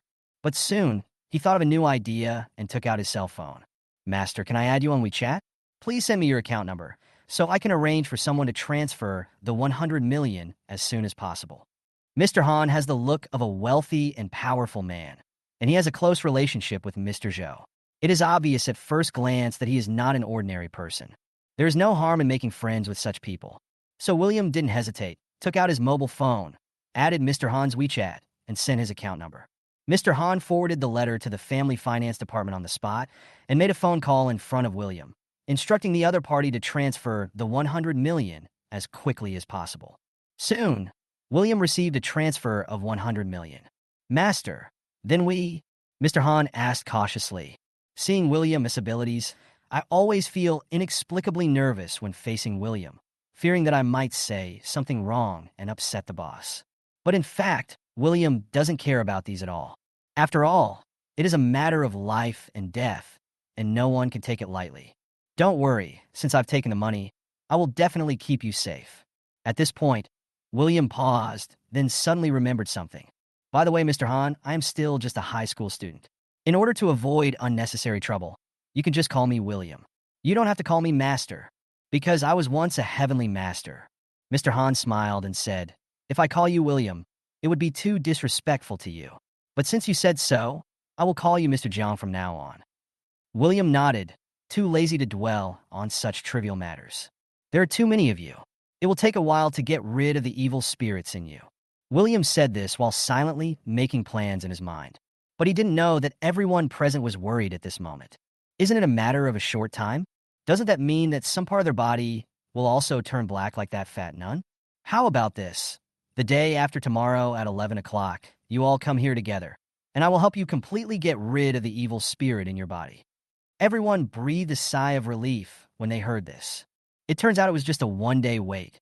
Master, Ching Fu had moved behind William at some point, a flattering smile on his face.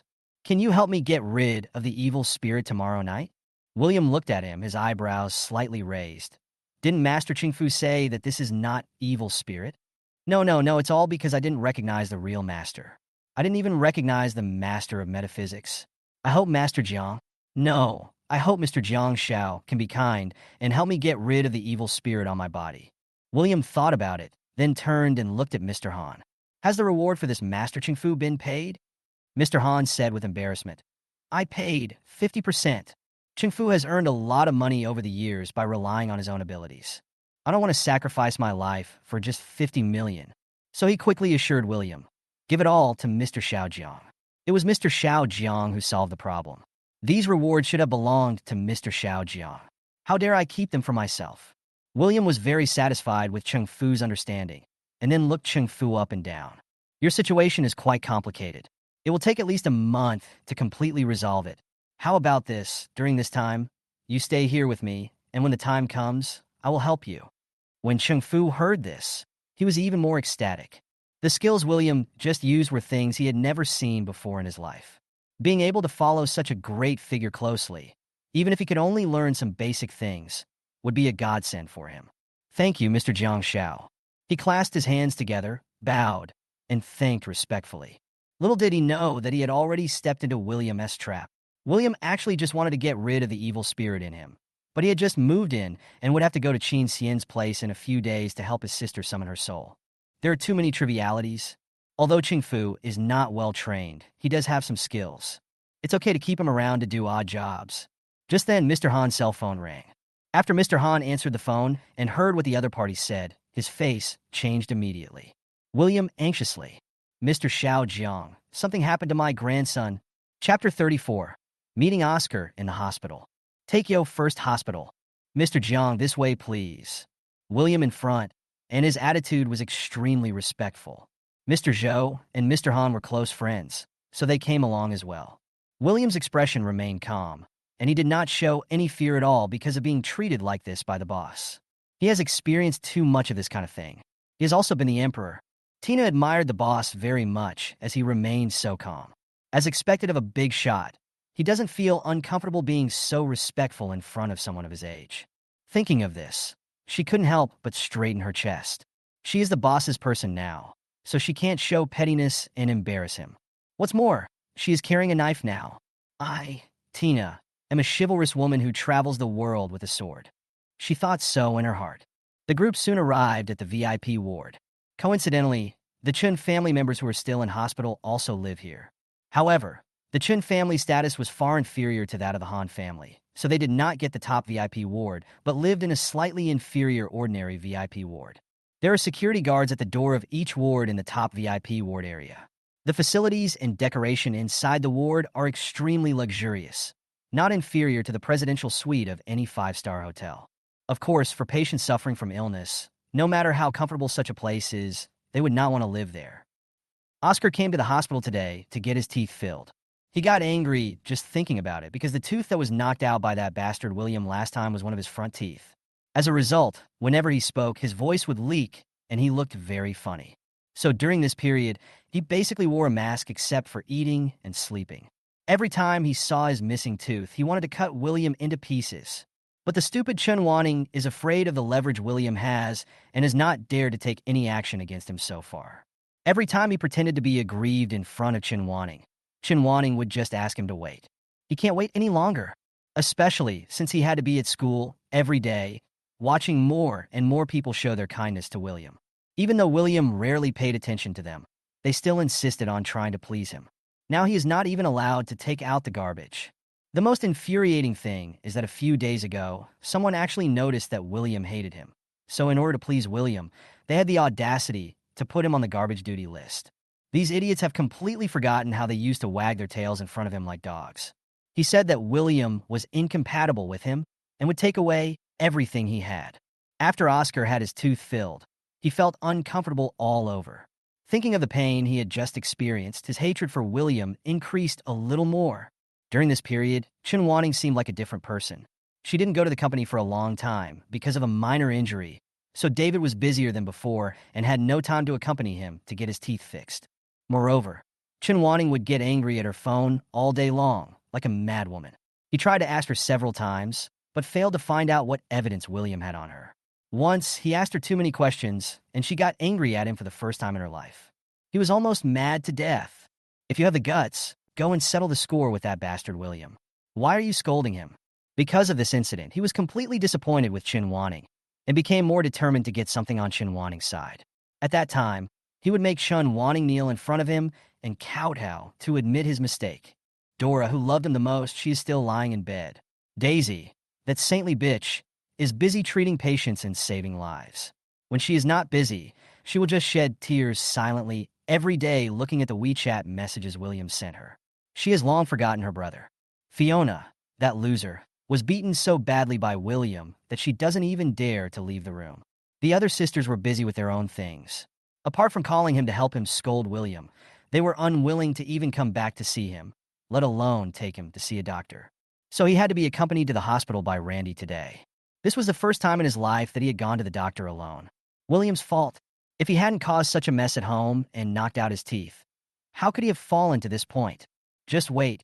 He will never let William go. Is that William?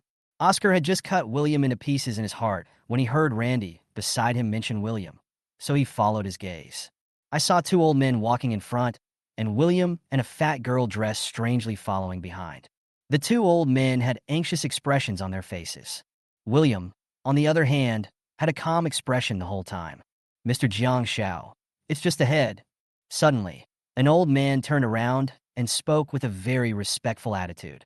Just by looking at the atmosphere between these people, you can tell that William is the person with the highest status here.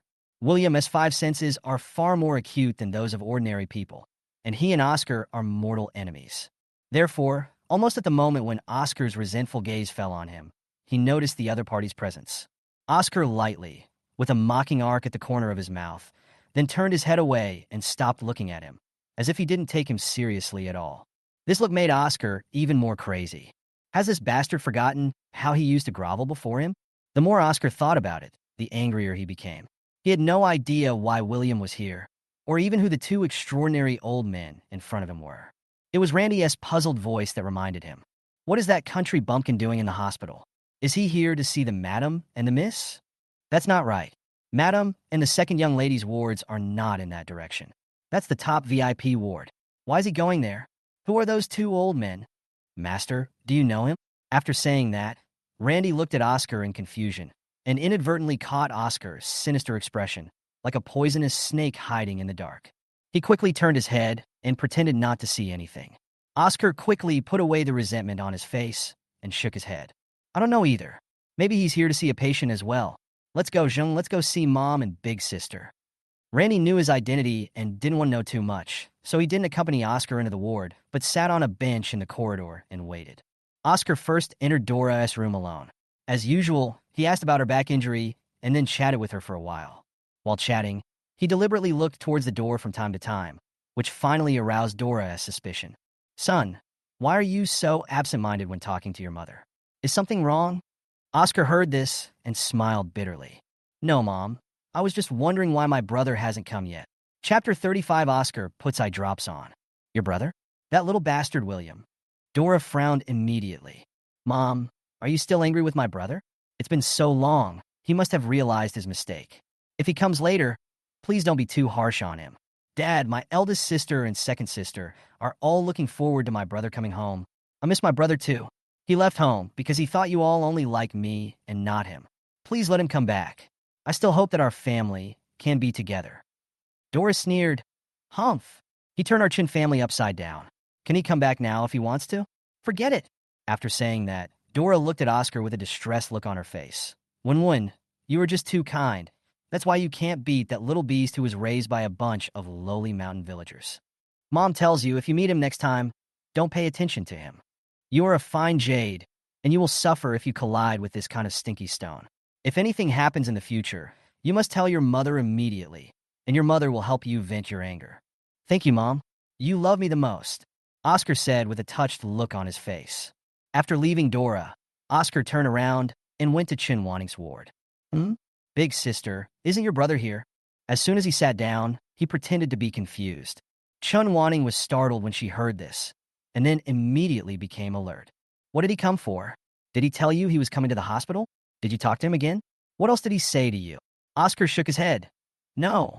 It's just that I just saw my brother in the hospital, and I thought he had figured it out and came to see you and Mom. But I just came from Mom's place and didn't see him, so I thought he was with you. Felt irritated whenever she heard anything about William. She sent to investigate William, could only find out about William as past. David had already found out all about this before he brought William back. It's just that he suffered a lot in his childhood, but before returning to the Chun family, he was a good student who was motivated and studious. After returning to the Chun family, he was dazzled by fame and fortune and lost interest in studying, causing his grades to plummet. These contents don't seem to be the reason to get close to Qin Xian and find out the truth of those years. So Chen Wanting thought that William must have been able to get hold of her recently. But no matter how many private detectives she sent, they couldn't find any clues. Now they couldn't even find out where William lived. Every time I followed William, he would quickly shake me off. Even if I waited for a whole day at the school gate where he had to enter and exit every day, I couldn't even take a photo of him. It's absolutely weird. Chun Wanting didn't know how many times she got angry because of this, but there was nothing she could do. He didn't come over. Where did you see him, in the hospital? After finally getting the chance to see William again, Chun Wanting began to wonder whether she should talk to him again. Oscar pretended to think for a moment before saying, "In the top VIP area, my brother is with two old grandfathers. Those two old grandfathers seem to be of high status, but they seem to have a very good relationship with my brother."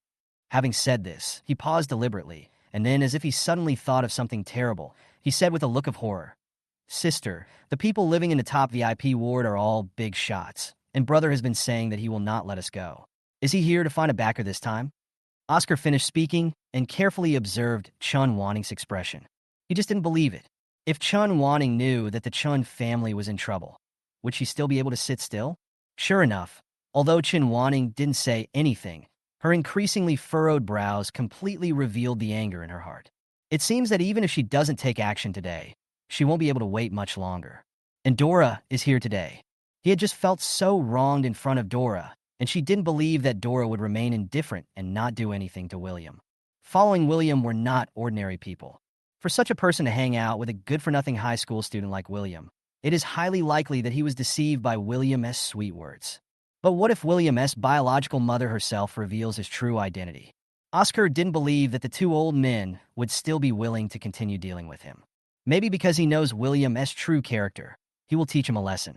At the same time, in the ward of Mr. Han's grandson, Hao Sidong burst into tears in the arms of her husband Han Tung.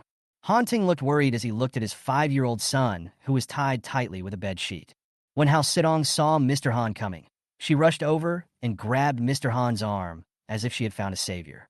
"Dad, you're finally here." She glanced at William and the others, then asked anxiously, "Dad, where is the master you invited?" "Yes, Dad. Didn't you say you would bring the master over?" Han Tung also came over. "This Mr. Jiang is the master I invited here. Please, show some respect." Old Han knew that his son and daughter-in-law would ask this question because they must think William is too young to be a so-called master. So he wanted them to be careful with their attitude so as not to accidentally offend the master. Unexpectedly, he was interrupted by the anxious Han Tung before he could finish his words. "Dad, are you getting senile? This kid looks so young. He must be a liar. Do you know how dangerous Hao's situation is right now? Under normal circumstances, Han Tung would never dare to speak to his father like this. But for some reason, his temper has become more and more irritable recently. Shut up." Old Han would not tolerate him and scolded him angrily. "Dad, you're still asking me to shut up? Look at what you're doing. My son has become like this, and you actually brought a brat to act as a master. What on earth are you doing?" Old Han was afraid that William would feel insulted and turn around and leave, so he quickly explained, "Mr. Jiang, I'm really sorry. This kid is not usually so unreasonable. He just lost his mind because of the child's matter, so he said something he didn't want to talk to. Please don't bother with him. When this kid wakes up, I will bring him to apologize to you in person." William smiled faintly. "It's okay, don't worry about it. Of course you're not in the way. Young man, let me tell you, you can fool my dad, but you can't fool me. Now, go back to where you came from. If you delay my son's treatment, I won't let you go." Han Tung pointed at William and threatened. "Someone come." Old Han was completely furious and shouted, "Take both of them out. Why did you take me away? He is my son. I will never allow anyone to joke with my son's life." Hao Sidong's face was full of tears. Dad, please stop making trouble. If you really can't find the master, just tell us directly and don't use such a young man to fool us. Tang, and I can find it ourselves.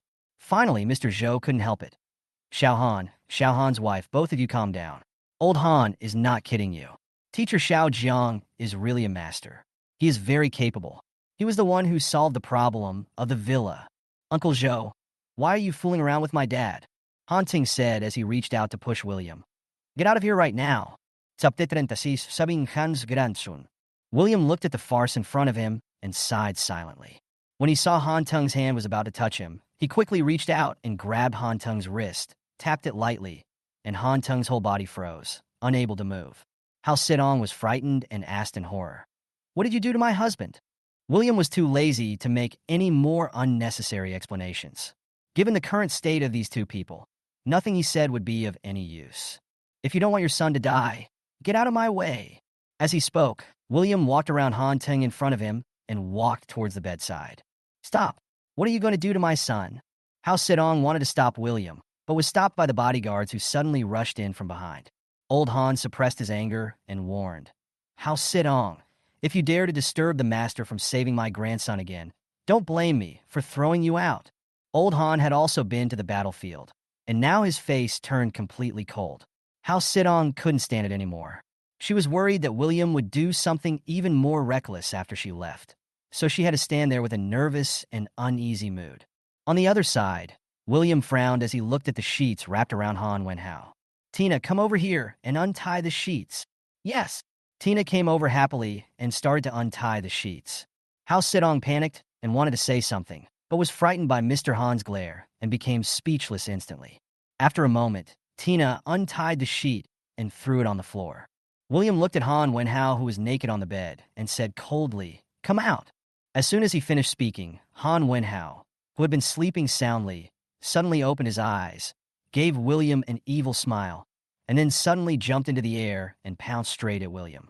William's expression froze, and he reached out and grabbed Han Wenhao's thin neck. Everyone gasped when they saw this.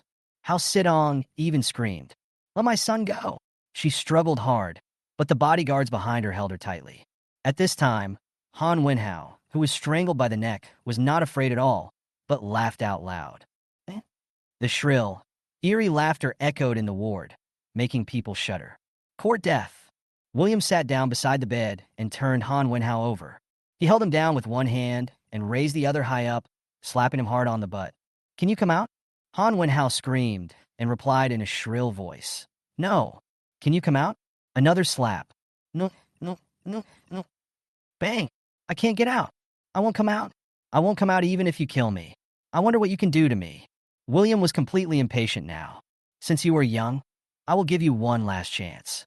If you don't come out, don't blame me for beating you to death. Humph! Just because you're a little Taoist priest, you want to kill your grandfather? You are just dreaming. Do you know how many years your grandfather has lived? William smiled faintly and raised his hand again. This time, he did not strike directly, but gathered a trace of mysterious power that only a heavenly master possessed in his palm, and then struck back with all his strength. Ah!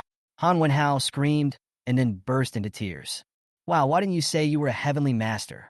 If you had said so earlier, I would have come out a long time ago. What? If you don't run into the heavenly master, can you do evil things? Oh, I won't dare to do it again. Master, please spare my life. I'll come out right away.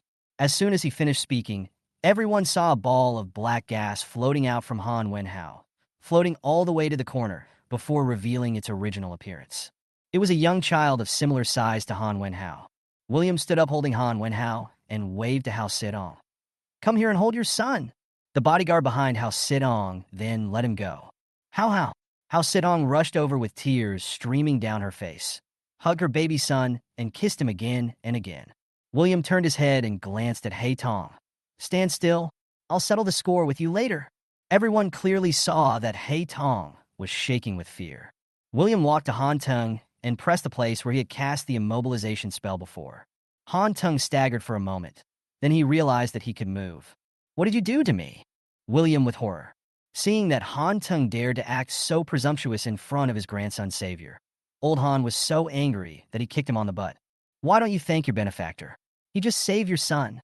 When Han Tung was immobilized, his five senses were not blocked.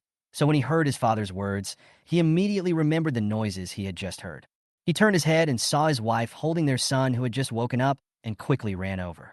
William walked up to the black boy and squatted down, asking coldly, "Tell me, why did you harm that child?" Hei Tong said aggrievedly, "His body is so suitable for me. I want to live again. If you want to live again, why don't you reincarnate? Do you know that you don't even have the qualifications to enter reincarnation now?" When Hei Tong heard this, he was so scared that he burst into tears. "Well, Master Tianshi, can you please not let my soul fly away? I'm scared." "Oh, you're scared now? Why weren't you scared when you were hurting people?" I don't know either. It was General Daddy who said it was no big deal. I thought it was fun, so I borrowed the body of that younger brother." William sighed, then turned his head and looked at Mr. Han. "Mr. Han, please ask someone to buy me an umbrella, a pure black one." Hei Tong was overjoyed when he heard this. "Master Tianshi, you are not going to let my soul fly away? Then can you send me back to my father, the general? You still want to go back to your general father? It's a relief that your general father didn't die." Soon, the bodyguard who went out to buy an umbrella came back. Mr. Han came over with a black umbrella and handed it to William. "Mr. Jiangshao, the black umbrella you requested." William nodded, took the black umbrella, opened it, and said coldly to Hei Tong, "Come in by yourself. Don't play any tricks." "I know, Master Tianshi. I will be good." After saying that, Hei Tong turned into a ball of black mist and flew into the black umbrella. William put away the umbrella, took out a talisman from his trouser pocket, and stuck it on. The talisman quickly sank into the black umbrella and disappeared. William handed the black umbrella to Tina. Although Tina was a little scared, she still took the umbrella obediently. "Mr. Han, your grandson's condition has been solved. Just let him get some sun during this period to get rid of the negative energy in his body. Remember to bring him here tomorrow night." Chapter 37, Dora's Stroke. After dealing with the matter of Han's grandson, William prepared to leave. Although Mr. Han was worried about his grandson, he still insisted on sending William downstairs. "William!" As the group came out of the top VIP ward, they heard a sharp shout. Mr. Zhou, Mr. Han, and Tina were all startled by the shout. The three of them saw a middle-aged woman in a wheelchair coming from the other side, her face full of anger. "Mr. Jiangshao, who is this lady?" Mr. Han asked with a puzzled look on his face. William chuckled disdainfully. Before he could say anything, he heard Dora sneer. "Who am I? I'm his mother." Dora didn't know Mr. Zhou and Mr. Han, and she just wanted to settle the score with William, so she spoke in a very arrogant manner. Upon hearing this, Mr. Han immediately relaxed. "So she is Mr. Jiang Zhao's mother." As he was about to go forward and try to get closer to him, he was stopped by Mr. Zhou, who shook his head at him. Mr. Zhou remembered that William said he was an orphan. Now a woman who claims to be William's mother shows up, and she looks angry when she sees William. "No matter how I look at this matter, it seems that something is not right. Let's observe the situation first. William, let me ask you, why did you hit your brother? And why did you hit him so hard? What did your brother do to you? Why do you hate him so much and have such hostility towards him?" William looked at Dora with mockery in his eyes. "Mrs. Chun, do you have Alzheimer's?" Dora couldn't believe what she heard and said angrily, "William, how dare you curse me?" "It's not a curse, it's a sincere question. I thought I made my attitude very clear last time. I, William, have nothing to do with your Chun family, so your Chun family's precious adopted son has nothing to do with me. How can he be considered my brother? Stop insulting your brother by calling him your adopted son. Since he has entered our Chun family, he is the young master of our Chun family. William, your brother lost all his teeth last time you beat him up. He happens to be in a hospital today. Come with me and apologize to him. Otherwise, I will pretend that I never gave birth to you, my son."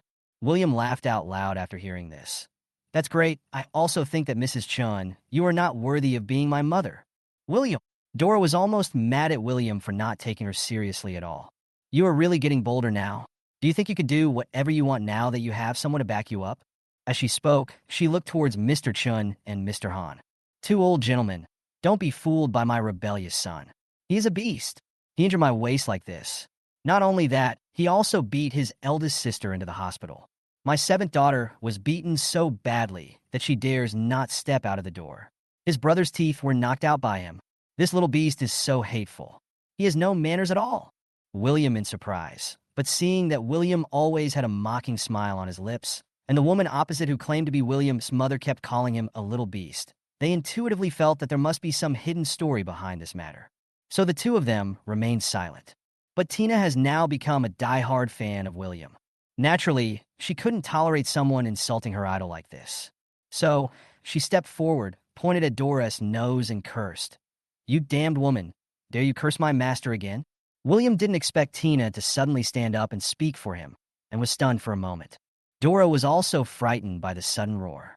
In her entire life, no one had ever dared to point at her nose and scold her like that. So she got angry immediately. "How dare you scold me, little bitch?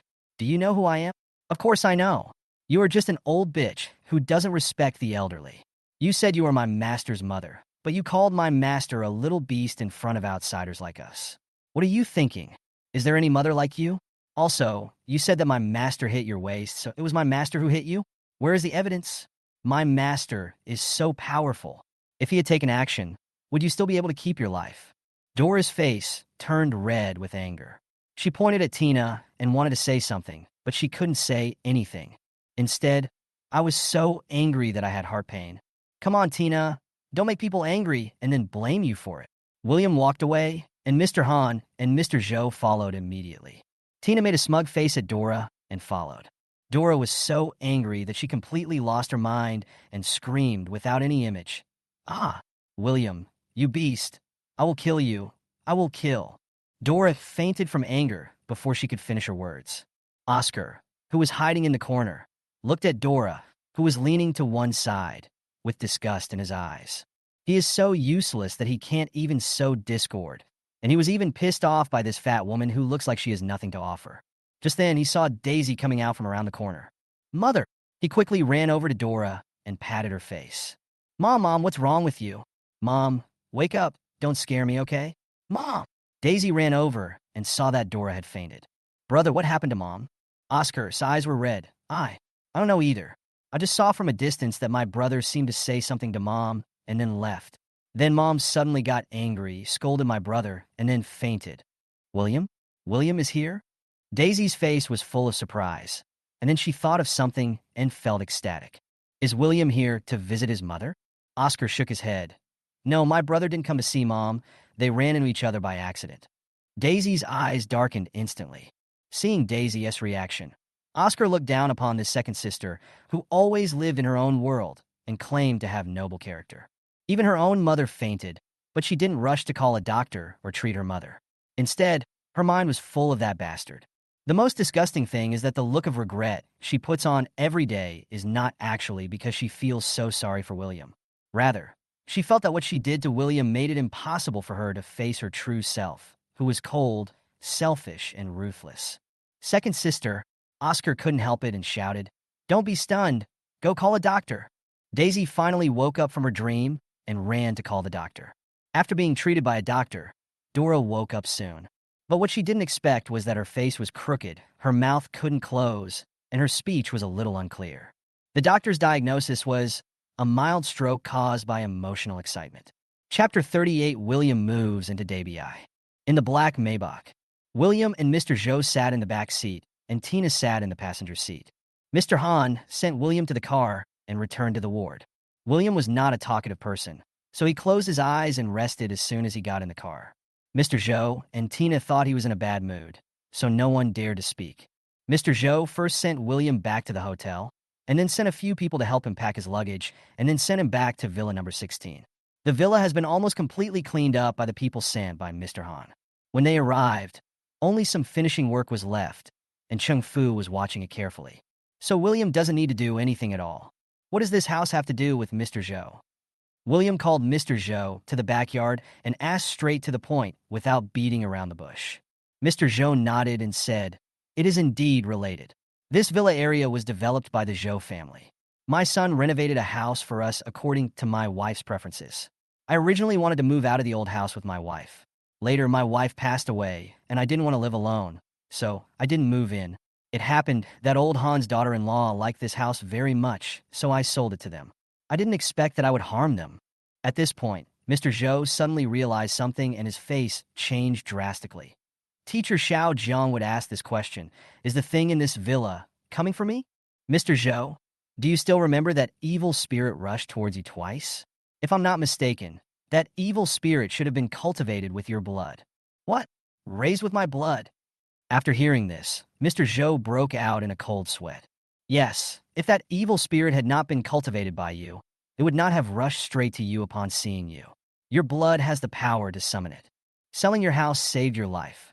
Otherwise, you wouldn't have been able to see me. William sneered. The man behind this is really vicious. If one plan fails, he will come up with another. Mr. Zhou, the man who gave you the ring is determined to kill you. The face of his youngest son suddenly flashed through Mr. Zhou's mind. He couldn't believe that the person who wanted to kill him would be his own son. Teacher Xiao Jiang, the person who harmed me must be the one who gave me the ring? Could there be some misunderstanding? William was silent for a moment before he said, the person who gave you the ring is very important to Mr. Zhou? Mr. Zhou nodded. To be honest, the person who gave me the ring and this villa was my youngest son. William sighed softly. If Mr. Zhou doesn't believe that your youngest son will harm you, then take the time to bring him here. After I meet him, I will have a way to confirm it. Okay, then I'll have to trouble teacher Xiao Jiang. When Mr. Zhou left, most of the staff in the villa had already left. William walked around the villa, followed by Cheng Fu and Tina. Cheng Fu smiled and said, How is it? Mr. Jiang, are you satisfied with the layout of this villa? If you feel there is something wrong, I will adjust it tomorrow. William nodded. That's about it. No need to keep going. I really have another task for you. Mr. Jiang, please speak. As soon as Cheng Fu finished speaking, Tina also spoke up. Master, I'm still here. If you have any instructions, just give them to me. I'll do the work, and you can rest assured. When Cheng Fu saw that Tina was trying to steal the credit, he glared at her angrily. Tina now considers herself as William's apprentice. Even though Cheng Fu is very powerful, she is not afraid at all and glares back at him fiercely. Cheng Fu was so angry that he was gasping for breath, but he was afraid of upsetting William, so he had to endure it. Okay, stop arguing. William didn't want to see the two of them fighting like chickens, so he spoke out to stop them. Since you are so free, let's go together. Cheng Fu, you can read faces, right? Cheng Fu nodded proudly. Yes, Mr. Jiang. William nodded. Tina, please help me find a driver. This place is a bit far from my school. I have to take a bus to and from school every day. It's not very convenient without a driver. Cheng Fu, you will be responsible for keeping an eye on things for me. The people around me must be clean and have good character. Clear. Cheng Fu and Tina said in unison.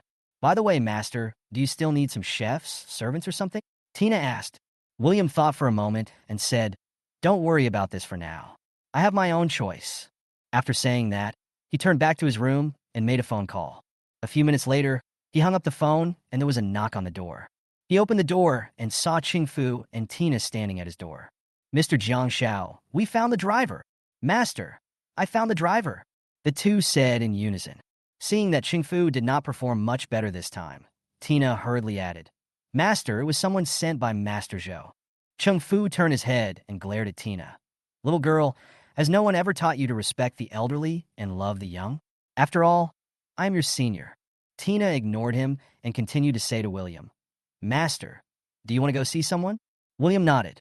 The three of them came to the living room on the first floor. A sturdy young man stood at the door and nodded slightly when he saw William. Hello, Mr. Jiang Xiao. I am Jiang Shin. Cheng Fu approached William and whispered, Mr. Jiang, I've seen his face. He's not bad. He's an honest and trustworthy person. William nodded slightly and glanced at his face. It was indeed not bad. Mr. Zhou asked you to come? Yes. What did Mr. Zhou say? Mr. Zhou said that I will be your driver and bodyguard from now on. William nodded. At this moment, his cell phone suddenly rang. William picked up the phone, and Mr. Zhou's voice came immediately from the other end. Teacher Xiao Jiang, did you see the person I sent over? Well, stand in front of me now. That's good. Are you satisfied, Teacher Jiang? This kid is from your family. He came from the army and has good character, but it depends on Teacher Jiang's preferences. If you feel that you can't get along with him, I will pick a few more for you. No, let's just take him. Thank you for your hard work, Mr. Zhou. As long as Teacher Jiang thinks it's okay.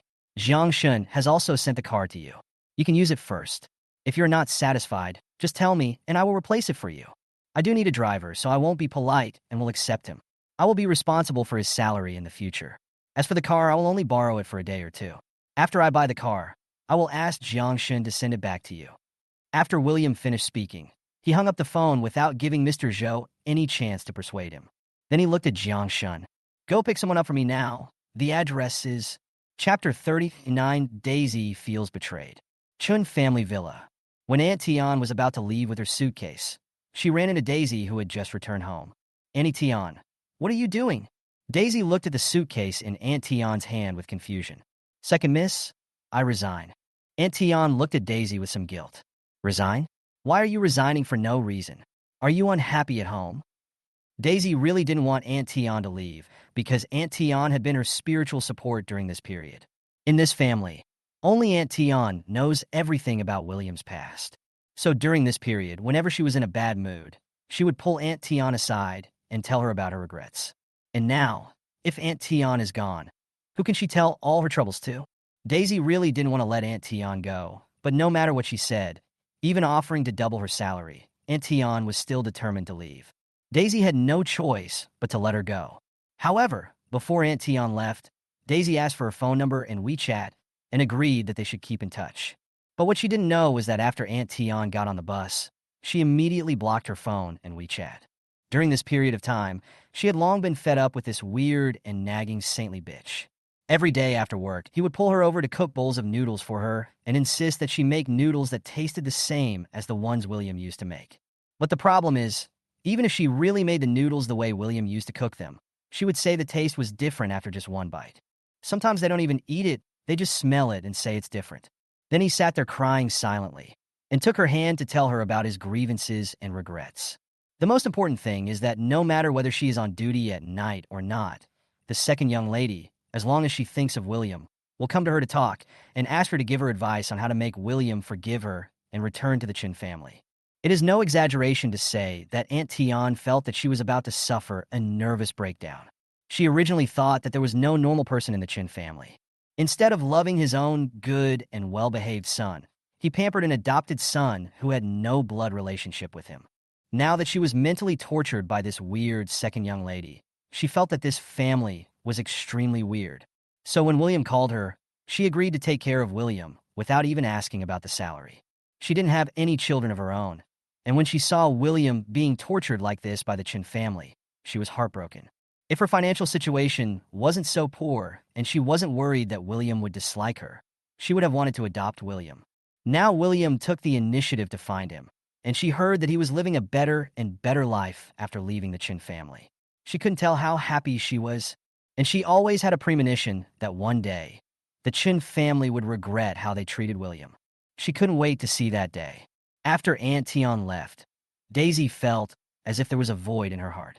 William, as sincerely as she did, is gone. She sat on the sofa dejectedly. She went to see William. Fiona's voice suddenly came from behind, startling Daisy.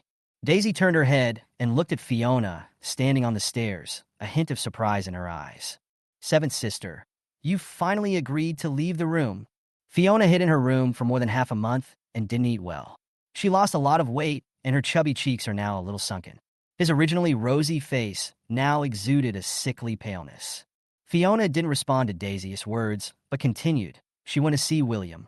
Daisy's smile froze for a moment, and then she asked, "Are you saying Auntie Tian went to see William?"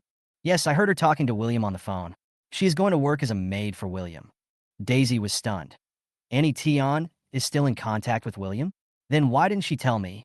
Fiona said nothing, and like an emotionless puppet, she turned and went upstairs. Daisy thought about it for a long time, but still couldn't figure it out. She and Aunt Tian had such a close relationship, and Aunt Tian knew how much she wanted to make amends and win back William. But why didn't she tell her that she and William had actually been in contact all the time? Daisy feels betrayed. She quickly took out her cell phone and called Aunt Tian. She wanted to know clearly why Aunt Tian was so heartless and watched all her suffering. It was at this moment that she realized that Aunt Tian had blocked her so quickly. She didn't give up and sent a WeChat message to Aunt Tian. The result is the same. Auntie Tian blocked her WeChat. Thinking about how Aunt Tian was saying goodbye to her with a smile just a few minutes ago, but now she had ruthlessly blocked all her contact information. She just felt extremely wronged. Why? Why do you treat her like this? What did she do wrong? Daisy couldn't figure it out, and her tears fell like beads that had fallen off the string. At the same time, Fiona returned to the room, walked to the desk, and opened the drawer. Inside was a portrait of William, but it has been distorted by the black strokes. Fiona looked at the portrait, and what Oscar had said to her before flashed through her mind. At first, he was gentle. Seventh sister, how can you stay at home and not go to school like this? Seventh sister, you have to cheer up. What happened that day is in the past. You have to look forward. Seventh sister, not many people know that your brother beat you, unlike me, who beat me at the school gate during the most crowded school hours. Look, I'm still alive and well now, right? You should cheer up quickly. We still have a long life ahead of us. Isn't it normal for brothers and sisters to fight? Later, Oscar perhaps lost his patience, and his tone became stern. Even his expression was no longer gentle and well-behaved. But in fact, Oscar did it on purpose. He didn't care if she got hurt or broke down. All he wanted was for her to snap out of it, get out of that damn room, and join him in dealing with William. If she could only hide in her room and become depressed, then her sister would be completely useless. Fiona, wake up. What's the point of hiding in your room every day? Do you think William will let you go and let our Chun family go? Impossible, I tell you. William is determined to take revenge on us and the Chun family. You know what? Not only did he beat you, he also beat my elder sister. My elder sister's leg was broken by him, and she is still lying in the hospital. Mom met William in the hospital today and wanted to help you vent your anger. But what happened? William caused Mom to have a stroke. Fiona, are you willing to hide here and feel sorry for yourself after being slapped by William for more than a dozen times, and then watch William get better and better outside? Do you know how proud William was when he saw you didn't go to school for most of the month? Many boys in school who used to like you have now become William S. dogs. If you don't cheer up, you will become a complete joke in William's mind. Your cowardice will make William even more unscrupulous when he slaps you next time. Don't you always say that William is just a country bumpkin who grew up in the countryside? Can't you, a noble lady from a wealthy family, be better than a country bumpkin? Oscar's words completely dispelled Fiona's fear of William, and the hatred that had been suppressed by fear instantly occupied her heart. Yeah, what is she afraid of? Could William still kill her? Oscar is such a perceptive person who is good at reading people's expressions, so he naturally noticed Fiona's change. Seventh sister, think about it carefully. If you can figure it out, then all I have said is not in vain. If you can't figure it out and think I shouldn't be so mean to you, and even hate me, then I will accept it. But I hope you can remember that everything I said is for your own good. After that, Oscar sighed and left her room. Fiona came back to her senses and crumpled up the portrait of William. Her face was full of viciousness that was inconsistent with her childish appearance. William, wait. I won't let you go.